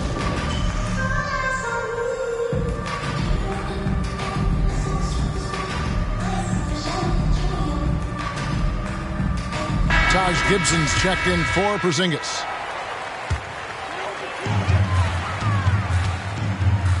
Outside, Levine.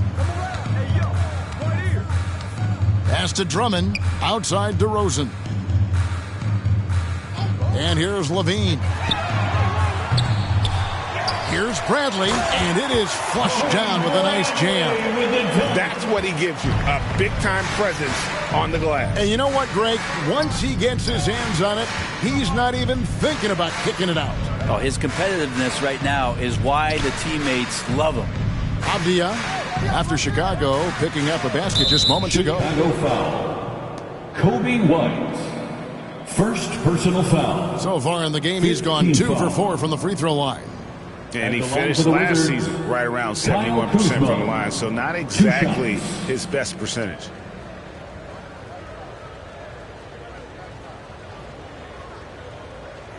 Two shots.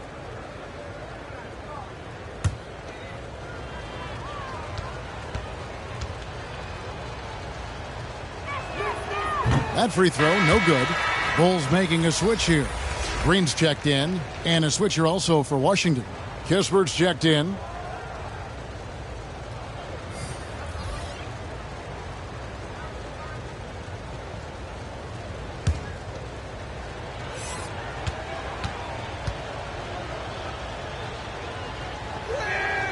Good on the second free throw. Bulls trail by 19. Levine, the bounce pass. And DeRozan kicks to Levine. The pass to White. Three-pointer. He can't get that one to fall. And the Wizards now going the other way. Kuzma against Levine. I mean, that's a tough break for the D. I mean, he took the hit and drew the whistle. Team is in the penalty. This will make 4 trips to the line so far in the game. Kyle Kuzma at the line for 2.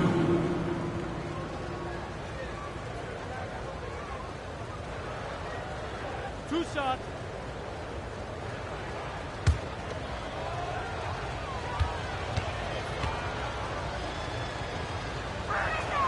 Free throw good, Kuzma. So for the Bulls, Vucevic checked in for Tony Bradley. And it's Alex Caruso in for White. Then for the Wizards, Hachimura is checked in for Daniel Gafford. And Barton subbed in for Morris.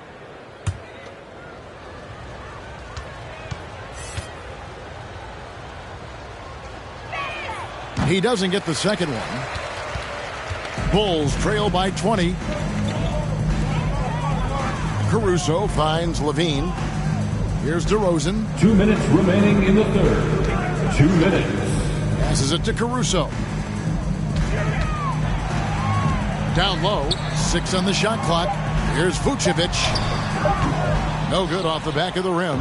Hate to say it, but if they're still trailing at the final buzzer, a lot of this is going to be felt by him. His shooting tonight has just been atrocious. Now, here's Kispert. They lead by 20. It's the most we've seen. And that one's good, Barton. How many times have we seen a possession like that from them today? Ending with a basket, coming off a pretty pass. Caruso, the pass to Levine. And that one's on target from the wing.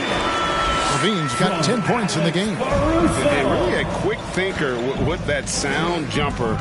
Levine can capitalize in catch and shoot situations. Now here's Barton. 11 points in the game. Kuzma outside. Off target from three-point range.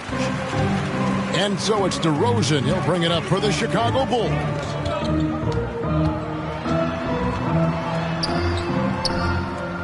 And that's going to be a travel. And that is just a deflating error on his part. Yeah, he knows he shouldn't have made it, and that's just really overall a frustrating sequence that hopefully doesn't stick with him. Patrick Williams, he's checked in for Chicago. Dosunmu comes in for Alex Caruso. Then for the Wizards, Porzingis is checked in for Hachimura. Avdia comes in for Kispert. And Bradley Beal subbed in for Barton. A beautiful reverse layup. He's got 8. And not quite as aggressive from outside as they were in the first half, sticking to the high percentage shots, playing smart with the lead. Now here's Levine. He's got 10. And he's fouled pretty hard on that shot, but he's got the chance to pick up the points at the line. Taj Gibson picks one up. Bulls have had 12 attempts at the line, making 8 so far. At the line for Chicago, Patrick Williams. 2 shots. Shooting 2.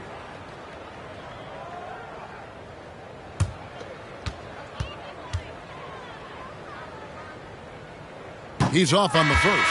And Washington making a change here. Gafford's checked in.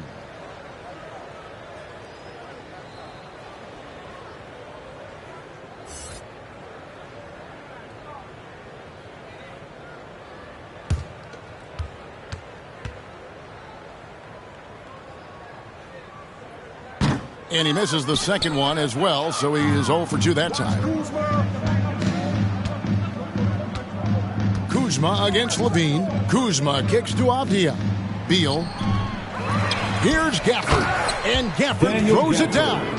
And doing some dirty work on the offensive glass. And then fouls it up, Greg, with heavy-duty jam on his mind with a terrific putback. And the rejection by Gafford. And so it's the Washington Wizards finishing the quarter up by a whopping 24 points. Their defense has been active and effective. We'll take a quick break and then back to the action here.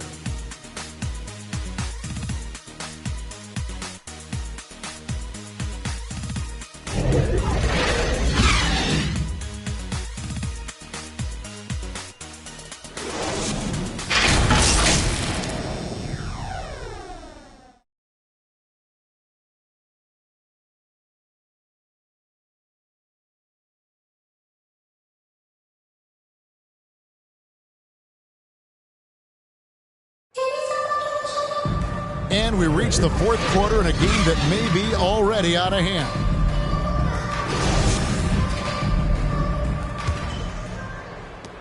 Washington shooting well.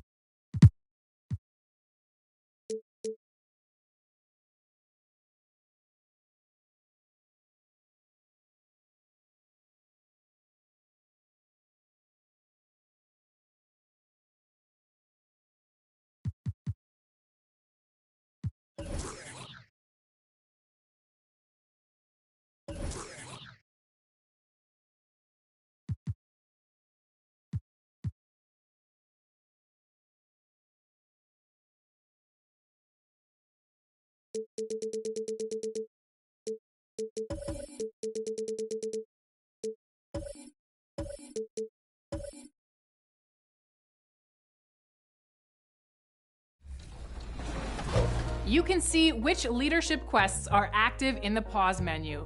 You'll see any active skill boosts here as well once you complete the in-game requirements. Building your leadership skills is another great motivator to continue to improve your status in the NBA as you rack up championships and earn a place in the Hall of Fame. Get out there. The Kings as they came through the tunnel. Thanks, Brian. Well done. Family business. Allie, thanks.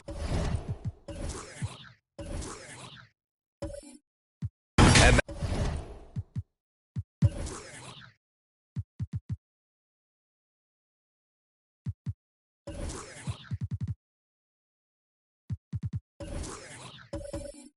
now the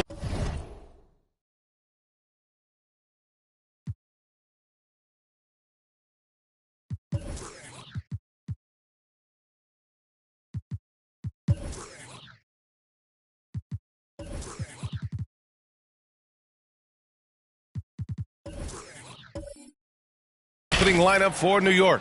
At forward, it's Barrett and Randall.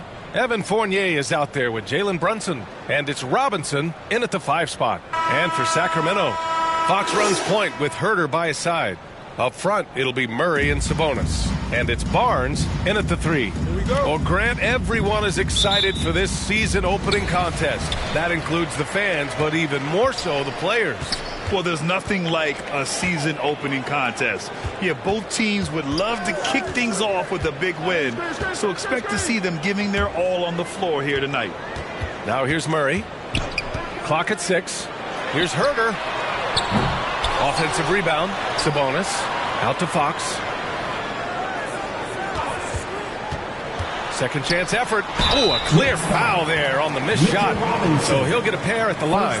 It's going to go on Mitchell Robinson. One of the fastest guys in the league. For Fox, it's about using his blinding quickness to his advantage on both ends of the floor. Taking 2 shots.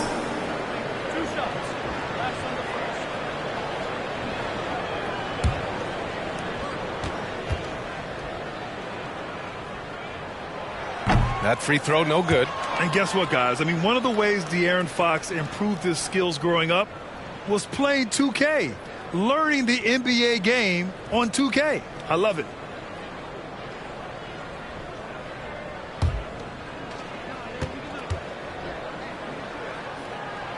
He hits the second from the line.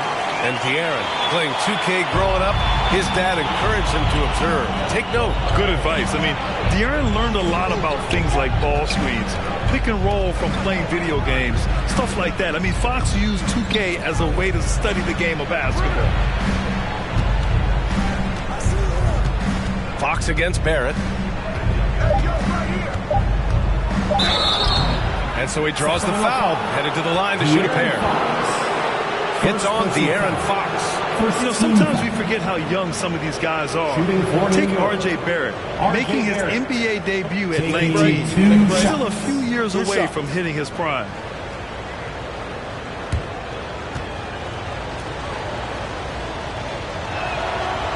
No good on the free throw. And specifically with R.J. Barrett, it feels like he's a lot older, Grant. B.A., but he's not close to 25 yet.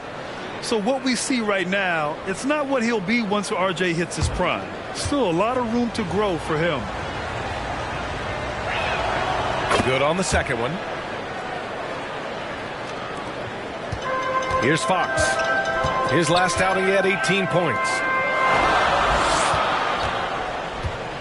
Outside Herter.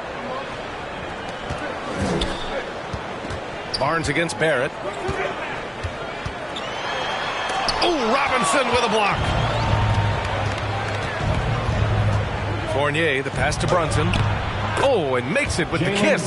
Just taking it right to the rim, and no one was there to greet him. Easy possessions like that literally are just a gift. You just dream of them. He'll gladly take those. Now here's Murray. And he lobs it up to the rim. Out of bounds. King's ball as Sacramento keeps possession. He clipped the ball there, but not enough to nab the steal. That's fine. You love the effort, not making things easy for the opposition on offense. And that's how you defend. He wasn't showing any mercy with that swat. I mean, letting them know up front that he's on the hunt tonight and eager to knock away shots. I love it.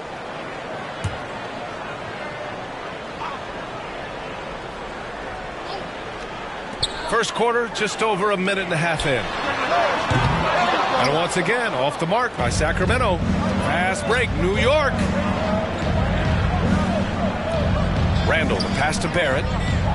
Here's Fournier. Takes the three. The rebound by Murray.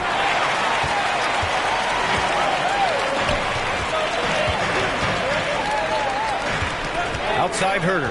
Back to Fox. Pass to Barnes. Herter with it. Fournier covering. Shoots. And once again, off the mark by Sacramento. Oh, wow. Okay, we're going to start the game with 4 straight misses. Oh, look, that's about as rough as it gets. It'll get going soon. Barnes passes to Murray. Outside Herter. And just under 2.5 minutes elapsed here in the first. Murray against Brunson. Fox outside. Pass to Sabonis. 6 to shoot. Out to Fox. Shoots over Robinson. Kept alive by Sacramento. Just doing his job. Sabonis is there to snag the offensive rebound and put it right back. Here's Brunson. Rejected by Barnes. Outside Murray. Here's Herter. It's good. And the assist goes to Murray. Obviously, this guy has a talent for scoring. Able to problem solve for whatever the defense tosses at him.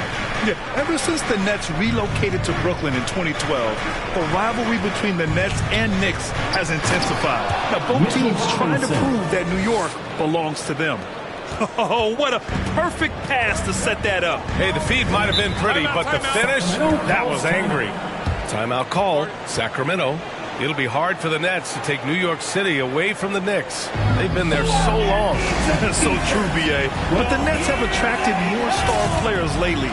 Top free agents choosing to go to the Nets instead of the Knicks. We'll see if this trend continues moving on.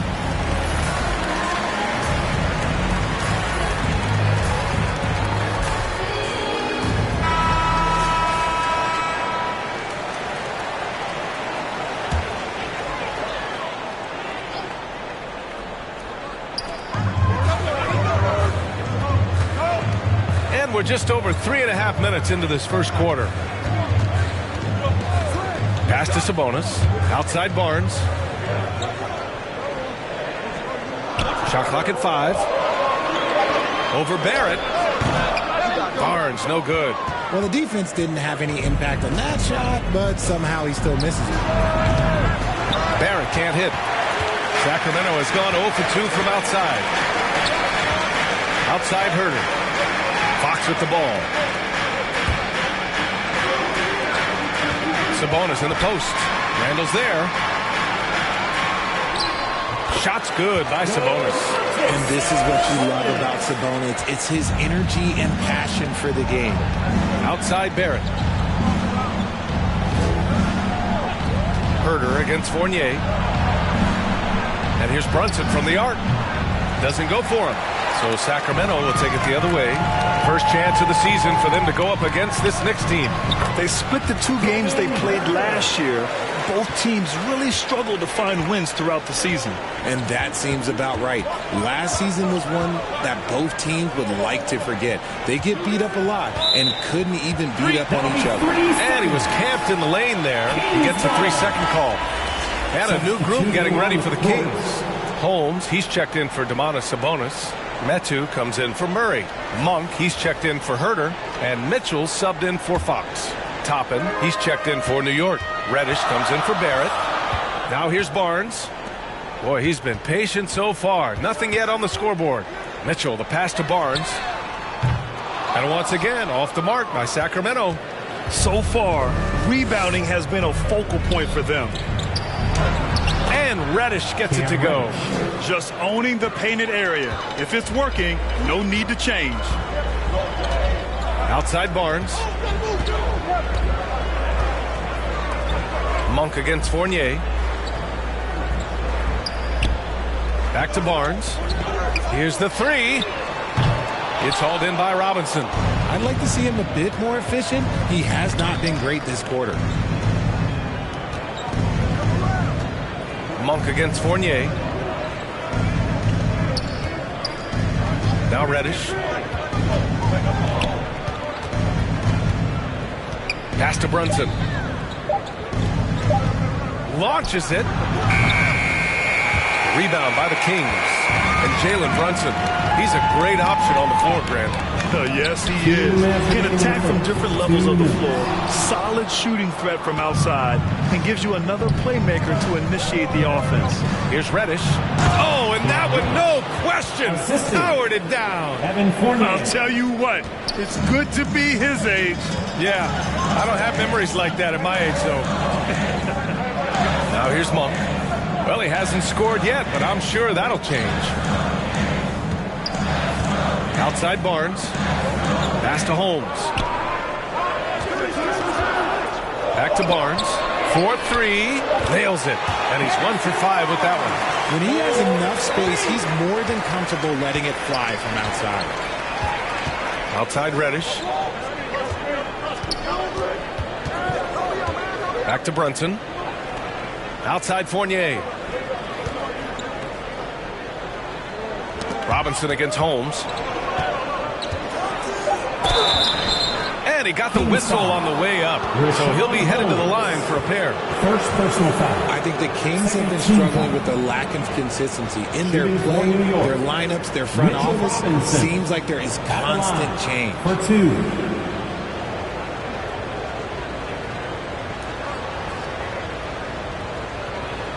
Take a break. Take a break. 2 shots.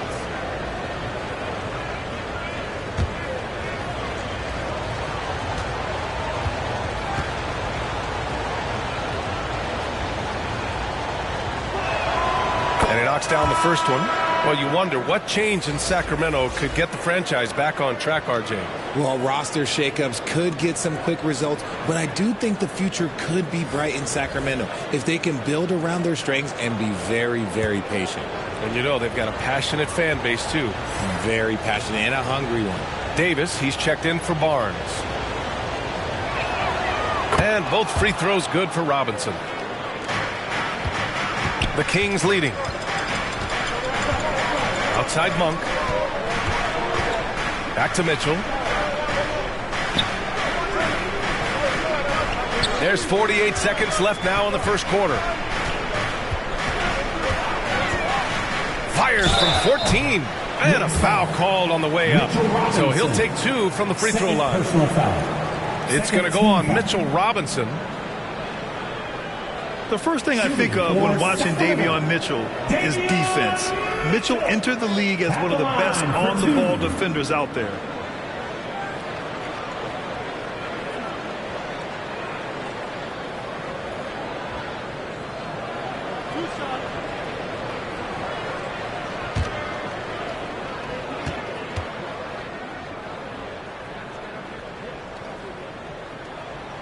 And that one misses. Randall, he's checked in for New York.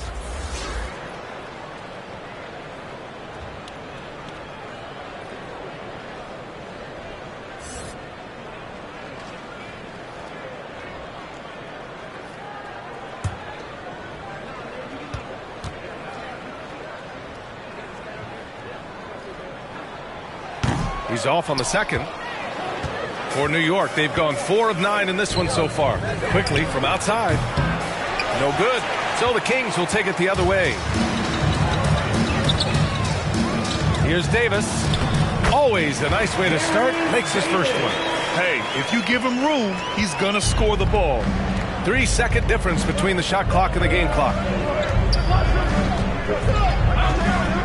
Quickly against Monk. Rose outside. Randall outside. And too long on the shot. Mitchell with the ball. From deep. That misses. Would have counted had it gone. Well, a good close contest so far as we finish the first quarter. The Kings on top. They lead by 3. And we'll get things started in the second quarter when we return.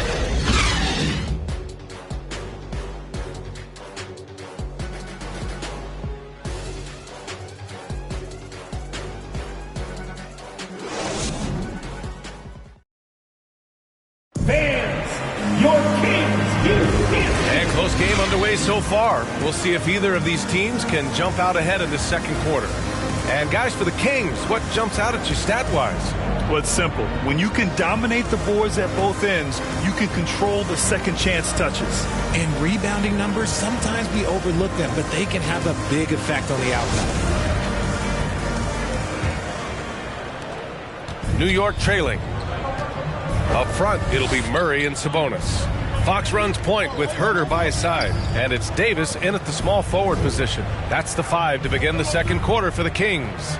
Rose outside. Pass to Barrett. Shot clock at 6. Shoots over Davis. Barrett can't hit. That is not a bad decision to pull it from there. It was just a little bit off with the execution. Now Fox. Back to Herter.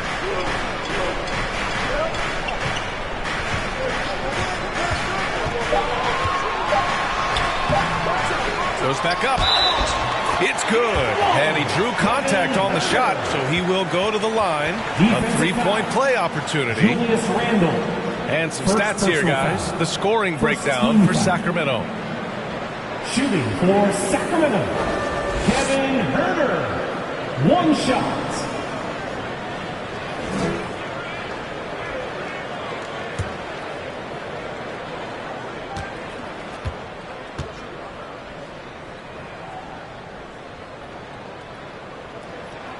And RJ, you took a part in a lot of playoff basketball.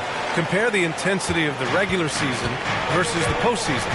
It's so different preparing for a regular season game than a postseason game. You have more experience. You understand what the other team is going to do. So the prep is that much more higher, but you also have to execute at an entirely different level. And it's quickly with a miss. And the Kings shooting just 37% so far in this one. Murray passes to Fox. And here's Herter, guarded by Rose. Back to Fox. From deep 3-point range. No good on the shot. New York goes the other way with it. Following this one, they host the Trailblazers. That'll be the first of 2 games on their home court. Davis against Barrett.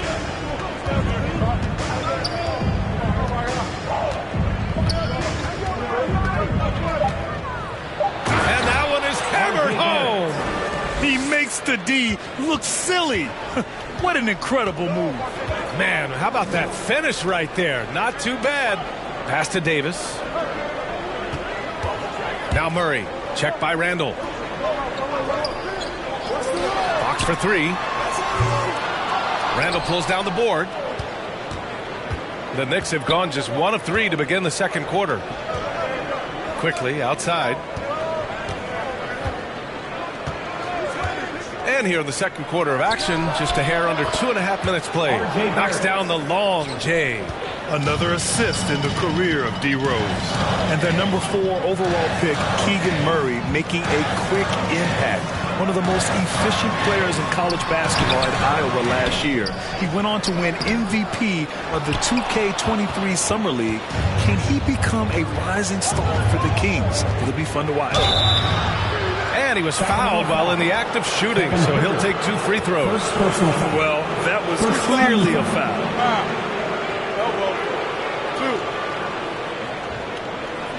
At the line for the Knicks, Emmanuel Quickly, 2 shots. Take a break. Take a break. 2 shots.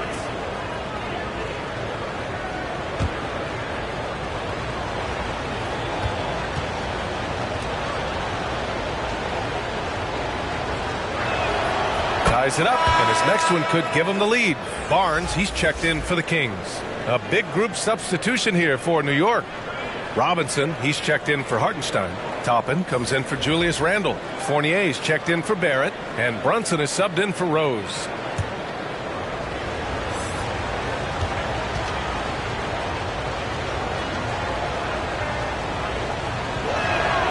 And the free throw is good. Now leading by 1. And it's a luxury to have a great shooter like him at the line. Very rarely see a miss. Here's Fox. Oh, not wasting any time and taking the shot and hitting it. The defense was so focused on keeping Fox in front of them, and that gave him enough room to sink it in from mid-range. All right, let's check in with Allie LaForce. Thanks so much, Brian. Well, the Knicks trying to find their way back to the playoffs. Coach Tom Thibodeau said, you can't look backwards and you can't look too far down the road. You just have to take a look at today, lock into what we have to do, and focus on how we can be better. Back to you. No shortcuts to greatness, Allie. Thanks for that. Sacramento has gone 0 for 2 from outside in the second quarter.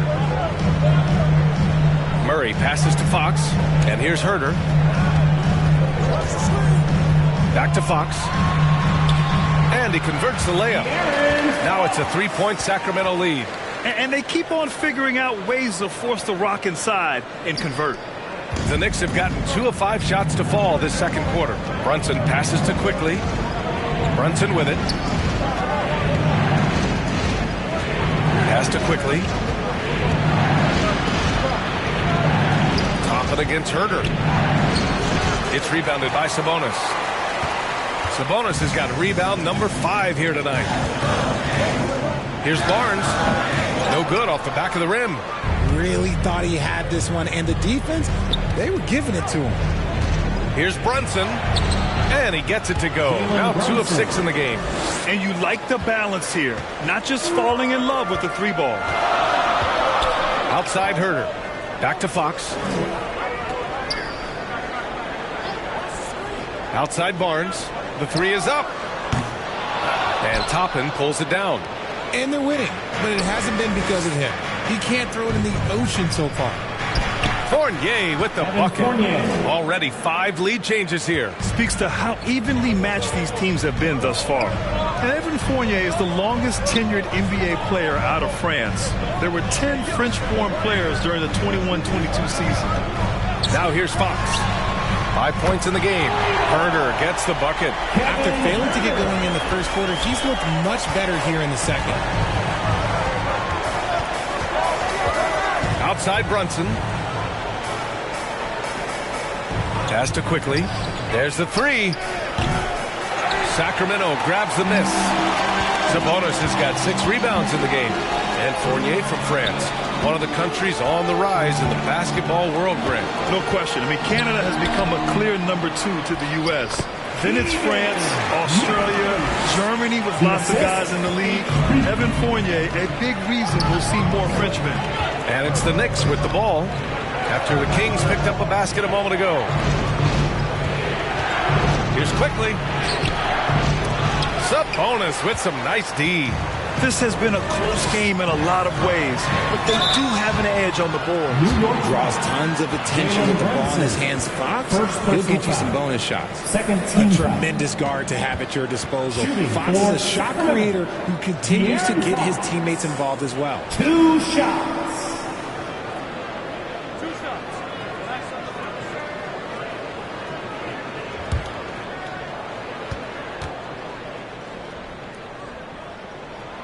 And the first one at the line is good. And Richard, De'Aaron Fox continues to impress offensively. He likes to shoot now. Fox not afraid to let it go from behind the arc. Percentage is down a bit last year, but Fox maintains that confidence to keep shooting. The persistence resonates with his teammates. Metu, he's checked in for the Kings. Monk comes in for Herter, and both free throws good for Fox. Yeah, just knocking down every free throw. I mean, I love to see this kind of efficiency. Now a timeout called by New York. Things just aren't going their way. He clearly wants to talk it over. Good timeout if you ask me. They have the momentum, and Coach wants to find a way to try and stop it.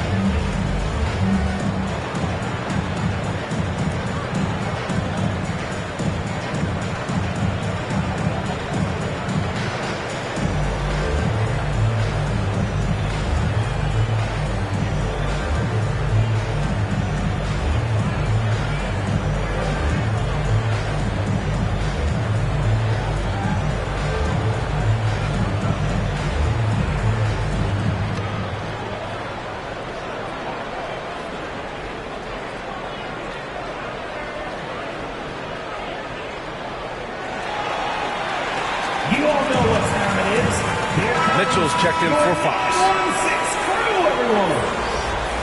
Get loud once again. New York has gone 1 of 2 from deep in the second quarter. Outside Reddish. 2 minutes remaining in the first half. 2 minutes. Barnes against Brunson to the paint. Can they get it? Nice pass, nice catch, and a resounding dunk. And one move ahead of the defense. A solid pick. And then the monster dunk to complete the play. Well done. Great chemistry on display. He understood where to put the screen in order to free up his teammate. Here's Barnes. After the basket by New York.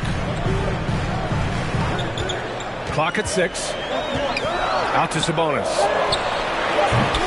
That three's off the mark for New York. They've gotten 5 of their first 11 shots to fall here in the second quarter. And down it goes. 2 points. Fournier's got 6. They're punishing those late defensive rotations, getting good looks inside throughout the half. Outside Barnes. 1 minute left in the second period. It's Monk on the wing. Again, the miss by the Kings. The Knicks have gotten 6 of their 12 attempts to go since the end of the first. Brunson passes to Fournier. Reddish on the wing. So it'll be 2 free throws. He was fouled in the act of shooting. I don't mind that. I mean, they met him at the rim and temporarily prevented the points. For the Knicks, Cam Reddish at the line for 2. Take a break. 2 shots.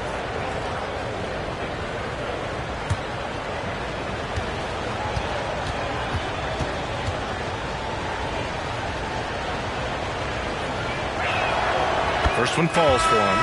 So the Kings making a change here. Davis is checked in.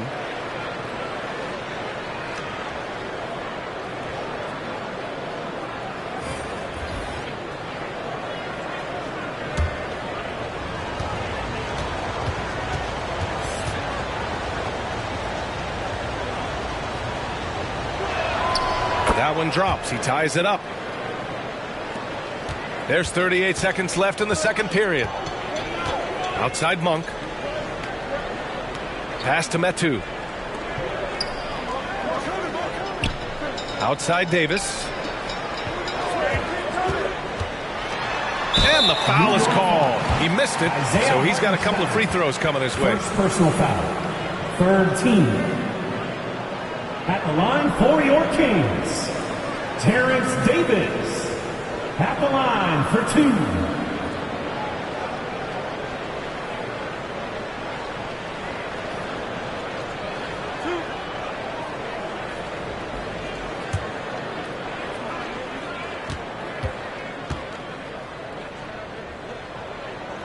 And he makes a first. And the Knicks making a change here. Rose is checked in.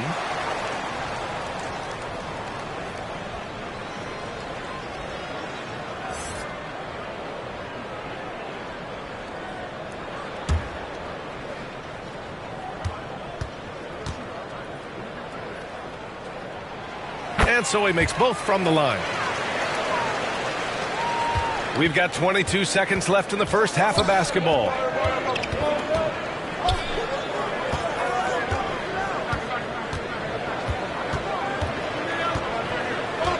Pass to Randall. The jump hook. It's not going to go for him. 1 second left. Oh, got it off in time, but it's no good. And the first half comes to a conclusion in a game that's been very close so far. The Kings on top, up by 2.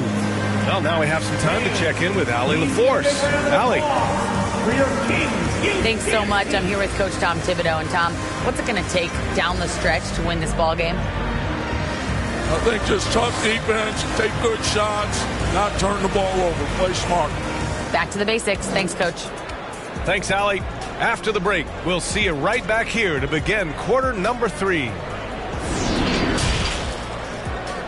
The 2K Sports Halftime Show. Ernie Johnson here with Shaq and Kenny, and a favorite time of the year as we're halfway through one of the first games of this fresh NBA season. A pretty close game for the Kings throughout the first quarter. And trying as they might, they couldn't push their lead past 4 points. The second quarter saw them lose just a fraction of the lead they held at the end of the first, as they're now ahead by 2 points at the half. What'd you think about Sacramento, Ken? They came out as the more physical team tonight. You could tell they put an emphasis on winning the battle of the board. All of these bodies crashing the glass is giving them a physical and a middle edge. And now, Shaq, let's get your opinion on New York. Well, it's been a big night for the guys off the bench so far. They're scoring and giving them a real spark. I think we can expect a few more minutes for the reserves than usual tonight.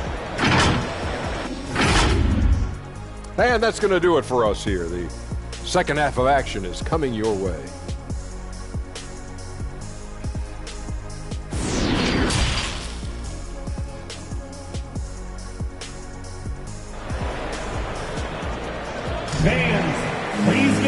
And we've got second half action for you. Thus far, a pretty evenly contested game. Kevin Huerter really making a difference here. Yeah, tonight he's done a great job of slashing through the lane and finishing. And you love that mindset he has going at the rim. He hasn't settled for anything, and he's been the aggressor all game long. And as we get into this third quarter, as we've seen so far, neither team able to create much separation on the scoreboard. So on the floor for the Knicks. At the 4 and the 5, it's Randall and Robinson. Fournier the 2, Barrett at the small forward, and it's Brunson in at the point guard position. Now here's Brunson. And he'll draw the foul. He'll head to the line for 2. They'll pin that one on Harrison Barnes. Well, one of the free agent moves that wasn't surprising was Brunson joining the Knicks. The two were enamored with each other early on in the process. A big signing for the Knicks, and Brunson now gets a chance to be a main piece of the team.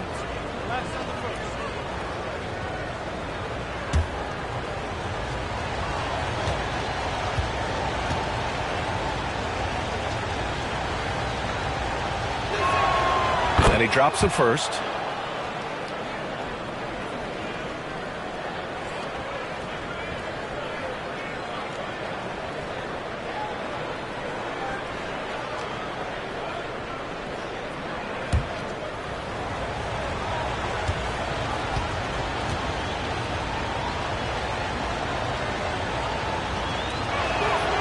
Both free throws good from Brunson.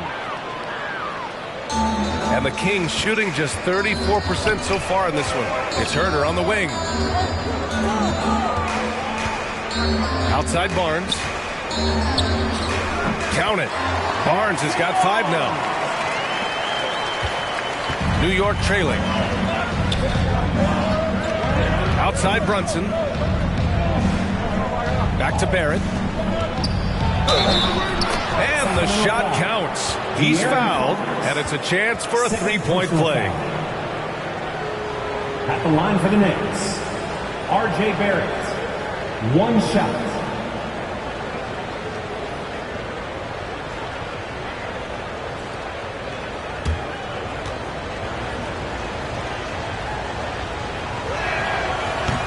Barrett, no good on that one. Randall with a steal. Now here's Brunson. He's got 6.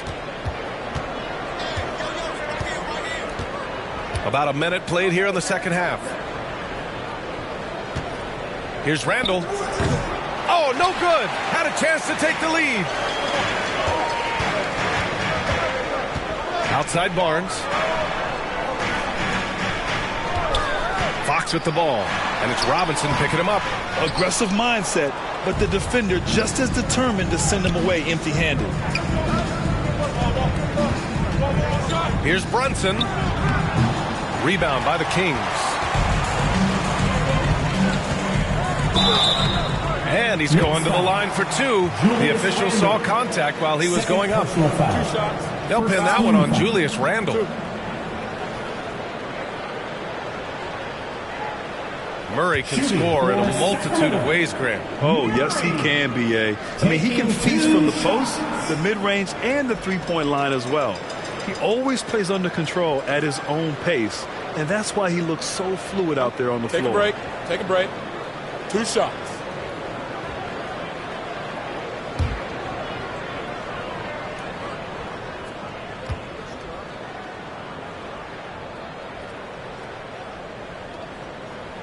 The free throw drops from Murray.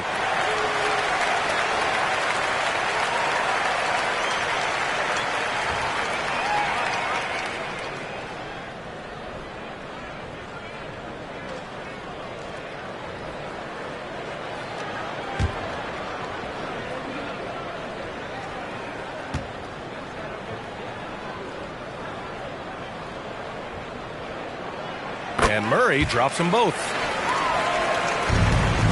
For New York, they've gone just 1 of 3 in the second half.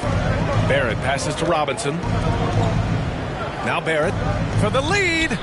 Yes, and a nice assist from Brunson. 4-3. Brunson's got 4 assists in the game. And shooting-wise, he's been fantastic, helping to build this lead. Now here's Barnes. 5 points in the game. Here's Fox. And the rebound goes to the Knicks. Robinson's got 6 rebounds here tonight. Offensive rebound. And out of bounds. Sacramento will have it. Kings ball. And we have to take another look at that block. You know, you can't ask for any better defense than that. He responded so fast to the shooter, and it stifled him.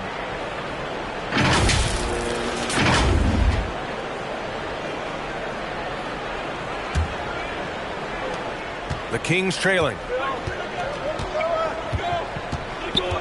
And here's Fox. He's got 7. Outside Barnes. From downtown, Herder gets the bucket. Herder's got 13. Man, what a wild one this has been. 8 lead changes, some big plays, and some big mistakes, too. Brunson against Barnes. It's rebounded by Sabonis. He did everything in his power to make that a hard shot. Excellent D, avoided fouling and got in perfect position to alter that shot. Now here's Barnes. Back to Fox. Fires the 3. And the Kings with another 3. Some slippage at the defensive end here in the second half, allowing the offense to establish more of a rhythm. Outside Brunson. Pass to Fournier. Back to Brunson. Nice dish, and the layup goes down. Brunson's got 4 points now in the quarter. We've seen that more than once today. An effortless basket inside. Fox, the pass to Herter. Can't hit that one. Now the Knicks take it the other way. Brunson with it. Outside Barrett. Pass to Robinson. Herter against Fournier. Now here's Brunson. The three is up. Sends it home from three-point land. 11 points in the game. Didn't get a three in the first half, but now he's on the board with his first triple of the game. Fox against Brunson. Sabonis outside. Just 4 to shoot. It's hauled in by Robinson. Robinson's got his 8th rebound here tonight. Randall, the pass to Barrett. That's in. Coming off an assist from Randall. And the Knicks lead by 2. Sacramento has gone 2 for 2 from deep here in the third. Pass to Sabonis. Looking to end the run. Oh, and there's the whistle on the shot. So 2 free throws for him coming up. Third personal foul. Sabonis is a dominant interior scorer. He's got the touch, the strength, and a wide array of post moves to work with. You know, for Sabonis, we've seen more teams try and double him when he gets near the hoop, Richard. Yeah, but the problem with that is that he is an excellent passer and decision maker. He knows how to find the open man and make the defense pay for sending that double.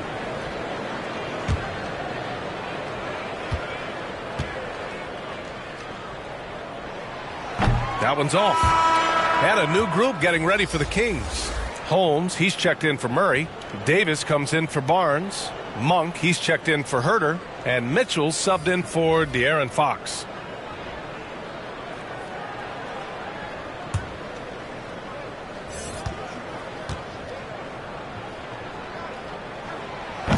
And he can't make the second free throw either. He missed them both. Will grant the shocker of the 2022 trade deadline. Domantas Sabonis going to the Kings. Big time surprise. Tyrese Halliburton going the other way to Indy. Now, I like that deal for both sides. Sacramento adding an all-star big. The Kings needing some size. Sabonis adds that. Pass to Davis. Back to Sabonis. Outside Monk.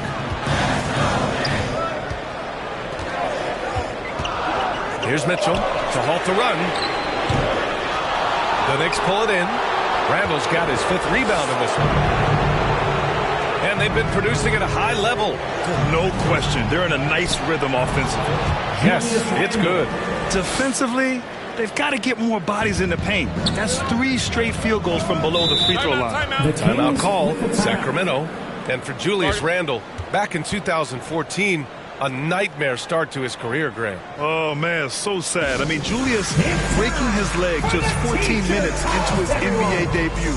A serious injury that required him to miss his entire rookie season. But give Randall credit for coming back and carving out a great career.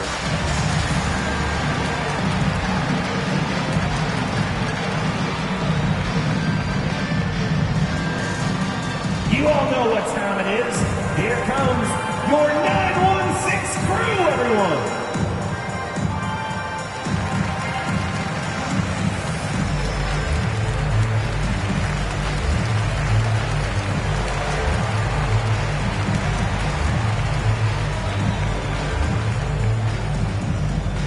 Here they come, fans.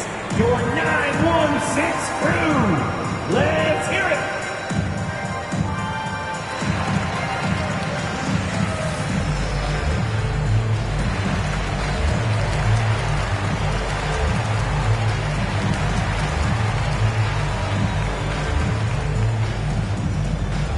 Please welcome to the floor, your 916 crew.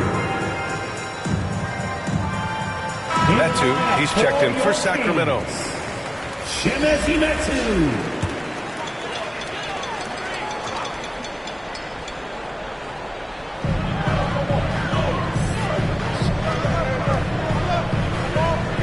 Back to Mitchell.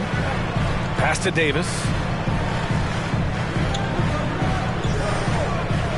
And here's Monk.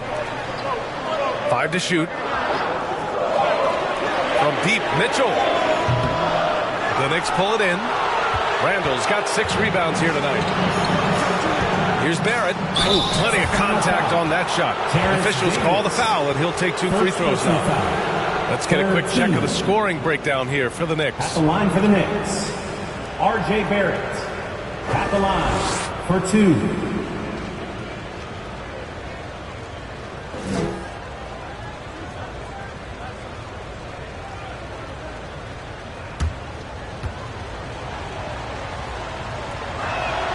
The first free throw is good.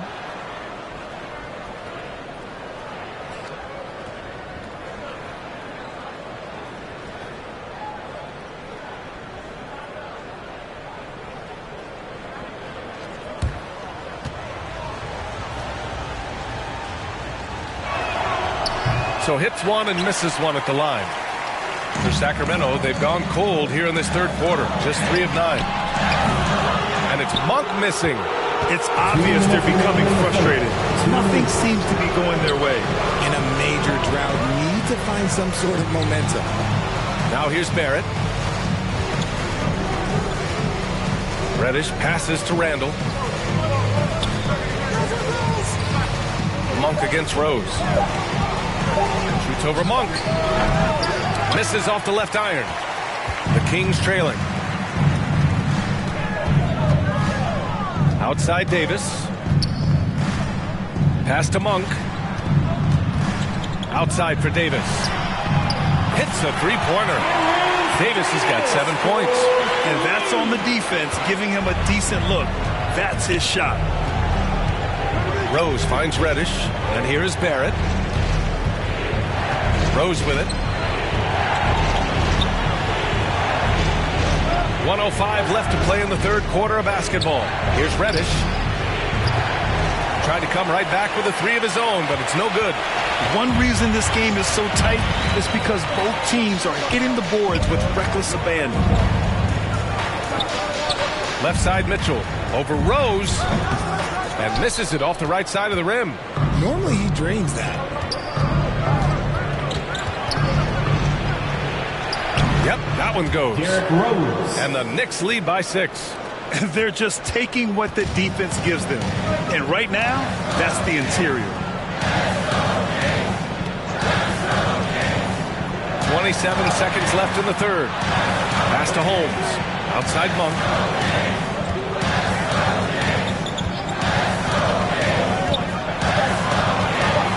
Play clock here. The Kings need to get one up. It's tipped. Here we go. All alone. Rips down the breakaway slam. Slams it down with 2 hands. Man, they're really getting aggressive now. Here's Mitchell. Oh, and he got fouled on his way up. He'll head to the line to shoot 2. First personal foul. Third team. At the line for your Kings, Davion Mitchell. 2 shots. Take a break. Take a break. 2 shots.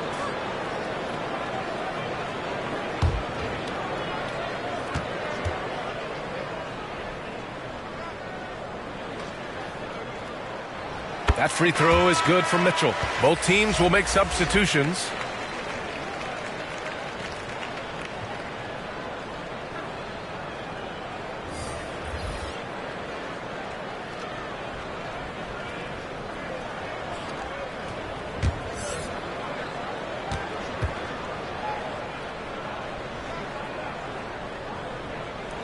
That one misses. And so it's the New York Knicks closing out this quarter with a 7-point lead. And they push the tempo in this one, getting out in transition and making the defense pay.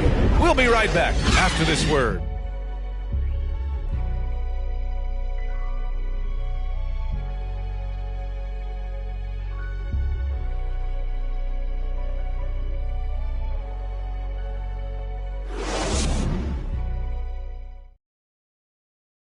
And it's time to bring up the State Farm assist of the game. This is the definition of team chemistry. I love to see this kind of communication and connection between teammates leading to the perfect pass. Serving it up on a platter, that is a beautiful dish. And two teammates on the same page, woo.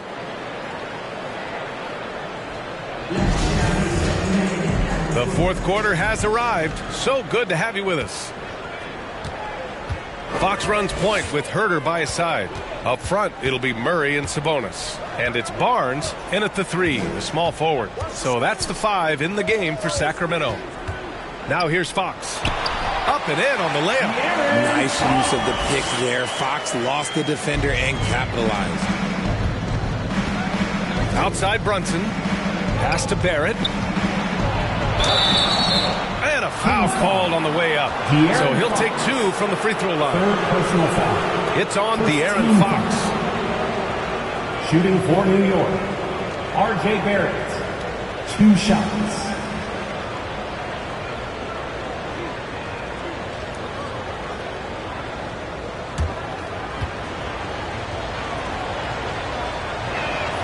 The free throw drops for Barrett.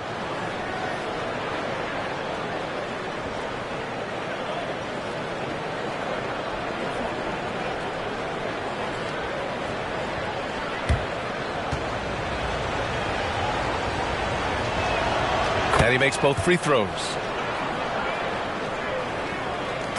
And the Kings shooting just 35% from the floor. It's Herder on the wing. Barrett against Barnes. Ooh, stolen by Fournier. And now the Knicks on the break. And there's Barrett on the assist by Fournier. Fournier's got 6 assists in the game. And a nice bump for their offense this half. Now shooting over 50% for the game. Sabonis. And the bucket counts. And he is on his way to the line. He'll try to make it a 3-point play. Defensive foul. Mitchell Robinson. 4th personal foul. First team foul. Shooting for Sacramento, Domantas Sabonis. At the line for 1. Free throw drops for Sabonis. The unique skill set Sabonis possesses is really outstanding. This man is a versatile scorer, a talented rebounder, and an exceptional passer also. Now here's Barrett. Back to Fournier. Over Herder. It's rebounded by Sabonis. Sabonis has got 11 rebounds in the game. Fox right side.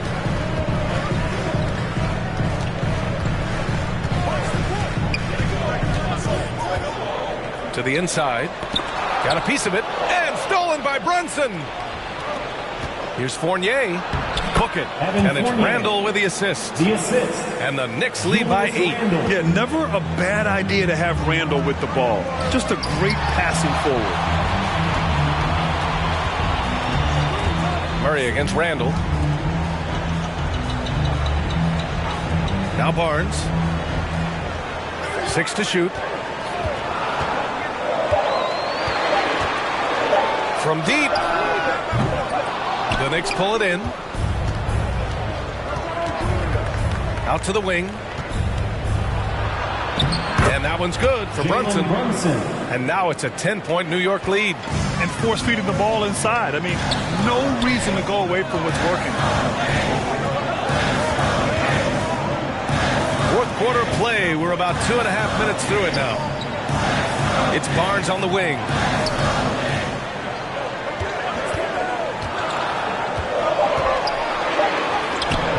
He can't hit that time. Good work defensively by Robinson. Brunson finds Fournier. That one is off. The Kings have gotten half of their attempts to fall in the fourth. 2 for 4 now. Randall against Herder. Pass to Sabonis. Over Fournier. Shot's good by Sabonis. I like how aggressive Sabonis is inside. He just has a feel for how to score down there. Being left-handed also helps. Brunson with it. Outside Barrett. Now here's Randall. Outside Fournier. And here's Brunson from the arc. Finds it again. 6 for 12 and remaining assertive. Their long-range shooting since halftime has been as strong as you could hope for. Timeout. Offensively, it's been a struggle for them. Yeah, they need to string together some shots to have any kind of chance. Timeout called. Sacramento. There's just a lot of wide-open lanes to the rim here. That'll drive your coach nuts. Yeah, we can see over here. The coach, he has some choice words for his team. Words we cannot repeat.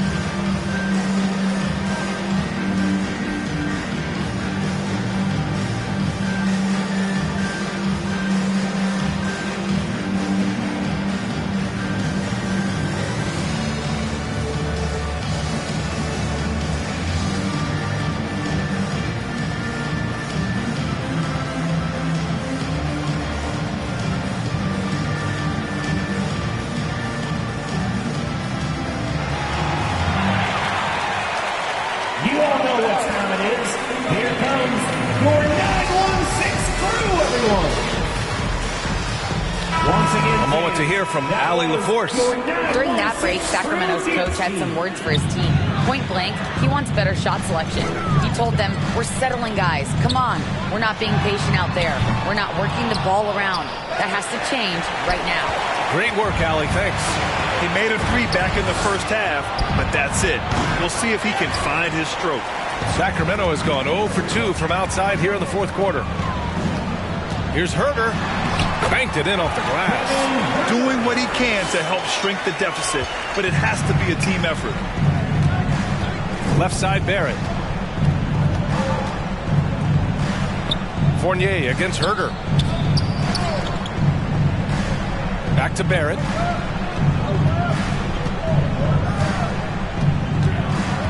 "13 feet out. Rebound by the Kings. Really thought he had this one, and the defense, they were giving it to him.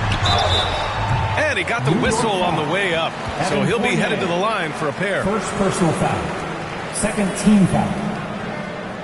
At the line for your Kings, Kevin Herder, taking 2 shots. Take a break. Take a break. 2 shots.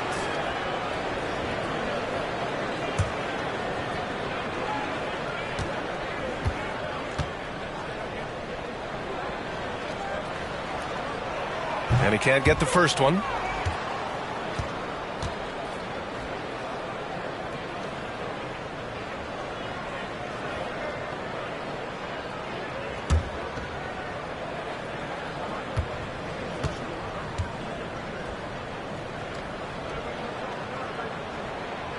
And the second free throw is good. New York has gone 1 of 2 from deep in this quarter. Pass to Barrett. Back to Brunson.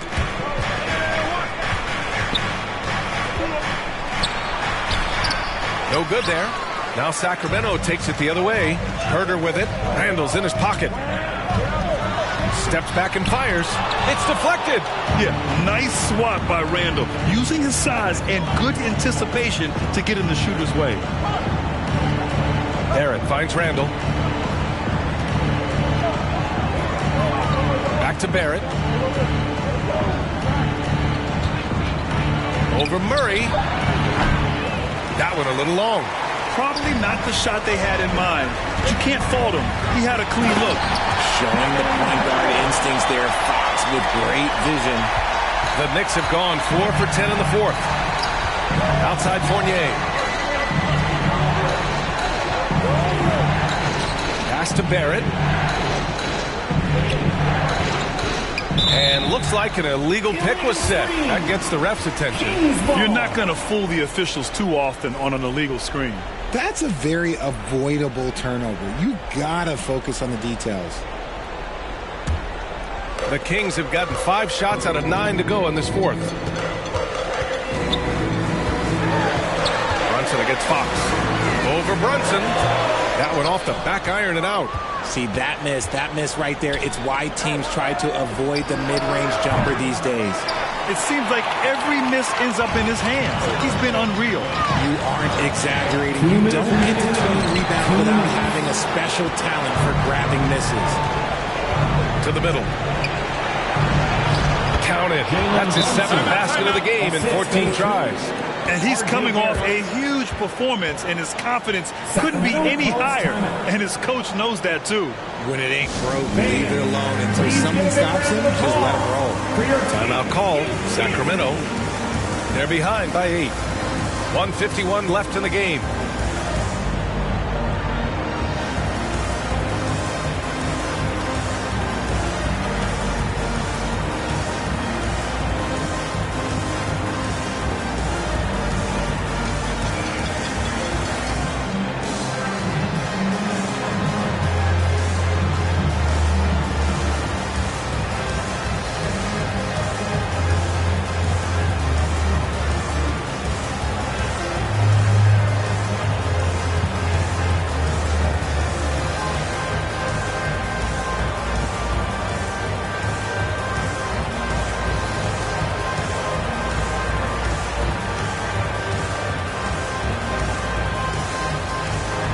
We present our New Balance Player of the Game, Jalen Brunson.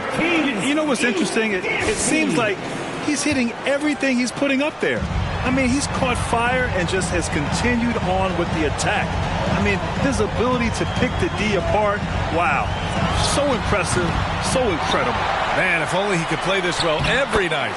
This hometown crowd was not prepared for him to just go off like he did in this one. This guy has been wreaking havoc out there the last couple games. He's been relentless, and he's been doing it in a variety of ways. But right there, it's all about the hustle on the offensive glass. Shooting for New York, Jalen Brunson at the line for 1.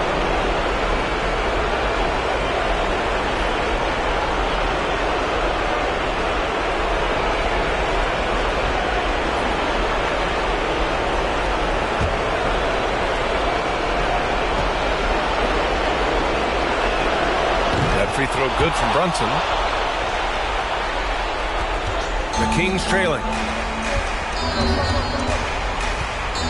Now here's Fox. And he lays it up and in. Fox has gotten 4 this quarter. Flashing that creativity is so much fun watching Fox carve up defenses like this. Outside Fournier. Back to Brunson. We've got 1:13 left in the fourth quarter. Just 5 on the clock. For 3, Randall. And they recover it. They grab the long rebound, resetting the shot clock. And he was fouled while in the act of shooting, so he'll take 2 free throws. First personal foul. He gets the first, and that stretches their lead to 8. Shooting for New York. And so both free throws good, and it's a 9-point game here. Sacramento has gone 0 for 2 from outside here in the fourth quarter. Fox, and the shot goes in. Yeah, Fox can be so slippery on the drive, making those little adjustments to get by the defense. New York has gone only 1 of 4 from the perimeter here in this fourth quarter. Outside Brunson. Herder against Fournier. Back to Brunson. And there's a whistle. He'll head to the line to shoot 2. They'll pin that one on Harrison Barnes. 14 fouls. He drops the first one, and that stretches their lead to 8. So he gets them both, and it's a 9-point game here. Making no mistakes and putting some extra nails in the coffin right here. That'll pretty much do it. Here's Fox. Oh, a clear foul there on the missed shot. So he'll get a pair at the line. When Fox drives, he knows he's going to get contact, but he stays locked in and gets the foul call. And no good, as the first free throw misses. We'll see if he can hit the second. Some changes for Sacramento. Lyles, he's checked in for Murray. Okpala comes in for Barnes. And it's Davis in for Herder. Ooh, you hope that leaving points at the line won't come back to haunt them. Back to Brunson. That one goes. Count it. Yeah, they blocked out the noise, blocked out the distractions, kept on grinding, and this is their reward. Oh, road wins. They're just so sweet. They're just so sweet. You know why? Because they are so hard to come by.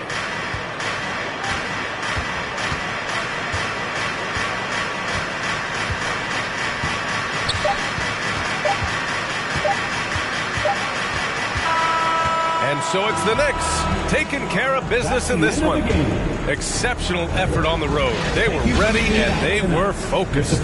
Focused indeed. I mean, it takes a strong mental approach to block out the distractions. These guys stepped up 100%. Well, now a minute to check in with Allie LaForce. She's courtside. Hey, Allie. Julius, it wasn't always smooth sailing tonight, but you guys got it done. How did you feel about the level of play coming down the stretch? Absolutely amazing. You know, there's ups and downs of the season, but, you know, one thing is we're going to play hard every night and give ourselves a chance. So we did that for most of the night, but, you know, we did. All right, Allie, thank you. And that about does it for the first game of the new NBA.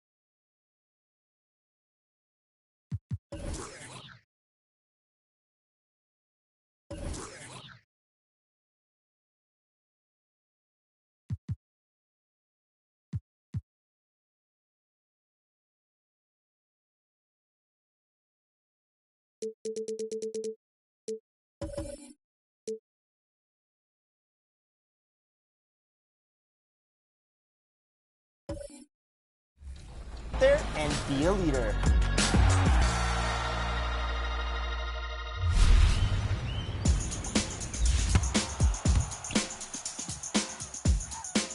I'm a Swaggy, and I have qualified for the next-gen Xbox $250,000 tournament. I'm 3 years in. This is my third year at it. I've qualified every year. Last year, I was fortunate enough to make it.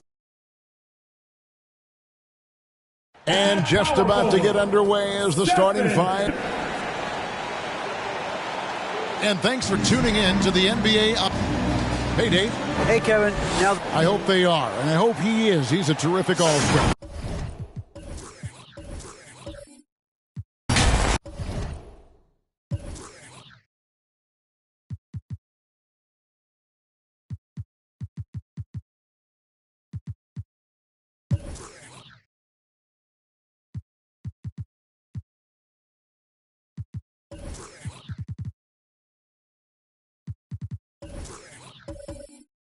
Trendy.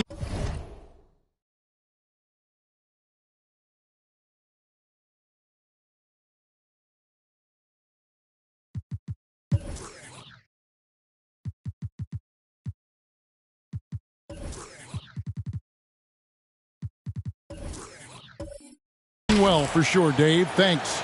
Now a look at Philadelphia's starting lineup. On the block, it's Tucker next to Embiid. DeAnthony Melton out there with Matisse Thybulle. And it's Harris in at the 3, the small forward. And for Minnesota, Backcourt guards are Russell and Edwards. Two big men inside, Towns and Gobert. And it's Prince in at the small forward position. And so here we go, the 76ers to start it. And opening day is here.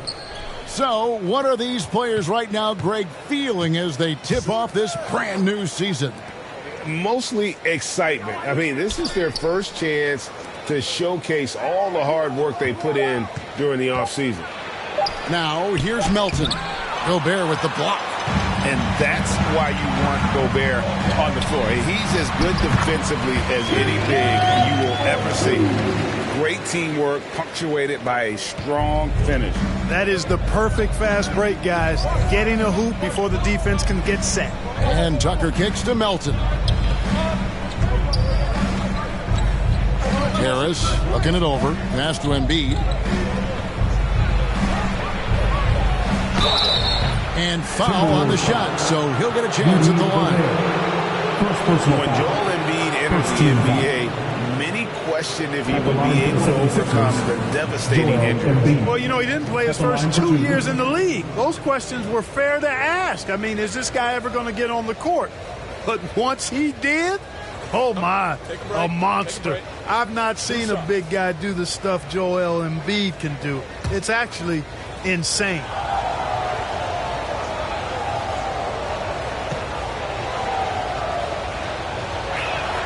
The first one falls.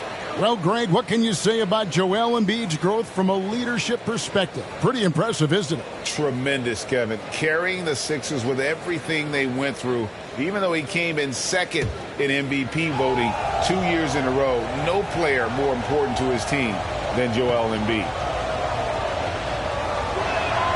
And Embiid drops them both. Last season, Clark, the Timberwolves snapped a 3-year playoff drought. An important milestone for this squad, Kevin. I mean, it shows they're ready to compete in the postseason. That's huge and speaks to just how far this team has come. Tipped away and stolen by Harris. It's stolen by Edwards.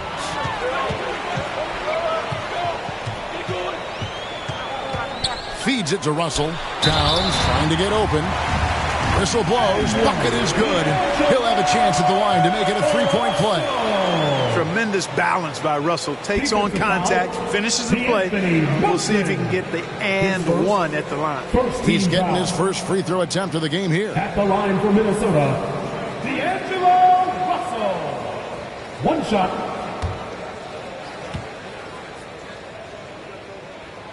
And now in the final year of his contract, D'Angelo Russell trying to get back to that all-star level and the promise that got him that last 4-year deal. And Tucker kicks to Harris. There's the dish to Embiid. He takes it in. Melton finds Embiid. That one's in. His first bucket of the game. He's 1 for 2. And after a lackluster performance in last year's playoff, Russell has some making up to do. Yeah, and the efficiency has been a problem. Now, if you're a player whose primary value is at the offensive end, you can't just be a volume scorer.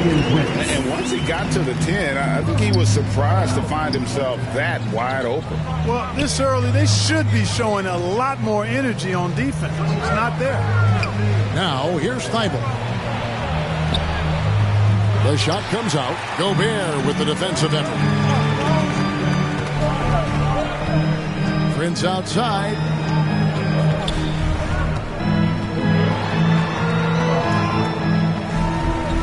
Pass to Edwards. Outside Russell. There's the three. And Embiid pulls it down. The 76ers trail by 3.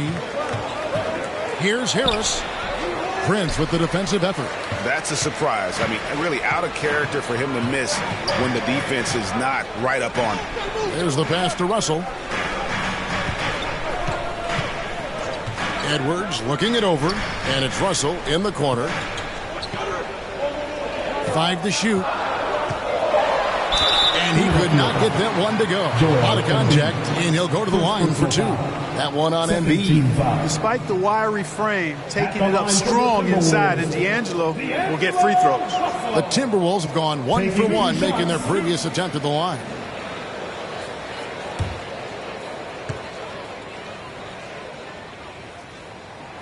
First free throw is good. D'Angelo Russell, the second overall pick in 2015. Yeah, pretty interesting, too, Kevin, that the Lakers traded him after just his second season. It was basically a salary dump. It wasn't about talent because he's got plenty of that, but he was young when he came into the league.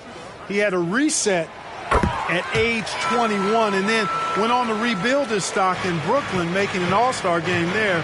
And by doing that, showed everybody that he could start over. And the 76ers decide to take their first time out here. Trying to find some answers offensively. Yeah, and that's going to be the focus of this timeout. They need to come up with a spark to get the offense going.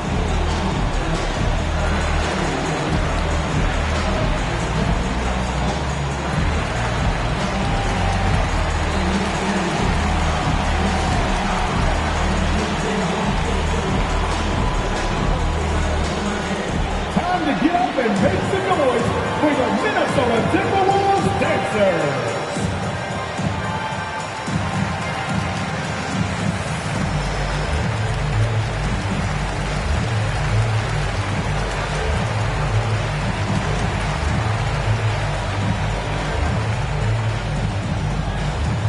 Making their way onto the court are your Minnesota Timberwolves Dancers.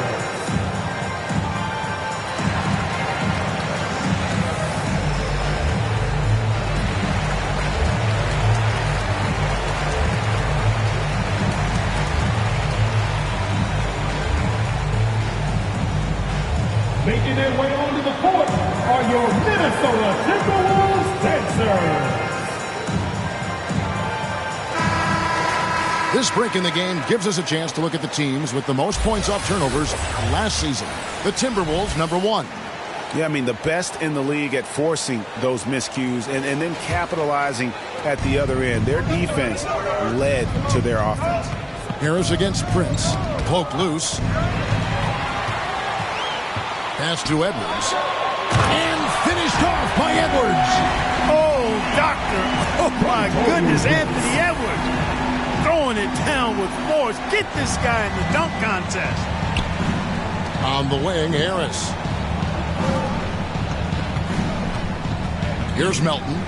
He's been patient so far. Nothing on the scoreboard yet. And they're 1 of 5 to start this game. Just really haven't gotten into a flow offensively.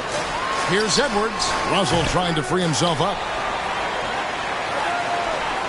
Edwards passes to Gobert.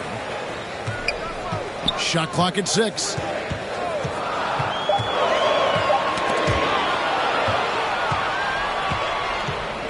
Harris against Gobert. They need this one. Gobert with the block.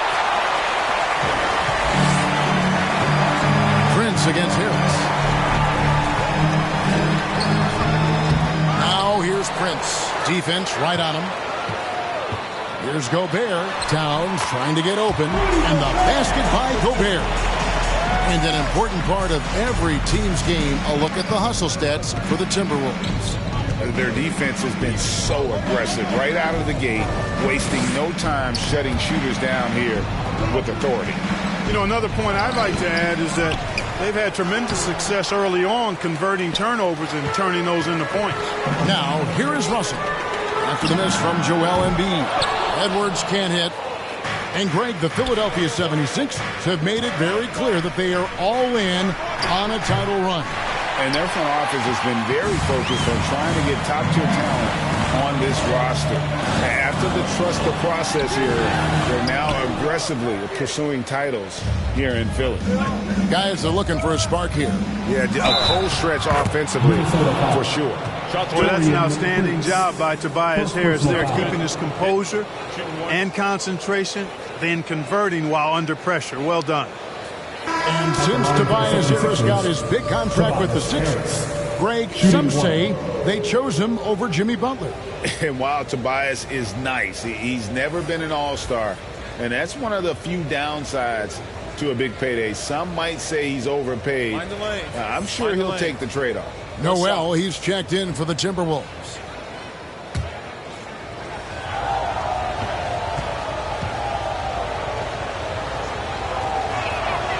That's good from Harris. Hey, there's no denying the direction in Philly. They want to win now. the Sixers have an attitude coming from their front office that they want to get it done now, and I like seeing that. Here's Noel. Russell left side. And it's Philadelphia with the rebound. Now, here's Thibault. Still looking for his first bucket in this one.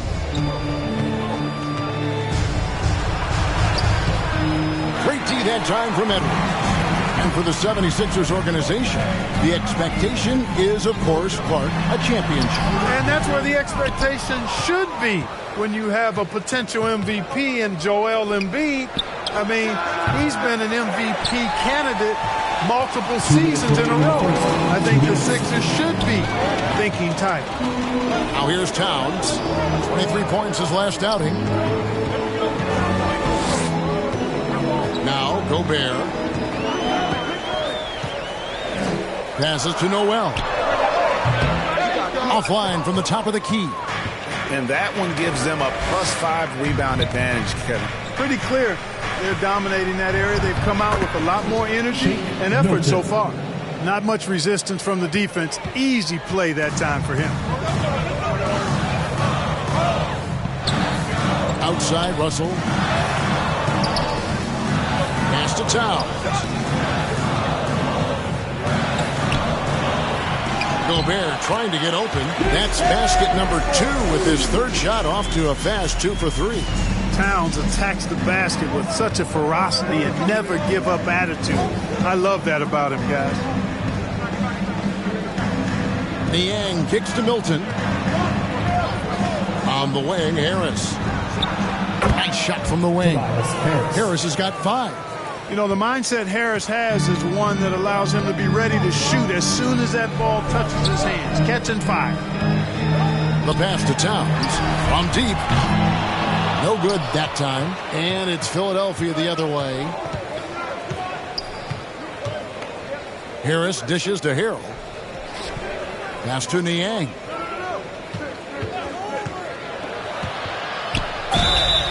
And foul on the shot. He'll shoot 2 at the free throw line. It's going to be on Rudy Gobert. For Philadelphia, they have made 3 free throws so far. Haven't missed any. Taking 2 shots.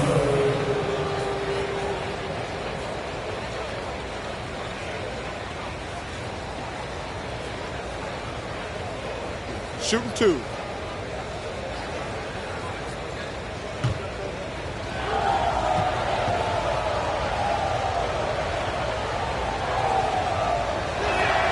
First one falls for him. Big group substitution now for Minnesota. Reed, he's checked in for Rudy Gobert. Anderson comes in for Towns. Daniels, he's checked in for Edwards. And it's Bryn Forbes in for D'Angelo Russell. Daniel House is checked in for Philadelphia.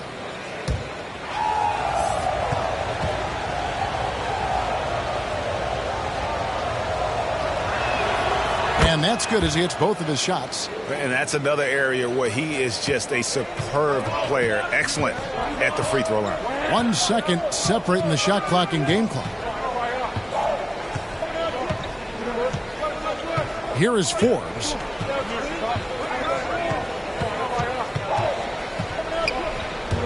Passes it to Reed. Over Harrell. And it's off the back rim. No good. You look at him, and he's a little hit and miss from there, even without a defender in his face. No guarantee. A good close contest so far as we finish the first quarter. Timberwolves lead by 2. And don't go away. We'll be back with the action for the start of the second quarter in just a moment. Wolves fans, you know them, you love them. And close game underway so far. We'll see if either of these teams can jump out in the second quarter. And guys, what's your take so far on the Timberwolves? What we saw in that first quarter, they won their matchups defensively. Yeah, I agree. I mean, you look at the energy, the effort defensively, they put it all out there in that opening quarter. Greg, you look at a player putting up big numbers on a losing team.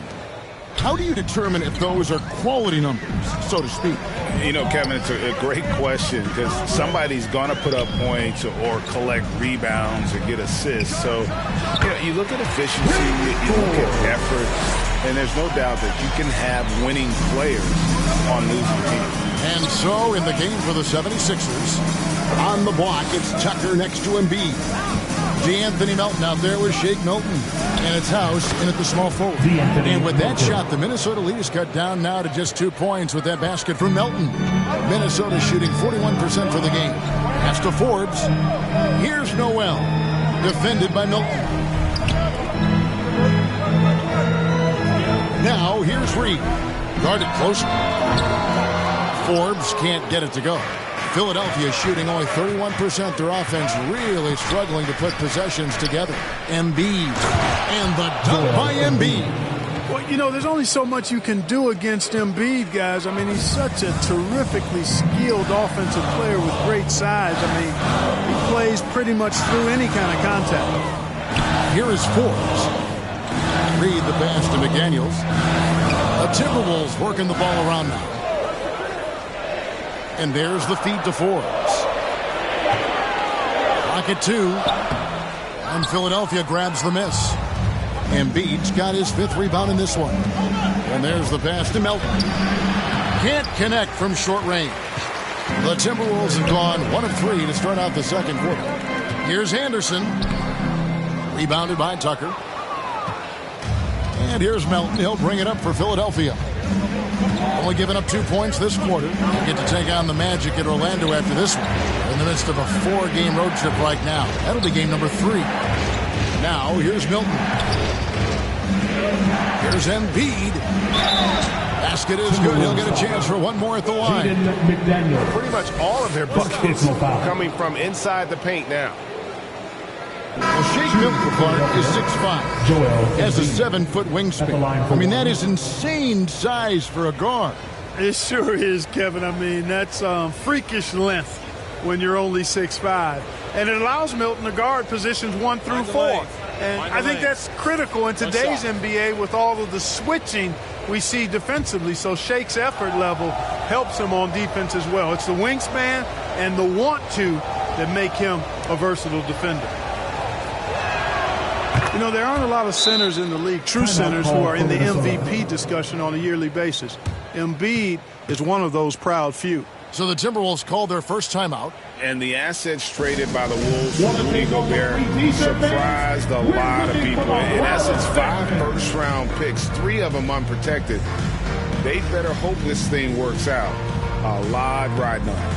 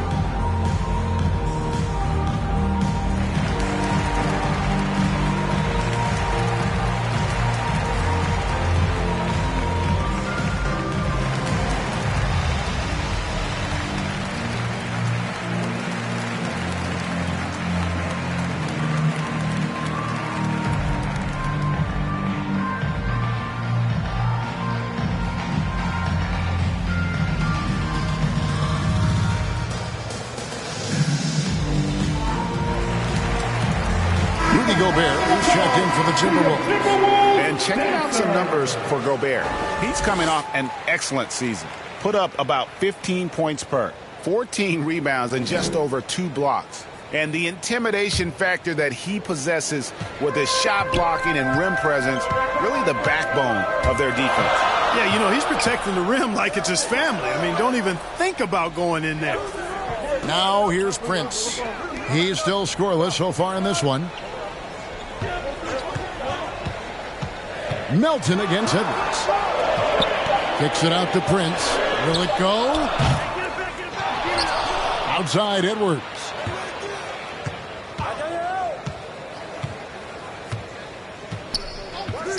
Outside Russell. Lets it go with a 3. Rebound by the 76ers. And here is Milton. He feeds it to Embiid. Looks good, is good. Bucket number 4 from the field. He's taken only 6 shots. Yeah, they're going to have a nice little run here. Some tough offensive sets. They want to turn it around. Yeah, right now you just need a bucket to get some momentum. Prince finds Russell. Over Milton. That one wide left. He is single-handedly dropping the temperature in here with that cold streak. And he's got to find other ways to contribute then, because his shot making is not happening right now. Here's Embiid. Great pass to set up the lay-in. Assisted. Now it's a 7-point 76ers lead. And this has been a great job of just getting into the middle of that defense and really scoring effectively from the paint. Minnesota calls timeout. And some added toughness on the roster. Something Philly knew they needed after last year's playoffs. The hope is adding scrappy veterans like P.J. Tucker and DeAnthony Melton will help them further this go-round.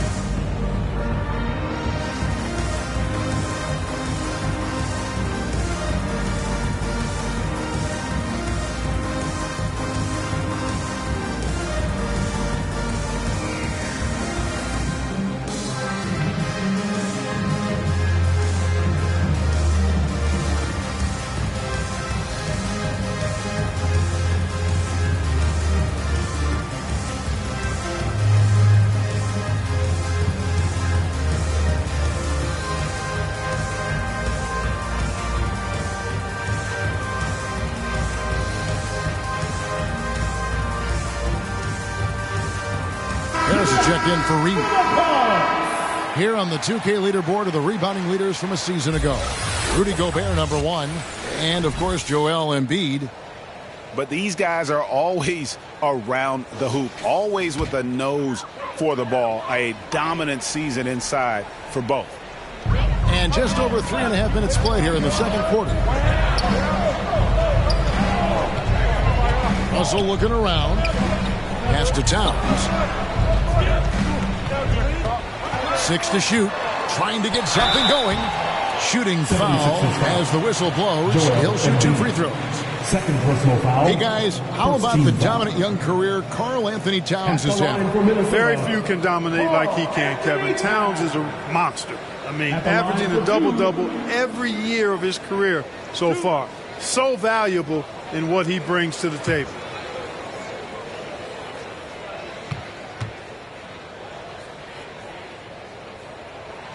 The free throw drops for Towns. And the number 1 overall pick in 2015, Karl Anthony Towns has been the franchise player in Minnesota, but out to prove he can be the cornerstone on a contender.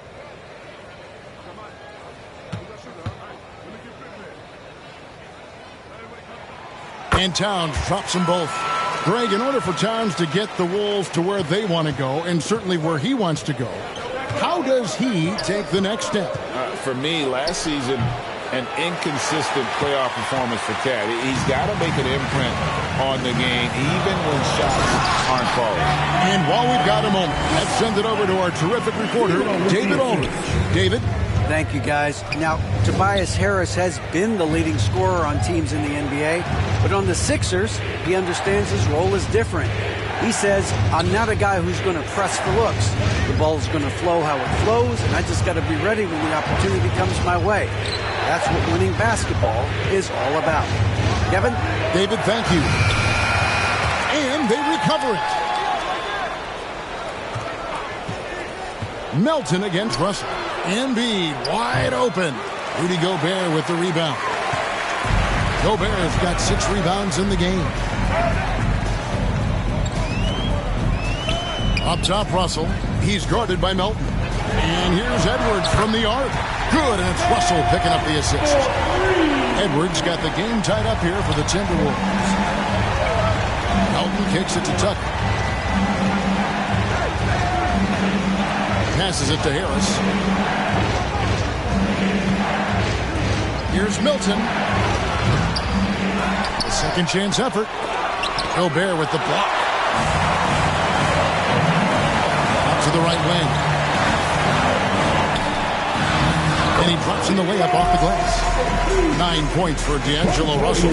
Well, that's good work by Prince there, spotting the open man and then putting the ball on target on time, right in the shooting pocket.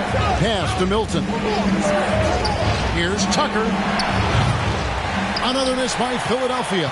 Boy, I'm absolutely shocked he didn't get that one to go. Usually he's money from deep. Prince, the pass to Gobert. Outside, Russell.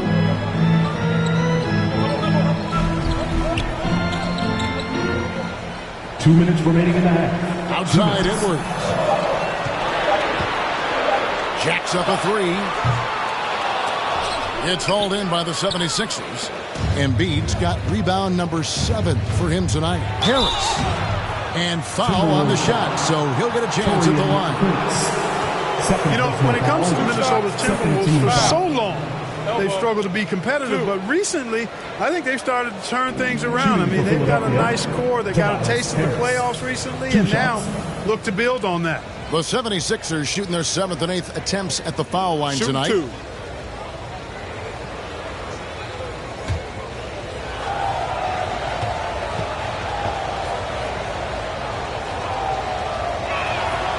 That's good from Harris. And for the Timberwolves, Clark, getting the #1 pick in the 2020 draft certainly helped their turnaround. Yeah, that's rocket fuel when you're trying to move up, and they got a good one, a special one in Anthony Edwards. That guy is going to help them take major strides forward. This is an organization clearly on the rise. And Harris drops them both.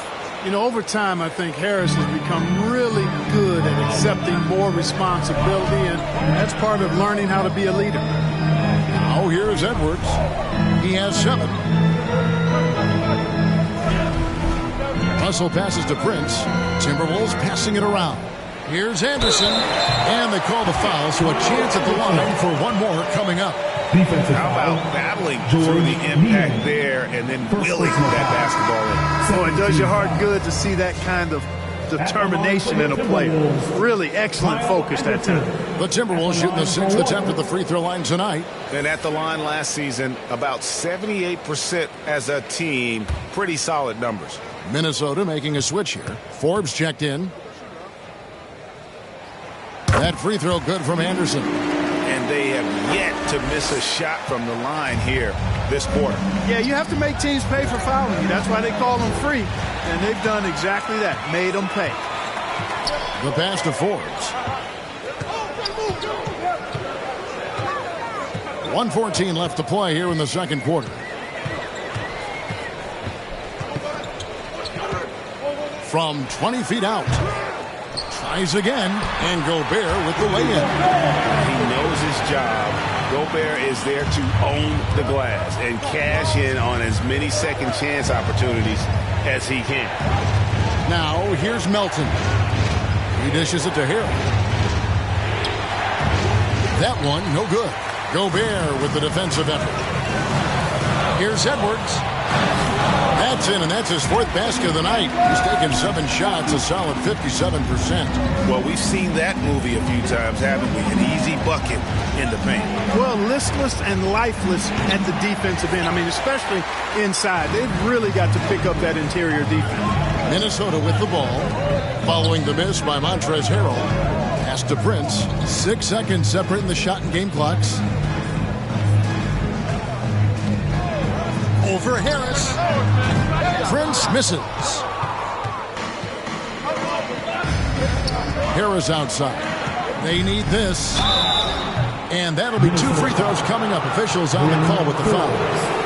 And, you know, you can't get overly physical with Harris because once you do, he turns it against you and uses it for his good. He's shooting free throws, number 4 in 5 here. A year ago, he had an 84% success rate on his foul shots, so he was a guy they were always happy to see at the line. You know, he really did excel at the stripe. I mean, they couldn't have asked for too much more from him when it came to knocking down free throws.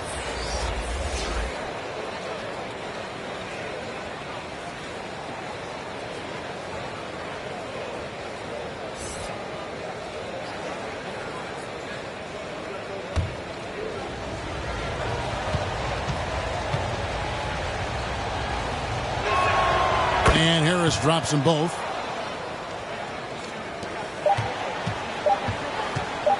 One second left. And the last second attempt does not go in for him. And a close game so far through the first 2 quarters as we reach halftime. Minnesota on top, up 5. And a chance now to send it over to David Aldridge, standing by courtside. David. Thanks very much, guys. Torian, what's been the key so far? Ball movement, doing what we got to do defensively, competing, showing effort, and translating it to offense. That mix has worked really well so far, man. Thanks. Back to you guys. All right, David, thank you. And stay with us, folks. We'll be back just after halftime to get the third quarter started. It's the 2K Sports Halftime Show. Ernie Johnson here with Shaq and Kenny, and a favorite time of the year as we're halfway through one of the first games of this fresh NBA season. It was a closely contested first quarter for Minnesota. They led by 2 after the first. Looking at Minnesota, Kenny, give us your take.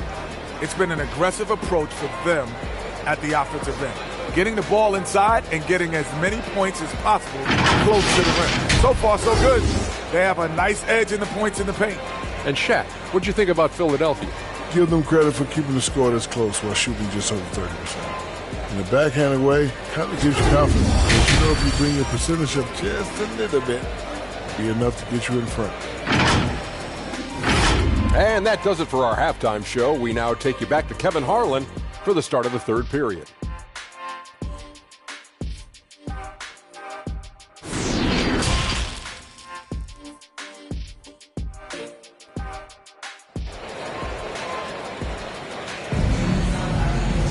And in that first half, we saw a pretty tight battle. We'll soon find out what sort of adjustments were discussed during the half.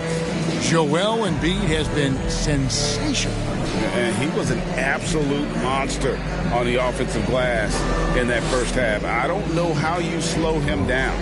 And you know what, guys? I think it starts with having a body on him every time a shot goes up. I mean, they've got to do a better job boxing out. Second half of basketball upon us. We may be in for an exciting finish based on how close of a game it's been so far. 2 big men inside, Towns and Gobert. Backcourt guards are Russell and Edwards. And it's Prince in at the 3. So that's the lineup for Minnesota. Edwards, that's good. Well, the defense trying to throw Edwards off with some contact, but he smartly stays focused on his shot. And since being the first pick of the 2020 draft, Anthony Edwards has not disappointed. I'll tell you something, partner. The Timberwolves got that one right. Did they ever? I mean, we knew about his nuclear athleticism, but the leadership, the work ethic, the ability to impact winning also have been evident. This is a multi-time All-Star going forward. And the call on the shot that sends him to the line. And you look at Anthony Edwards, and G.A., he is becoming the leader of this Timberwolves team, isn't he? I think he is. I mean, partly it's his production, put his numbers up across the board, but it's also his personality. He plays with tremendous swagger. Take a break. 2 shots.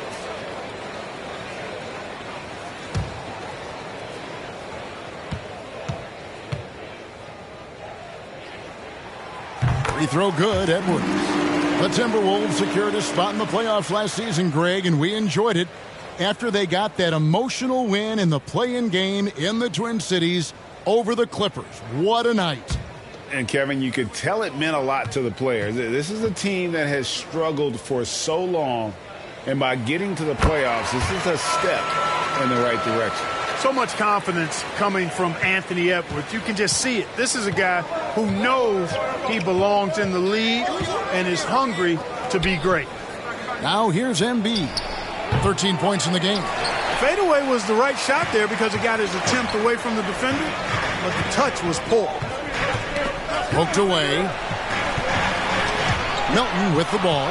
He's picked up by Russell. To the middle. Here's Harris.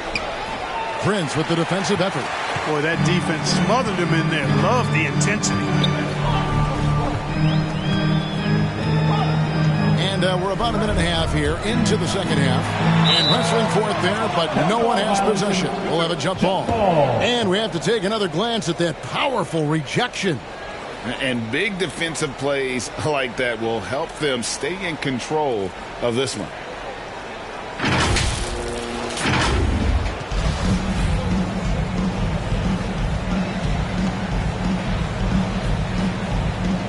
And Minnesota has possession. Towns kicks to Russell. Down to 5 on the shot clock. Prince, that's for 2. Here's Gobert. And finished off by Gobert. And no issues at the rim for Gobert. One of the league leaders in flushes.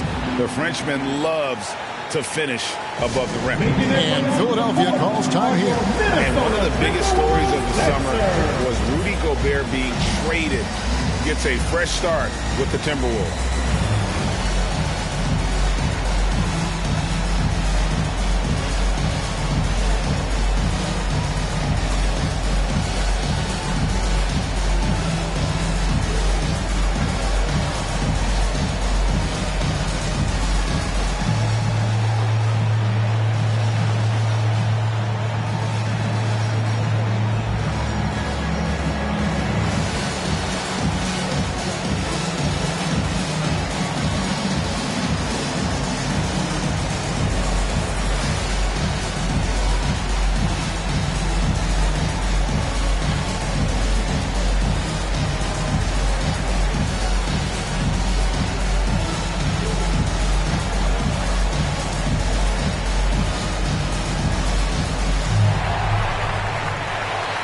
Ready to move?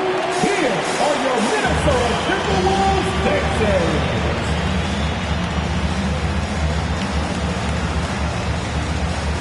One more time for your Timberwolves Dancers. The 76ers trail by 9. Melton finds Tucker. And here now is Thibault. 2 minutes gone in this third quarter now.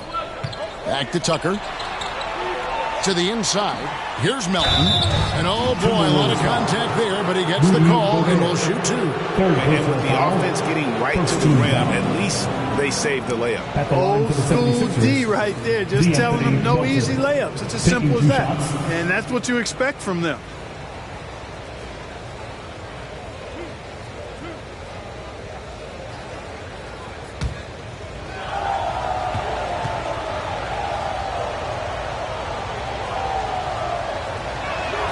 And the first one drops. Well, certainly, Clark, the 76ers, the past few seasons, have given their fans plenty to feel good about. Yeah, and you know, those Philly fans are really hard to please. They have great expectations and knowledge to go along with it. But you're right. I mean, it's been much easier to look on the bright side in Philly recently. The talent and results have been trending up in recent years. Timberwolves leading by 8. Russell dishes to Gobert. Outside Edwards.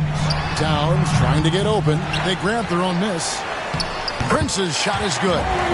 Prince has got the lead up to 10 now for the Timberwolves. Just a solid performance on the interior. The rebounding has been off the charts. Yeah, you look across the board, it's actually sizing up, shaping up to be a great game. I mean, strong performances throughout, and they've really been strong on the glass. Here's Melton after Taurean Prince's bucket.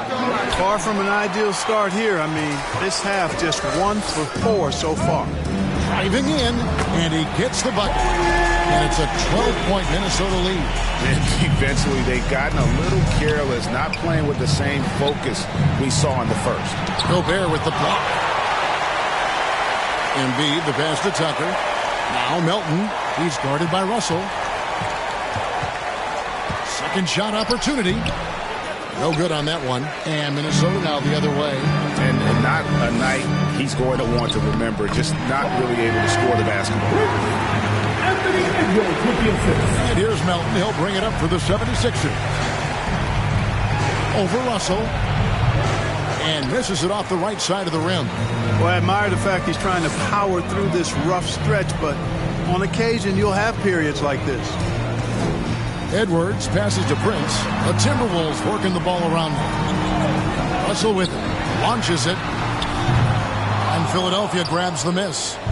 Embiid's got rebound number 9 now. What an effort here tonight. Thibault with the ball. Gobert on him. 2 free throws coming up, and they call the shooting foul. An NBA All-Defense for 2 years running. Matisse Thybulle has been a game-changing defender from the minute he set foot in the NBA. This is his first free throw of the game.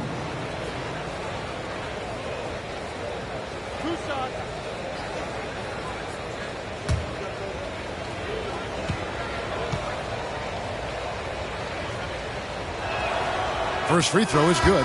And Greg, we know at Washington, Thibault was the College Defensive Player of the Year, averaging 3.5 steals and over 2 blocks a game. And per minute, not far off that pace in the pros. His opponent field goal percentage last season good for 2nd best in the league. Here's what Minnesota's going with right now. McDaniels, he's checked in for Prince, and it's Noel in for Edwards. And player nicknames are a fun part of covering the games. Now a lot of guys, GA, are just going with their initials, like KD or AD or KG. Do we need more creativity? I don't know, Kevin. Maybe the league could give guys a cash bonus for picking a nickname. Initials excluded. That might spark some creativity. And guys, let's get your take on the scoring breakdown for the Timberwolves. They've been running away from the defense all game. I mean, loads of points here off the fast break. And the opposition just hasn't been able to adjust to that aggressive play style. They've been pounding any miss on the glass and cashing in on the offensive boards. I've been impressed with that aspect of their game. And he makes the first. An improved free throw shooter compared to his earlier seasons. Nice to see Gobert attack his weakness.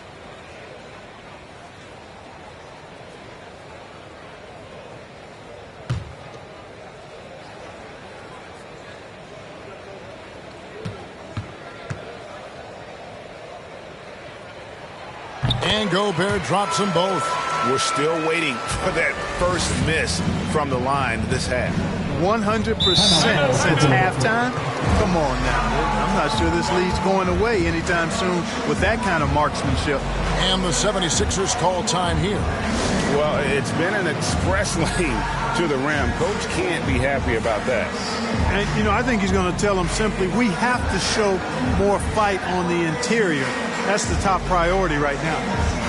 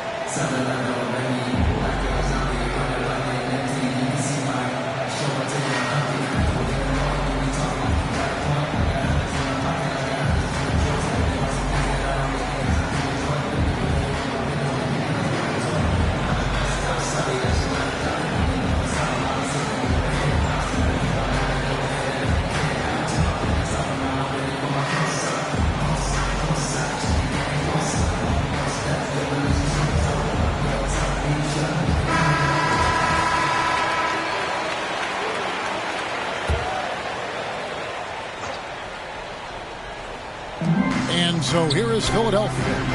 It's a 14-point game. Melton kicks it to Tucker. Shoots over Towns. The 76ers again can't hit it. +8 in the rebound differential. One more reason why they're in control. Yeah, double-digit advantage on the scoreboard. They've taken the initiative. They've played, I think, with more purpose so far. And now we've got some time to check in from the sideline. You got for us, DA. Thanks, guys. Now we see more and more top prospects bypass college or even leave high school early to make 6 figures playing for G League Ignite. For many years, going pro at such a young age was something we only saw abroad, but that reality is now here. Kevin? I like it too, David. The landscape is shifting, and I think for the better. Thank you for the report. They get the rebound. Thibault. Tried to bank it in, but he misses.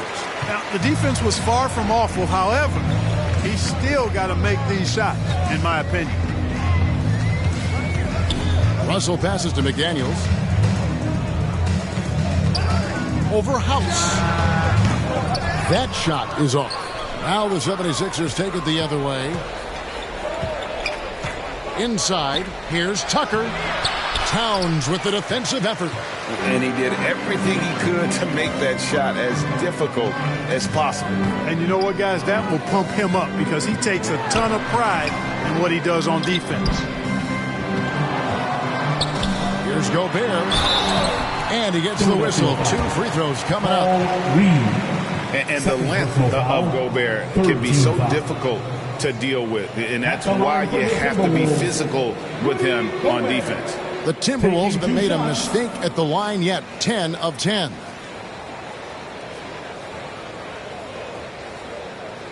Take a break. Take a break. 2 shots.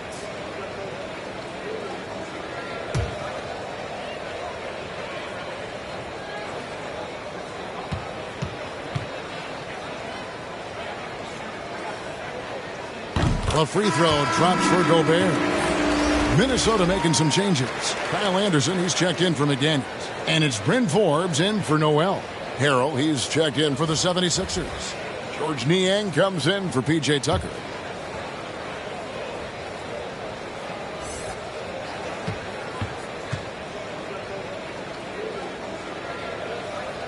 And Gobert drops them both. The 76ers trail by 19. Guys are looking for a spark here. Yeah, a cold stretch offensively, for sure. Thibault kicks to Melton. Thibault with the ball. Lock at 6. To the wing on the left. Here's Niang. Another miss by Philadelphia. They have been board dominant in this game. That's definitely been a factor in cracking this huge lead. And it's been a well-rounded performance. I mean, strong rebounding has certainly been at the center of it, but it's been good on a number of levels. And really, these are some of the toughest calls an official has to make. Yeah, but in this case, I think he got it right. The defender was still moving there and never really had good legal guarding position. He wasn't set. Reed, he's checked in for Gobert. Here is Forbes. Towns in the corner. It's Russell with the drive. It doesn't go for him. And the 76ers go the other way with it. Here is House. He's gotten some minutes, but nothing on the board yet. Passes it to Harrell. To end the drought. Second chance shot. Whistle blows. Basket is good. So a chance here for a three-point play. You know, on a per-minute basis, Harrell continues to be one of the best rebounders in the league. And he'll be shooting his first free throw of the game here. And, you know, something I remember from their last game was how good he was at the line. Yeah, I agree with you. I mean, he attacked, got to the line a bunch, and cashed in on his chances.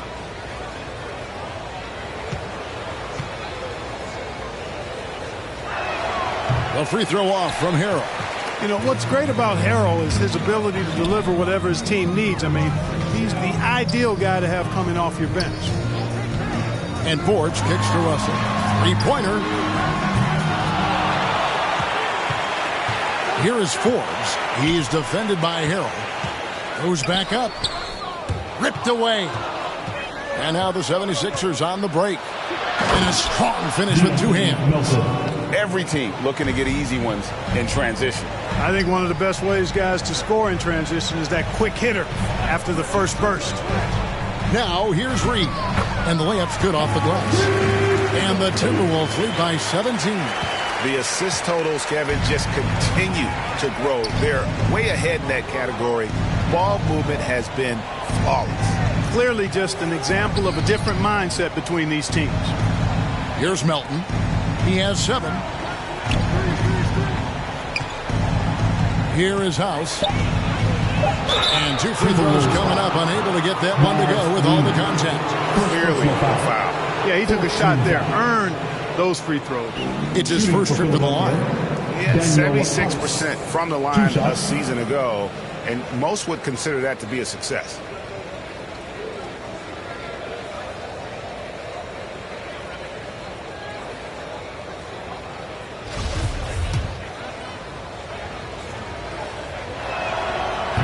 And that one misses. The 76ers making a switch here. And he's good on the second. And so it's Minnesota with it. It's off to Charlotte for them after this game as they take on the Hornets. That will be a getaway game for them, a one-game road trip. Well, through 3 quarters of play, down double digits, it may be difficult to overcome. Timberwolves lead by 16. And after a quick break, we're going to come right back with the start of the fourth quarter.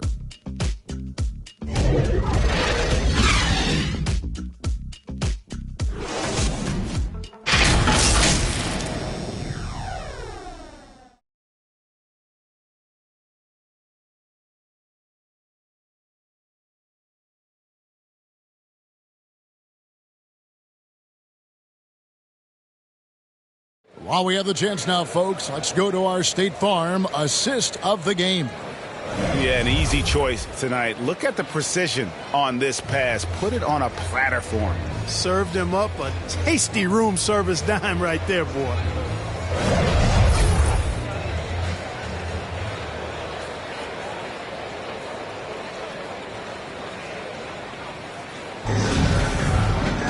And there have been 2 very different performances from these teams today as we get going in quarter number 4. On the court for Philadelphia to start the fourth. On the block, it's Tucker next to Embiid. DeAnthony Melton out there with Matisse Thybulle. And it's Harris in at the 3 spot. Now, here's Thybulle. 6 on the shot clock. Back to Melton. Played in with a nice touch off the glass. And you like to see since the half now, he's finally starting to come around. Timberwolves leading by 14. Prince outside. Now here's Edwards. Defended by Thybulle. From deep, Prince. And Philadelphia grabs the miss. Melton feeling it out a bit. Thybulle on the wing. He kicks it to Tucker. Here's Harris.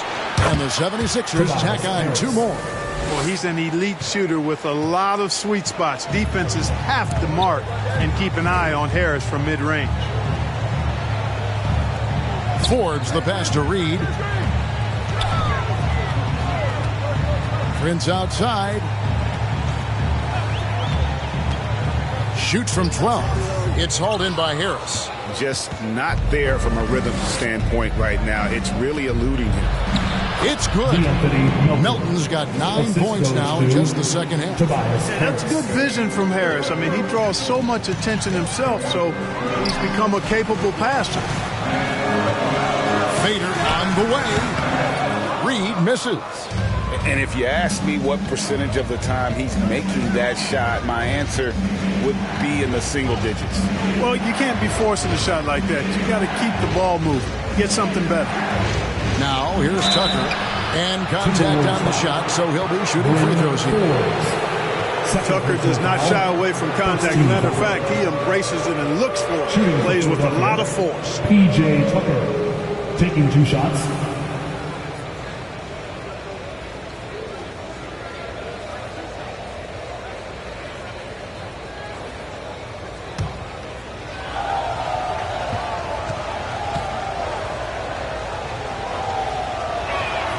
That's good from Tucker.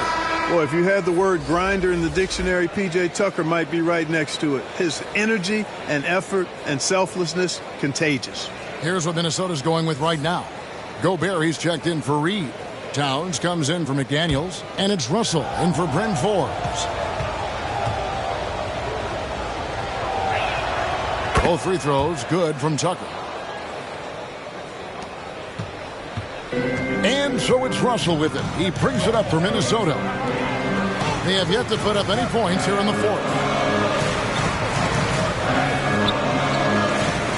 Outside, Towns. From deep, Prince. They grabbed their own miss. Gobert. And finished off by Gobert. Nothing soft about the putback there. And why chance it, right? Take the dunk if you've got it. Well, you know, if nobody's going to put a body on him, then that's going to be the result. Embiid, no good. It's a +5 advantage for them in rebounding after that one. Russell against Melton. Right side, Edwards. Knocked loose and stolen by Thibault. Melton passes to Embiid, and the dunk by Embiid. Well, they left it until the fourth quarter, but finally the run they needed to get back into this one. I didn't think it was going to happen for them, quite honestly, but they finally turned it on, turned it up a little bit. Now they've got to come up with some stops. Here's Prince. 76ers getting the bucket. 2 points. That one goes. 8 points for Prince. A good job that time by Prince putting his muscle on display. Excellent work fending off the contact and capitalizing. Timeout called the 76ers. And they just can't seem to get going offensively. And I think this timeout, guys, is where you draw up some plays that are guaranteed to create some high percentage shots. Right now, let's send it over to the sidelines and get a report from David Aldridge. Well, during the break, I listened in on Doc Rivers talking to the team, and he was emphatic. He said, we are not going to win this game playing this way, fellas. You've got to step it up. You've got to get aggressive, and you've got to battle to get back in this thing. Let's see if that pep talk got him going, guys. Thank you, David. That shot wide open. Tucker's got 5 points now in the quarter. Well, they're getting stops, and they're attacking on the offensive end. You know, it's taken a big run, but they were able to get back into this one. Very impressive. No quitting these guys. Now here's Prince. You know, Taurean Prince is not the guy you want to send to the foul line. First personal foul. First team foul. At the line for Minnesota, Taurean Prince. 2 shots.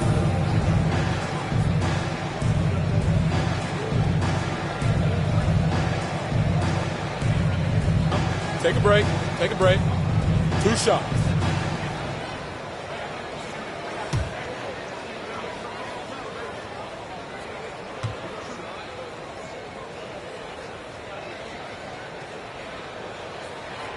No good on that one.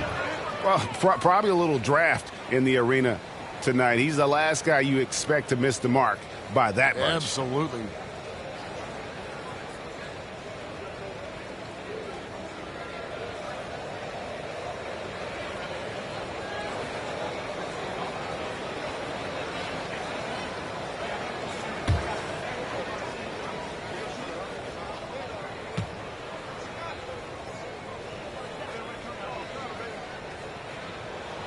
And the second free throw, good. Well, I like the fact that Prince does a good job picking his spots. He's not a guy that forces things. Kind of lets the game come to him naturally. Now, here's Tucker. Pass to Harris. Tries from 7. Rebound, Minnesota. Earlier in the game, they had a 19-point lead. Outside, Edwards.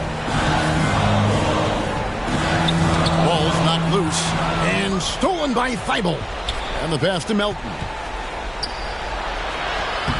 It's not going to go for him. Nice D from Russell. And they continue to control the glass. Guys, I think they've simply been a more physical team. And that's why they're ahead. First personal foul. Second team foul. Elbow. 2. At the line for Minnesota, Anthony Edwards. At the line for 2. Take a break. Take a break. 2 shots.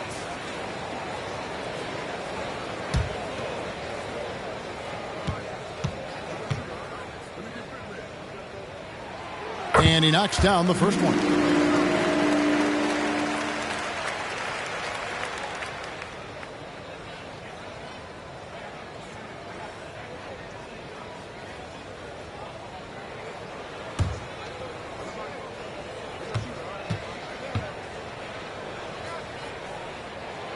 And Edwards drops them both. Now, here's Melton.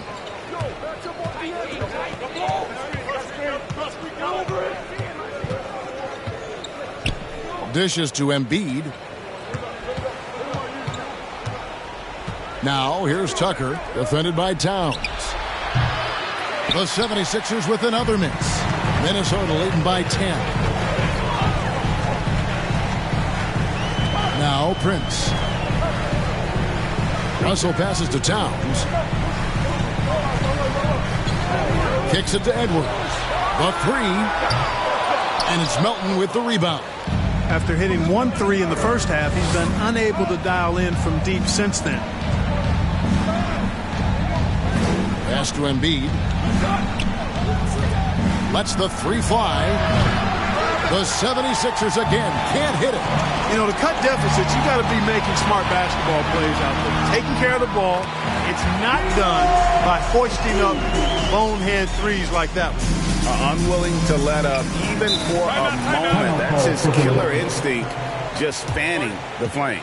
Yeah, I love the fact he doesn't play the score. He just keeps coming, attack mode. He doesn't know how to step off the gas pedal. And the 76ers call time here. You have to like what we're seeing from Anthony Edwards. And he's in a complete groove right now. I don't think they can stop him altogether, but they at least need to make him work a little harder than he has been. And now, let's present our New Balance Player of the Game, Rudy Gobert. And in terms of his shooting, this has been one of the more accurate performances you'll ever see. I mean, he's been in constant motion, creating a lot of good looks for himself.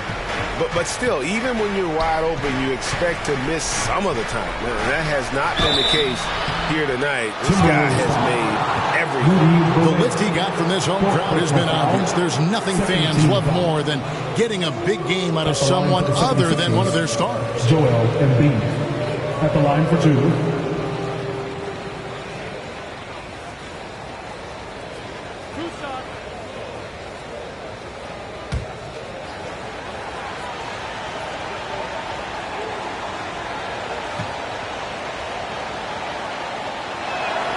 The free throw drops for Embiid.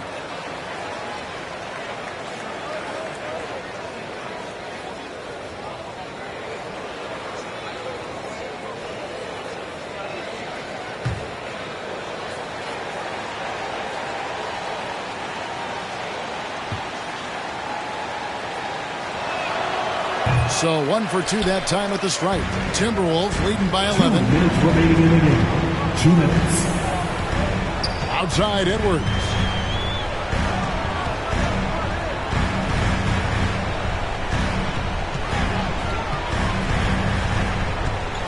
Six to shoot. This is it to Prince. Shoots over Embiid. And the rejection by Embiid. And there's the shot clock violation. Couldn't get the shot off in time.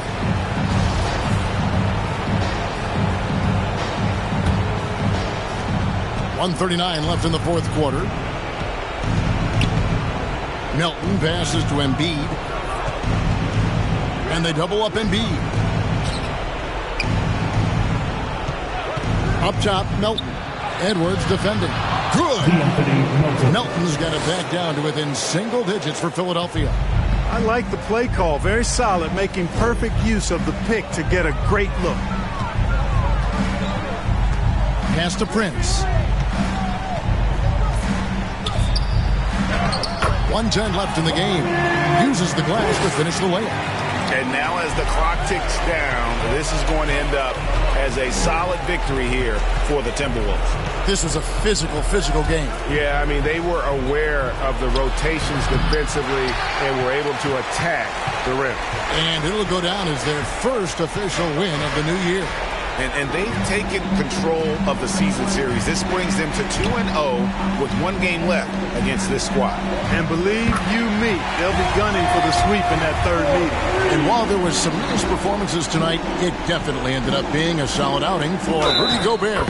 You have to love the way that he was closing out on defensive trips. He would always body up, and it's why he ended with so many boards. A new lineup here for the Timberwolves. And the 76ers will go for a different look here. Now the Timberwolves with it. McLaughlin, the pass to Reed.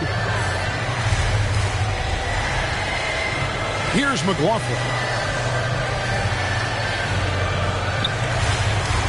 There's 21 seconds left to play here in the fourth. Shot clock reset for the Timberwolves. And you can sense that these fans, these players, they are ready to celebrate. And I think they can start that celebration right now. I mean, what a terrific team victory. Here's Springer. The shot that time not on target. And so it's the Timberwolves taking care of business here.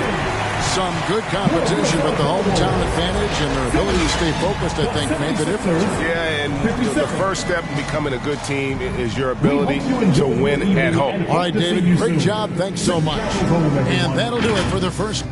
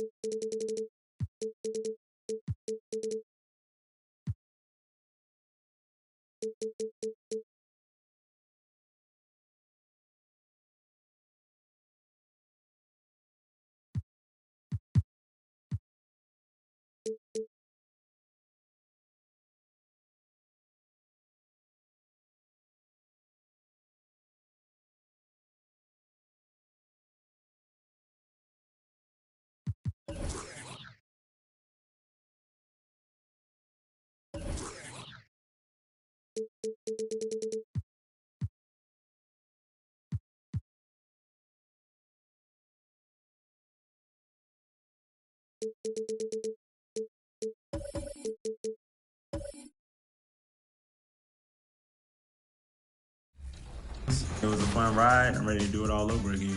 I'm absolutely going to take it this year.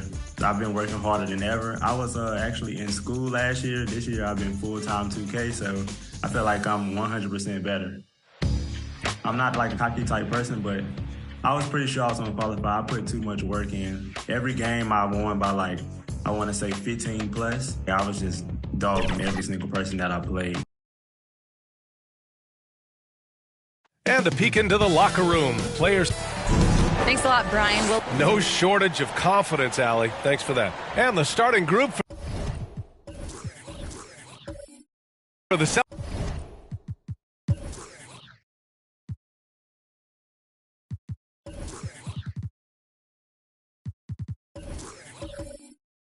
Celtics.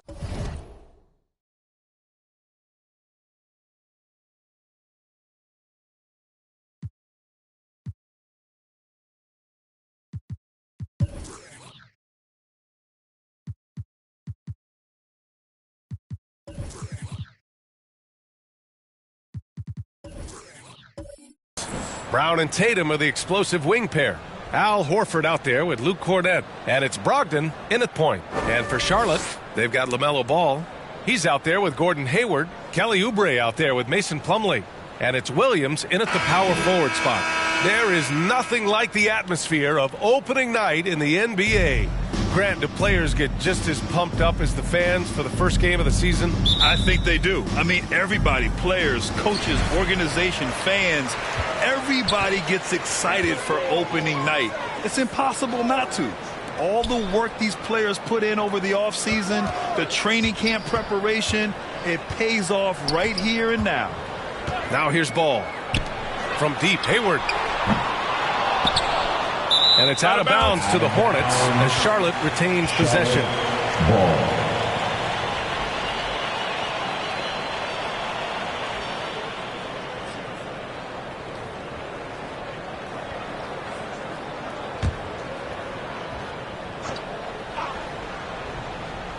Here's Ball. Oubre with it. 6 on the shot clock. Pass to Plumlee. That's tipped. Brown with it. Oubre picks him up. Outside, Brown. And they call an illegal screen here. One of the trickier plays to judge, but it would be hard to argue against the call. It is really difficult to get your feet completely set, to stay completely still. It's almost surprising to me that it isn't called more often. Ball against Brogdon. Ball passes to Oubre.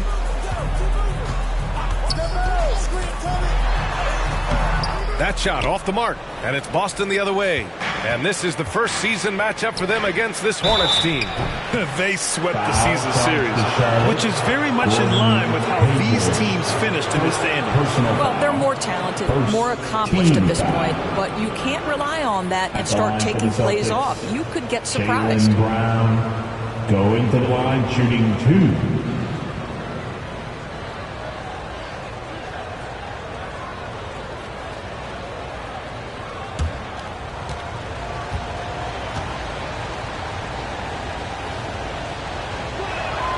First free throw is good.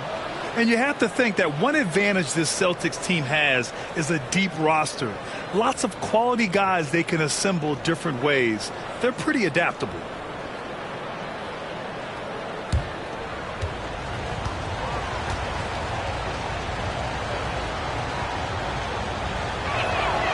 And both free throws good for Brown. You know, a versatile bench really is a gift for the Celtics in tough situations. And even a great starting five isn't perfect against every opponent. It's important to have flexibility, and that's something that Boston definitely has. Now here's Oubre.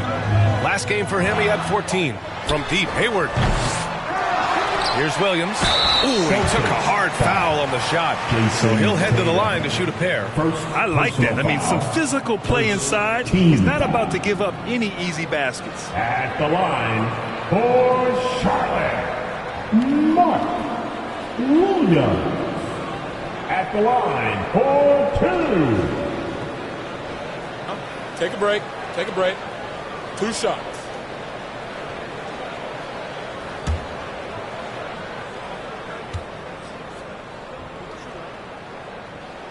First one falls for him. It's clear Charlotte has the pieces in place to make noise in the league for years to come. Yeah, no question, B.A. They got one of the best young rosters in the NBA. And they're balanced. They play tremendous team basketball. Fun to watch.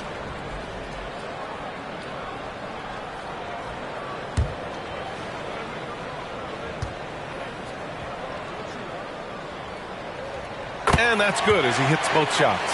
Well, Grant, you look at the Celtics and their defense. Not a surprise. It's at the heart of this team. No question. I mean, you have 3+ defenders on the perimeter. Their big men can switch on the guards and protect the rim, too. Top to bottom, they can match up well with any team. And he gets the bucket. If you want to talk about an NBA player who has poise and vision, that's Malcolm Brogdon doing work with the pass. That is nicely done. Now here's Ball. Outside Oubre. 6 to shoot. Oh, they get a hand on it. Tatum with a steal. And they're on the break. And there's Brown. That one's good. On the assist from Tatum. Boy, what a score right there. Jaylen Brown able to absorb the hit, still make the shot. This guy is a big-time talent. Now here's Ball.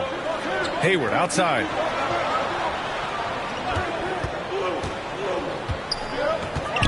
The ball's knocked loose. Horford with a steal. Tatum from long range drills it from deep. Tatum's got 5 points. All right, guys, what do you think about the hustle stats for the Celtics? I must say their defensive intensity has been impressive so far, really making it hard for the offense to hold on to the ball.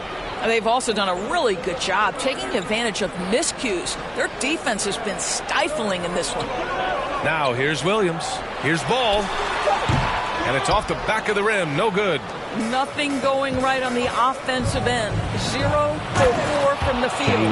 They're beginning to take control now, and this could be a crucial point in the game. Well, working hard, building out a small lead, but you can't afford any kind of letdown here.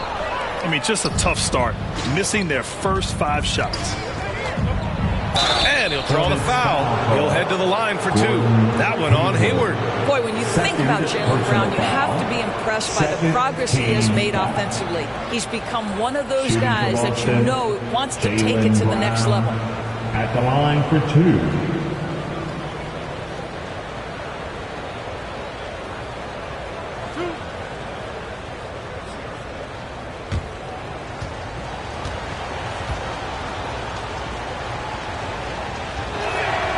Free throw good.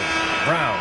And how about Jaylen Brown, Doris, becoming an offensive monster? This guy has become a consistent three-point shooting threat. He can knock down shots from the field. He can go off the bounce. He'll contribute on the backboards. And we know they challenged him to become a better playmaker, and he has. He has become the full package. And both free throws good for Brown. And for Jaylen Brown at the free throw line, he has worked so hard on his mechanics, and that's paid dividends in terms of his confidence, guys. Now a timeout called by Charlotte. That's a good timeout. They just can't hit anything. Sometimes it just feels like misses become contagious. He wants to settle his guys down right now.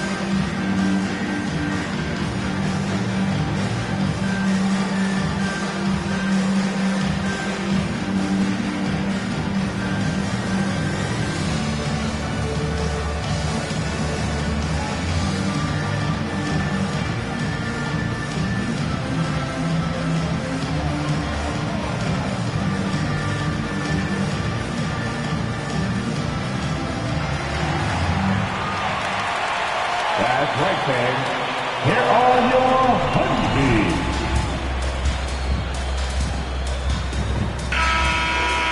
All right, now that we have a second, let's take a look at which teams cashed in on the fast break last year. Second, the Hornets. You know, it really made for some exciting games the way this team ran the floor, always maintaining impressive energy in transition. And we're approaching about 3.5 minutes played in this first quarter. Plumlee passes to Ball to stop the run. Misses again, now 0 for 3. I'll tell you, most of the time this guy's going to finish that, but that was tremendous defense that prohibits him from completing the play.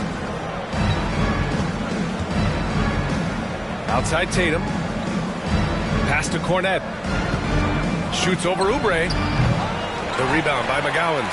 You got to move past that one. I mean, they'd want him to take that again. And they should, because it's when you start turning down that kind of look that your offense can start to bog down a bit.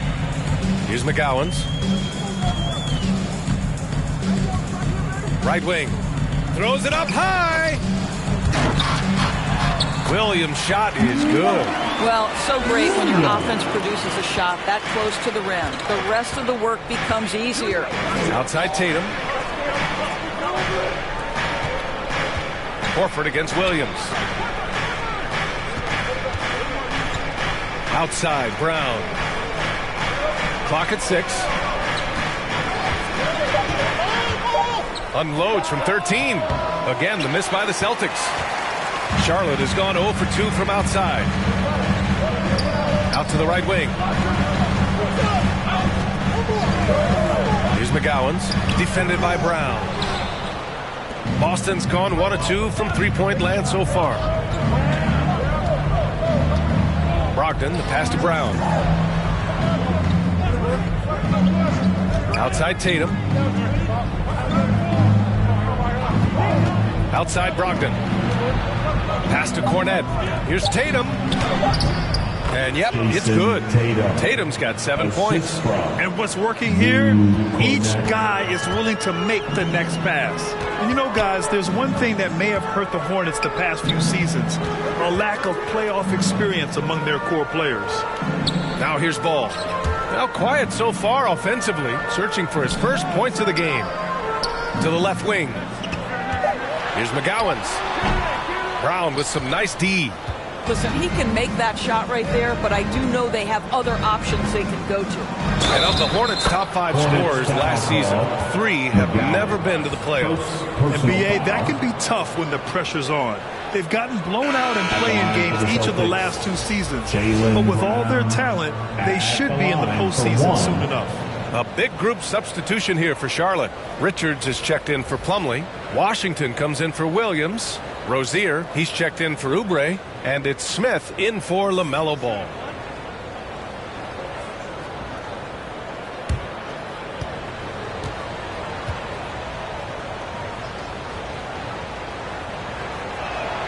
Free throw, no good for Brown. And not many teams have as solid a piece to build around as the Hornets do with LaMelo Ball. LaMelo clearly is a guy who has incredible confidence, incredible vision and passing ability. When you look at his ability to make the game easy for the players around him, and sometimes in transition to make those elite athletes look incredibly special, he is a guy that you would enjoy playing with. Again, the miss by the Celtics. They've been having major problems offensively. Definitely in a bit of a dry spell. Rozier outside. Jacks up a 3. And that's good. His first bucket of the game. How about the lightning quick release from Terry Rozier? Wow. The Celtics have got 6 of 10 attempts to fall. Outside, Brown. Now here's Smart. Last game for him, he picked up 13. And the basket is good. And guys, the way this defense is getting manhandled down low, you have to wonder if they're at 100% right now. Pass to McGowens. And here's Smith. Celtics foul. The Celtics making a switch here. White's checked in. Second team foul. Celtic substitution, Derek White.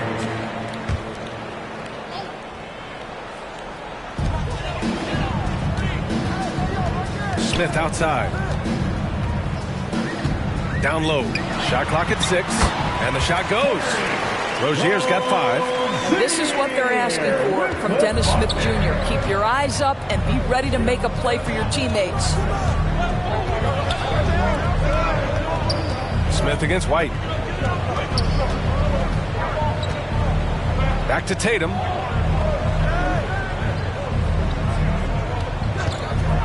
From the elbow. And it's Boston scoring again. And early on, they've been on a tear, just getting whatever they want offensively.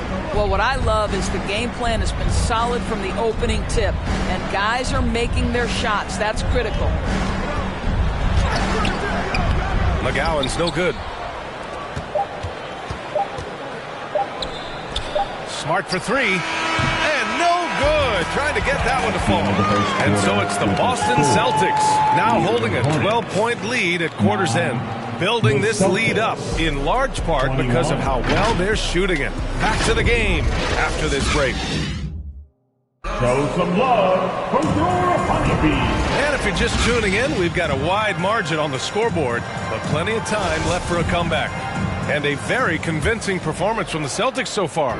It's simple. The main takeaway from the first quarter is they're winning this game with defense. I think across the board, a number of guys who've done a great job guarding multiple positions. On the court for the Celtics, second quarter underway. We've got Al Horford, Derek White out there with Malcolm Brogdon. Then there's Jason Tatum, and it's Jackson in at the 4 spot. Well, the frame of Al Horford goes a long way in helping him be one of the most consistent, solid defensive presences there is on the floor, forcing them to compromise there.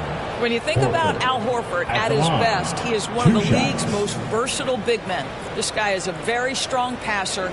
He can defend across positions, including switching out on the perimeter, and he can knock down open threes.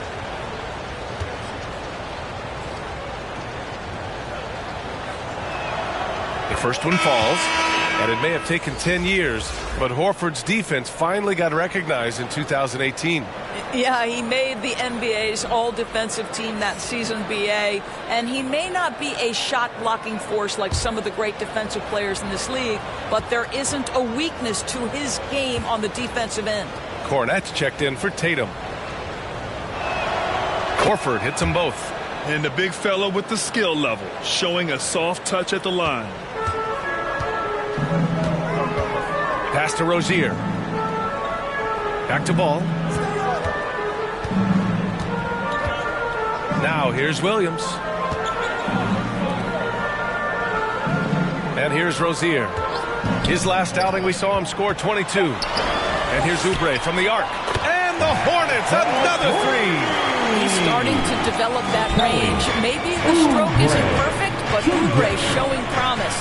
And from the sideline, let's catch up with Allie. Well, guys, the Celtics are handing the keys to the 2 J's, Jason Tatum and Jaylen Brown. There have been growing pains, and even some question if the pair could coexist. But Brown said, quote, "The adversity will help us grow. As long as I'm on the same page with him and he's on the same page with me, we're all good." Brian? Figuring it out, Allie. Thank you. Over the last few years, we've seen the rise of the skilled big. Doris, how's that changed the way basketball is played? I think, BA, certainly it has made for a more wide-open game. The advent of that stretch 4, stretch 5, it creates better spacing because you've got to deal with their shooting. To me, it's a much better product for the fans. Shooting 2.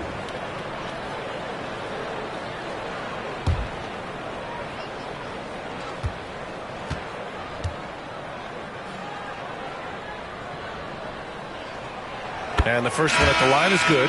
Boy, when I think of Terry Rozier, a few things come to mind. Speed certainly is a problem for defenders, scoring ability as well, but the fearlessness is really what makes him hard to deal with. Jaylen Brown, he's checked in for Boston.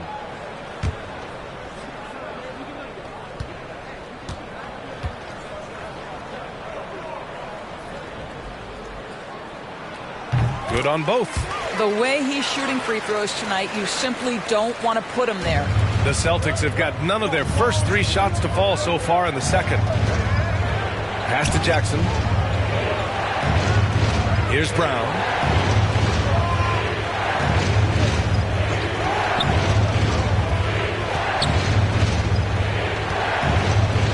Horford right side over Hayward, and there's Horford on the assist from Brown.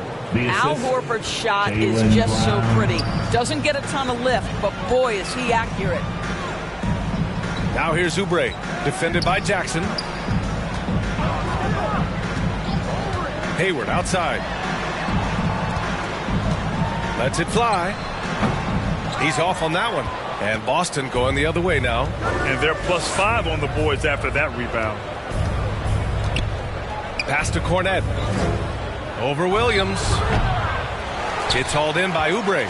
The fadeaway, not a terrible idea, but he needs to make the game easier on himself. He's overcomplicating things.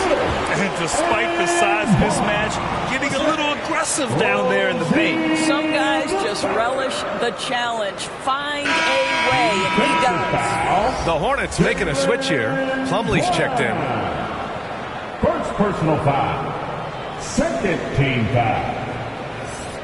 At the line for Charlotte, Terry Rozier III. At the line for 1.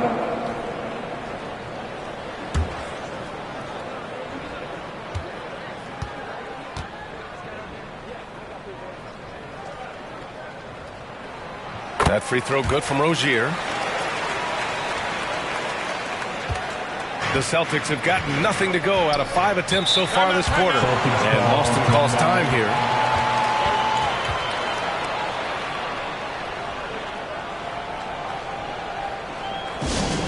It's teacher time. Everyone, get up and get wild. And with this pause, a check on the stats to show you which teams led the league in assists last year.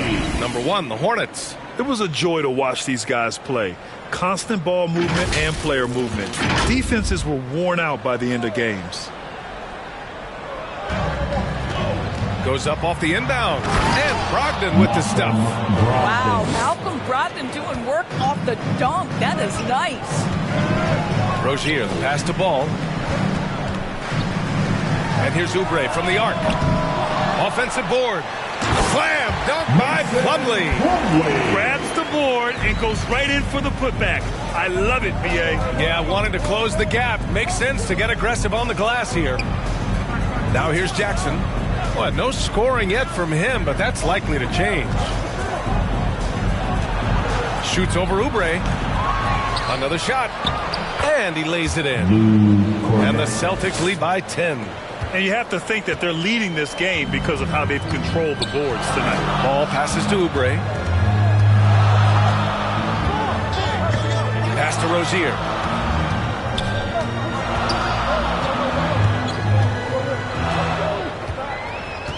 Clock at 6. Takes a 3. And that one goes out of bounds. Last touch by Plumlee. Celtics ball.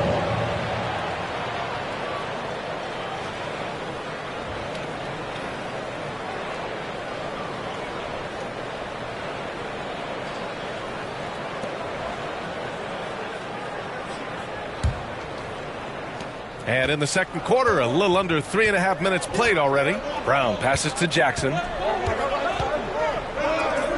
Brogdon with the ball. Kick out to Brown. Jackson on the wing. He's covered by Oubre. 5 on the clock. Here's Cornet. Yes, and a nice assist from Jackson. Sometimes with that much of a height advantage, resistance is futile. Outside Oubre. Pass to Plumlee. Rozier against Brown. Here's Ball. And another basket for Charlotte. Boy, that has to boost your confidence. LaMelo Ball under duress. A great defense. Boy, that's tough. Terry Rozier with the assist. Oubre against Jackson. Outside, Brown. Pass to Brogdon. Three-pointer. Sinks it from distance. Brogdon's got 5 points now this quarter. Jaylen Brown has improved as a setup guy. That pass was on time and on target. Hayward, the pass to Oubre. Back to Hayward. Soft touch off the glass. Hayward's got his first points of the game. When they get their opportunity to punch it inside, they don't hesitate. Even as a forward, Gordon Hayward can run the offense, Grant. Hey, B.A., he is a tremendous passer. Hayward's averaged over 5 assists a game during the season. Having Gordon in the front court really helps with ball movement. Now here's Brogdon. He's got 5. Inside, Oubre. And with that one, the deficit trimmed to single digits. Oubre's got 5 points. Well, how about the length and athletic ability of Kelly Oubre Jr.? Go ahead in there. And Boston calls time here. I think the first thing that strikes you when you watch LaMelo Ball is the flair and the vision he has for passing the basketball. So much so, guys, consider the second youngest star to ever hit 700 career assists. The first, LeBron James.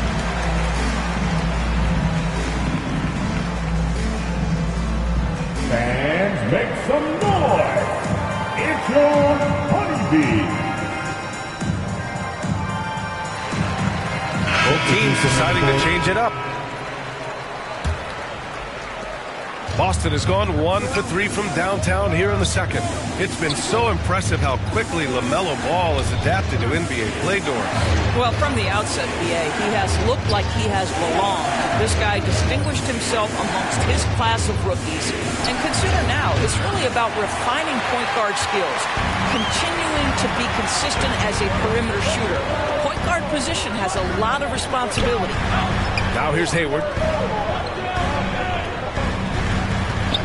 Up top, Smith. Defended by Smart. Hayward against Tatum. So it'll be 2 free throws. He was fouled in the act of shooting. That one on Tatum. How clever is Gordon Hayward drawing the defense into him? This guy's put on muscle, and he allows his strength to get him these fouls. Hornets, Gordon Hayward. 2 shots.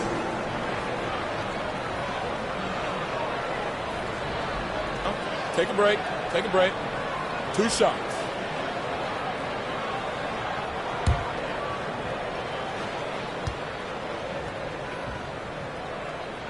That free throw no good. And they seem to have taken a more heads-on approach this quarter, and it's getting them to the free throw line. White, he's checked in for Boston.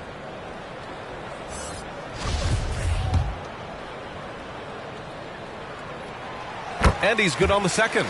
I think it's easy to admire everything Gordon Hayward brings to the table. This guy can score at all 3 levels, and he can also defend. He's crucial to this team. Now here's Tatum. He's got 9. Outside White. Smart for 3. The Hornets pull it in. Minnesota will be traveling to face him after this game. It's game 3 of a trifecta at home. Back to Smith.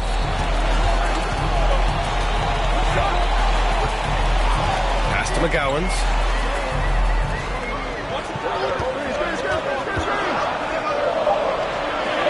Back to Smith. Let's go with a 3. The shot, no good. So the Celtics will take it the other way. They've led by as many as 14. A rare miss for him at point-blank range. That's one he'd like to have back. To the paint. It's tipped. Out of bounds as Charlotte keeps possession. And a chance now to look at the schedule for the Charlotte Hornets. On Friday, they'll be matching up against Karl Anthony Towns and the Minnesota Timberwolves. Then on Monday, they'll be facing Al Horford and the Boston Celtics. 1:10 left to play in the second quarter. Pass to McGowens. And here's Washington. 6 on the shot clock. Here's McGowens from outside the arc. Drains the triple. They didn't do themselves any favors with their shooting in the first quarter, but they're starting to pick it up now. Outside White. Back to Tatum.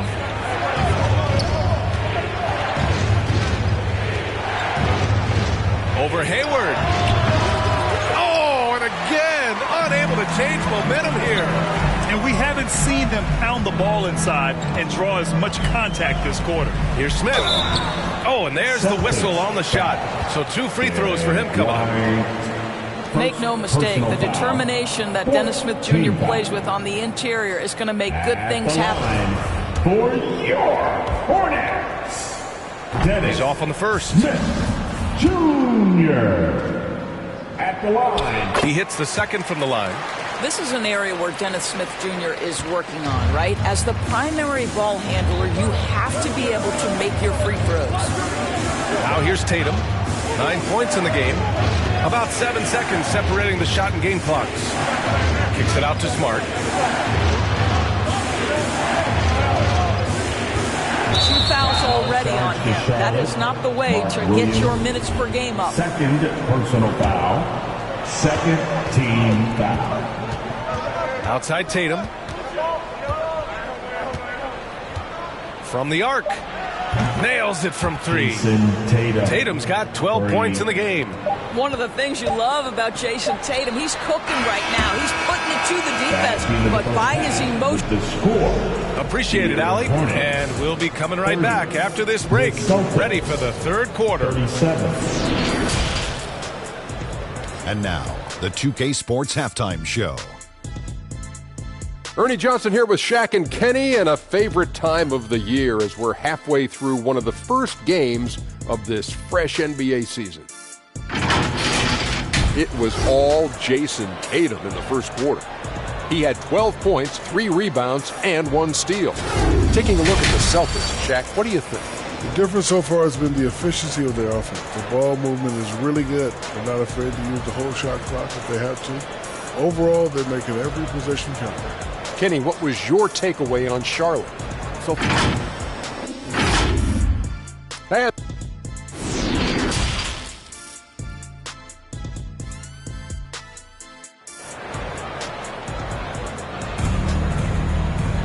And happy you could join us. We've got 2 quarters left to go in regulation. And you know, Jason Tatum, he's been really making it happen, guys. Yeah, they've done an amazing job of creating room to operate for him. And then, of course, executing. One of the things every player is after is efficiency at the offensive end. And boy, this young guy has done just that. They've got Gordon Hayward. He's out there with LaMelo Ball. Mason Plumlee out there with Kelly Oubre. And it's Williams in at the 4-man position. That's the 5 to begin the second half for Steve Clifford. Outside Oubre. Pass to Plumlee. And here is Hayward, defended by Brown. Oubre against Tatum. Just 5 to shoot. 2 open that time. They didn't look easy. Ball's gotten his second bucket of the game. Boy, early in his career, LaMelo Ball has let you know I am dangerous from deep. The 3 ball is good. Tatum finds Horford. Now Brown. 10 points for him. And count the basket. He was fouled, and he's going to the line for 1 more. At the line for the Celtics.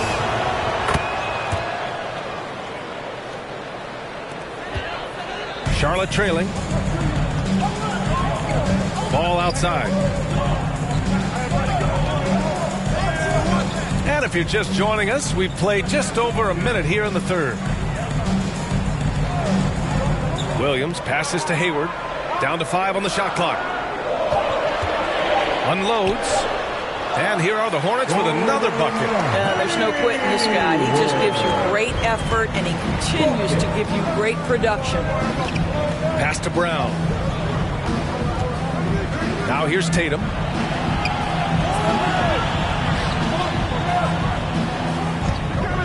Pulls up at the elbow. Plumlee pulls down the board. Well, he's a quality mid-range shooter, but he can't get that one to go. What you love about Mason Plumlee is there's a level of professionalism in terms of his effort and energy. He brings it every single night. And so he draws the foul, headed to the line to shoot a pair. And now let's glance at the league's most aggressive defensive teams from last year. Number 1, the Celtics. And their gritty mentality when it came to defense was really infectious. They were the best last year at holding opposing teams to low-scoring totals. And you know, Doris, in addition to the effort Plumlee puts out there, he's a dependable scorer in tight. B.A., he's going to get the vast majority of his scoring opportunities in the painted area. He can finish with either hand, and what is so underrated about his game, his ability to find people, to pass the basketball in tight spaces. Here's Tatum. Shots blocked. And it's the Hornets on the break. He pulls it. Hayward's shot is off. The Celtics with the lead. Here's Brown. It's hauled in by Oubre. Oubre's got his 4th rebound in this one.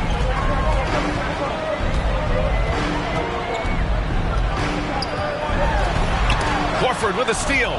Brown with it. Oubre picks him up. Let's check in with our reporter, Allie LaForce.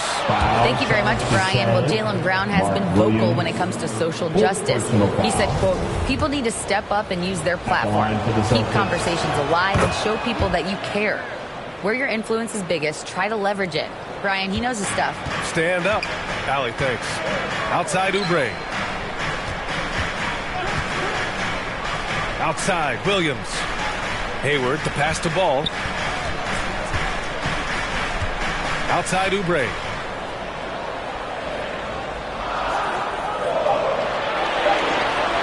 Charlotte needs to get one up in a hurry. From deep, Hayward. And they'll get another chance. Slam! Dunk by Plumlee. Oh my.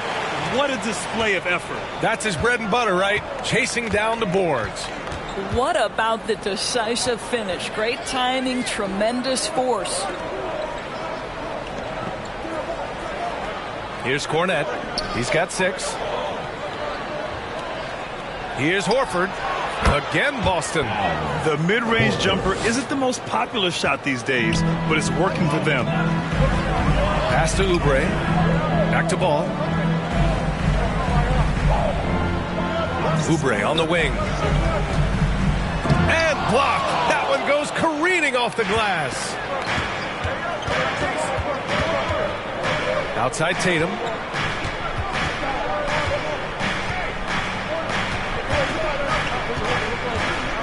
From 10 feet away.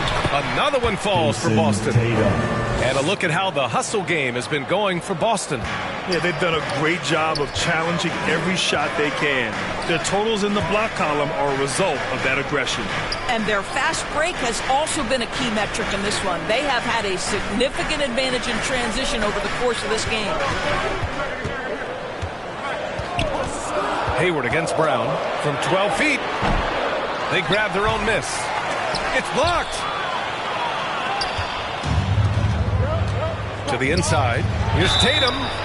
And the foul is called. He missed it, so he's got a couple of free throws coming his way. And guys, talk about silencing the critics. Tatum made first-team All-NBA last year and led the Celtics to their first finals appearance in over a decade. Charlotte making some changes. Richards is checked in for Plumlee. Washington comes in for Williams. And it's Smith in for Hayward. Now a timeout called by Charlotte.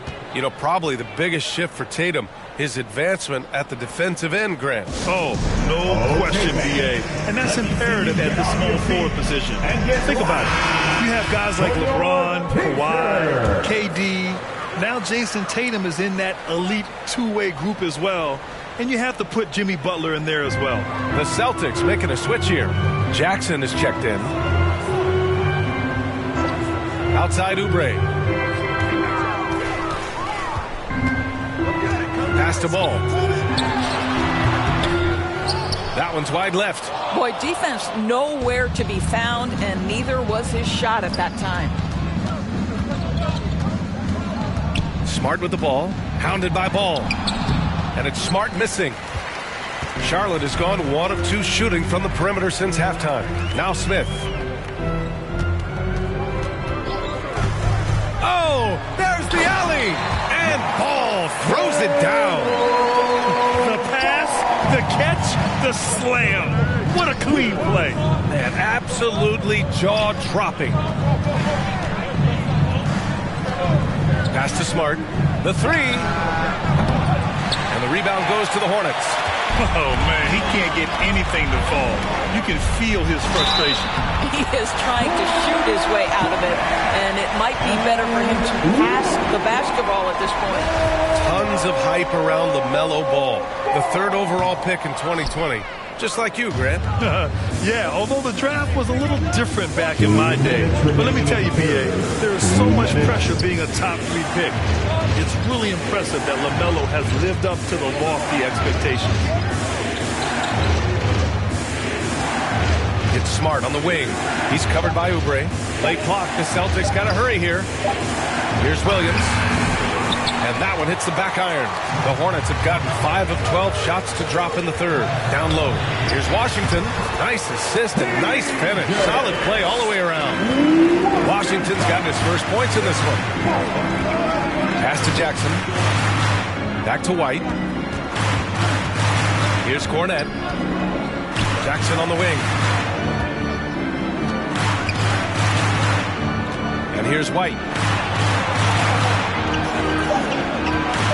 Up and over Smith. And that one's long. Well, defenses are content to give up the mid-range, right? It's not the high percentage restricted area or the 3. You can see they're prepared to give up that shot. And he's going to the line for 2. The official saw contact while he was going up. Second. That one on White. Well, what a play by Dennis Smith Jr. You almost get the sense this guy relishes the opportunity to play through contact. Williams is checked in for Charlotte. Both good from the line that time. Boston with the ball. Outside White. Pass to Vonleh. Oubre against Brown. Here's Vonleh. Over Williams. Boston again missing. You gotta love how they've been crashing the boards, fighting hard for every miss. Now here's Ball. Beyond the arc. It's rebounded by Vonleh. Just 1 second separating the shot clock and the game clock. White against Smith. Pass to White. Tipped away. 6 to shoot. Trying to get back on track. You get a look at the gritty, competitive fire of Jaylen Brown. Takes on the defense and draws the contact. And he knocks down the first one. Jaylen Brown at the line. Good on both.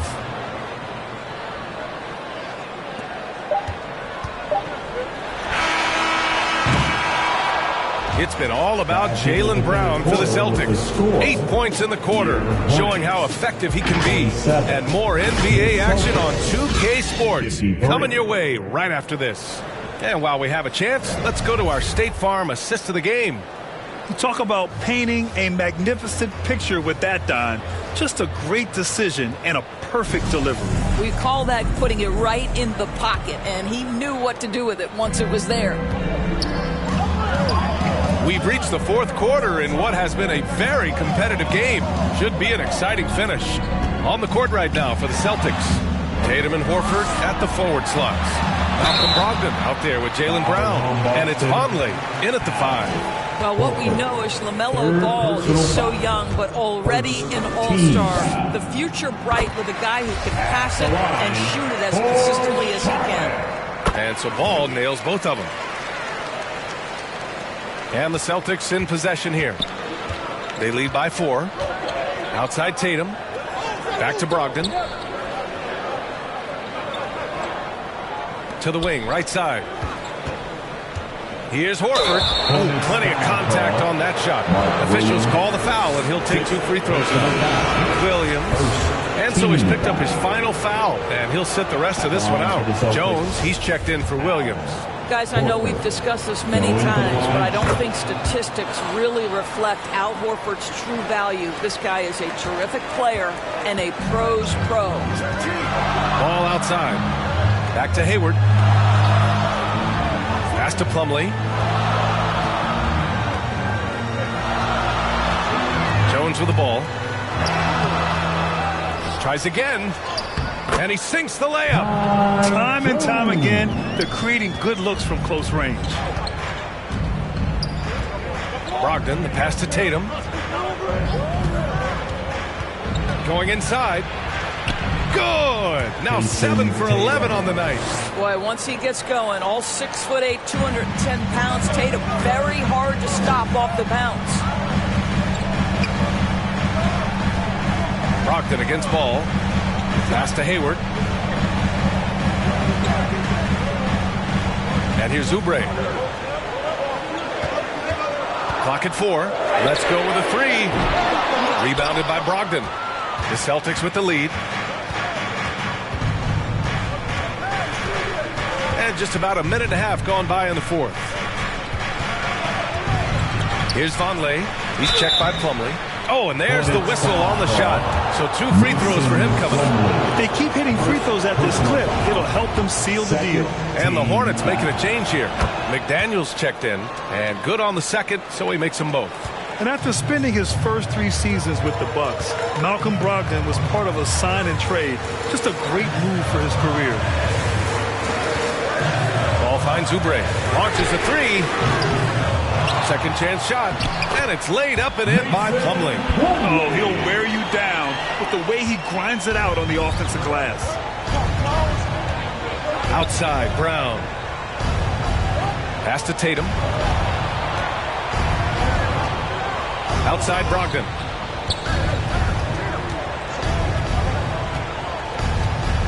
Knocks it loose. Stolen by Ball. Inside, McDaniels. The rebound, Celtics. Horford's got 8 rebounds in the game. And after that 2018 sign and trade, Malcolm Brogdon got an expanded role, Grant. He really did. I mean, Brogdon becoming more of a ball handler. A chance to shine offensively. His numbers as a result have exploded since that deal. Hayward against Brogdon. Outside McDaniels. Just 5 to shoot. The 3. Tatum pulls it in. Tatum's got 4 rebounds now.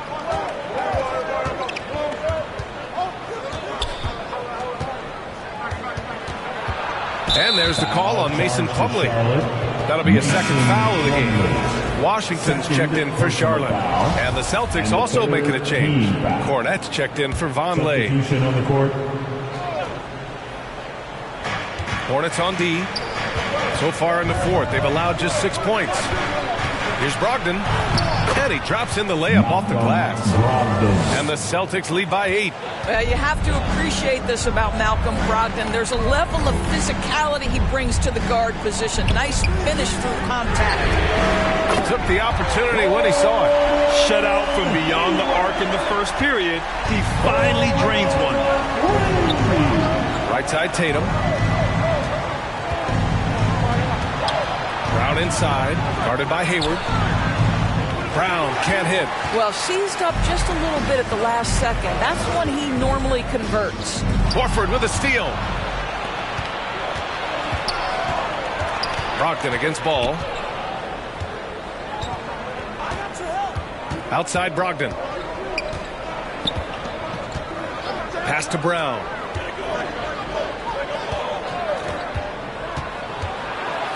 And Brown with the stuff. Well, at 6'7", this is a forward, Jaylen Brown, who handles it well, cuts his way right through the defense. Oubre with it. Back to Hayward. Now Oubre. Washington outside. 6 on the shot clock. Puts one up from 19. Second shot opportunity. And the basket by Plumlee.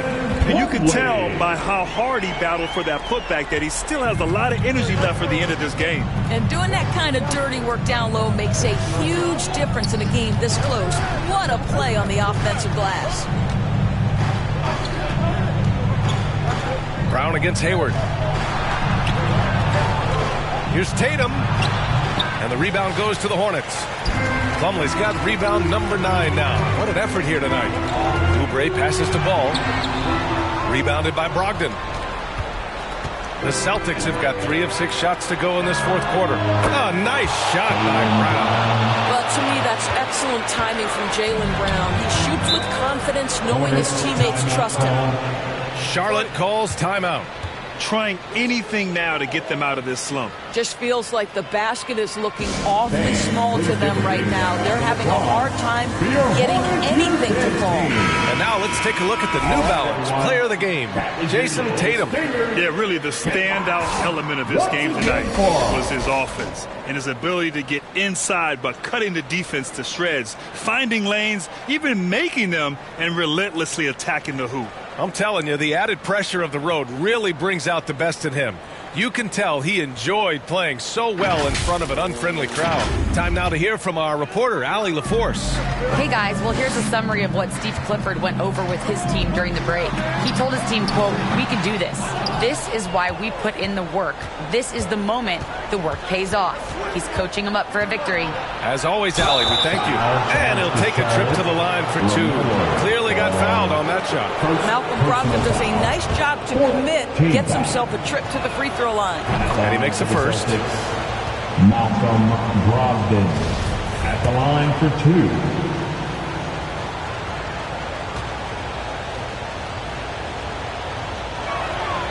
And so Brogdon nails both of them. Well, Doris, courtside seats in basketball are hard to come by.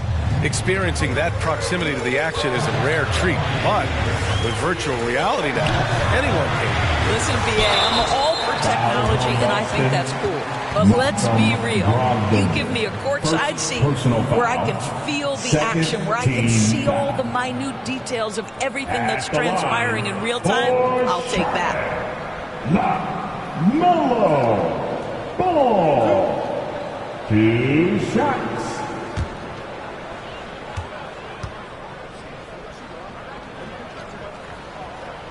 And he drops the first.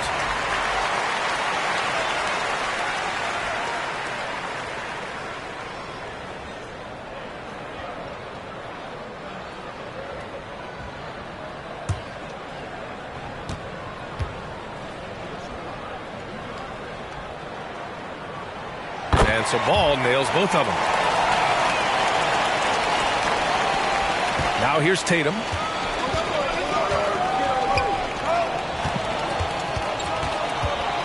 Two minutes remaining in the game. 2 minutes. We've got 1:55 left in the fourth quarter. Good work defensively by Oubre. From deep, Hayward. The offensive rebound. Plumlee, no good. Boston has gone 1 of 2 from deep in this quarter. Tatum with it. Picked up by Plumlee. And here's Brown for 3. Plumlee pulls down the board. Plumlee's got 11 rebounds in the game. To the paint. Hey, the slam by Hayward. There is nothing soft about Gordon Hayward at the cup. This guy's superb finishing that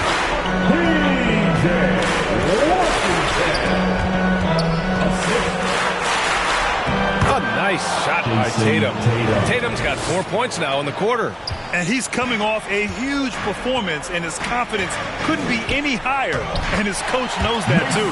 Well, the best players, to me, deliver night after night after night. So as long as he's hot, keep riding it. Here's Tatum. Another shot. Cornette with the bucket. And the Celtics lead by 8. Activity on the glass. That's a possession that could have gotten away from him. Ball against Brogdon. And a foul called on the way up. So he'll take 2 from the free throw line. You love the fact that LaMelo Ball is not timid about drawing contact on the interior. Get that foul drawn, LaMelo. A perfect trip to the line narrows the gap. Pass to Brown. Brown draws the double. And here's Tatum. Here's Horford. And that's out of bounds. Last touch by Washington. Boston ball.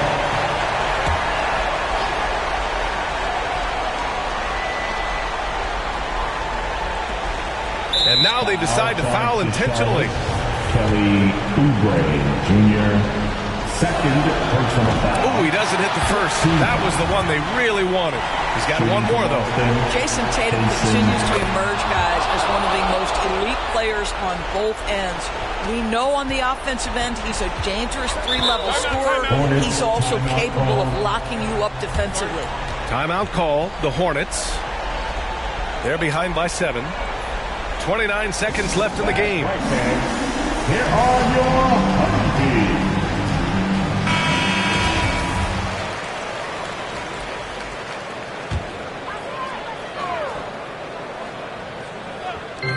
29 seconds left to play in the fourth. Here's Washington. He connects! Oh, and that cuts the lead to just 5. It always helps to get these kinds of looks, right? Super easy to convert from that distance. Good on the first, and that increases the lead to 6. Team is in the... So he goes 2 for 2 at the line, and it's a 7-point game. Well, you want to continue to build the lead, so a very productive trip to the line right there. Plumlee finds ball. Off target from 3-point range. Outside Brogdon. Ooh, too long in the paint, and he's hit with a 3-second violation. Boston. And that shot was going nowhere thanks to that aggressive swat. Yeah, I love that they maintain the defensive energy even when they're behind. Jason Tatum. And the technical free throw is good.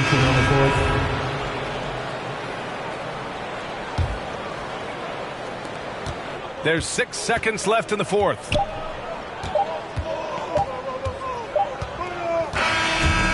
So it's Boston with the W. They have to feel good about this performance. It's one they can be proud of. Very true. I mean, when you're out on the road, the wins can feel a little sweeter. This one has to. All right, Allie, good stuff there. Thanks for that. And that'll do it for this inaugural.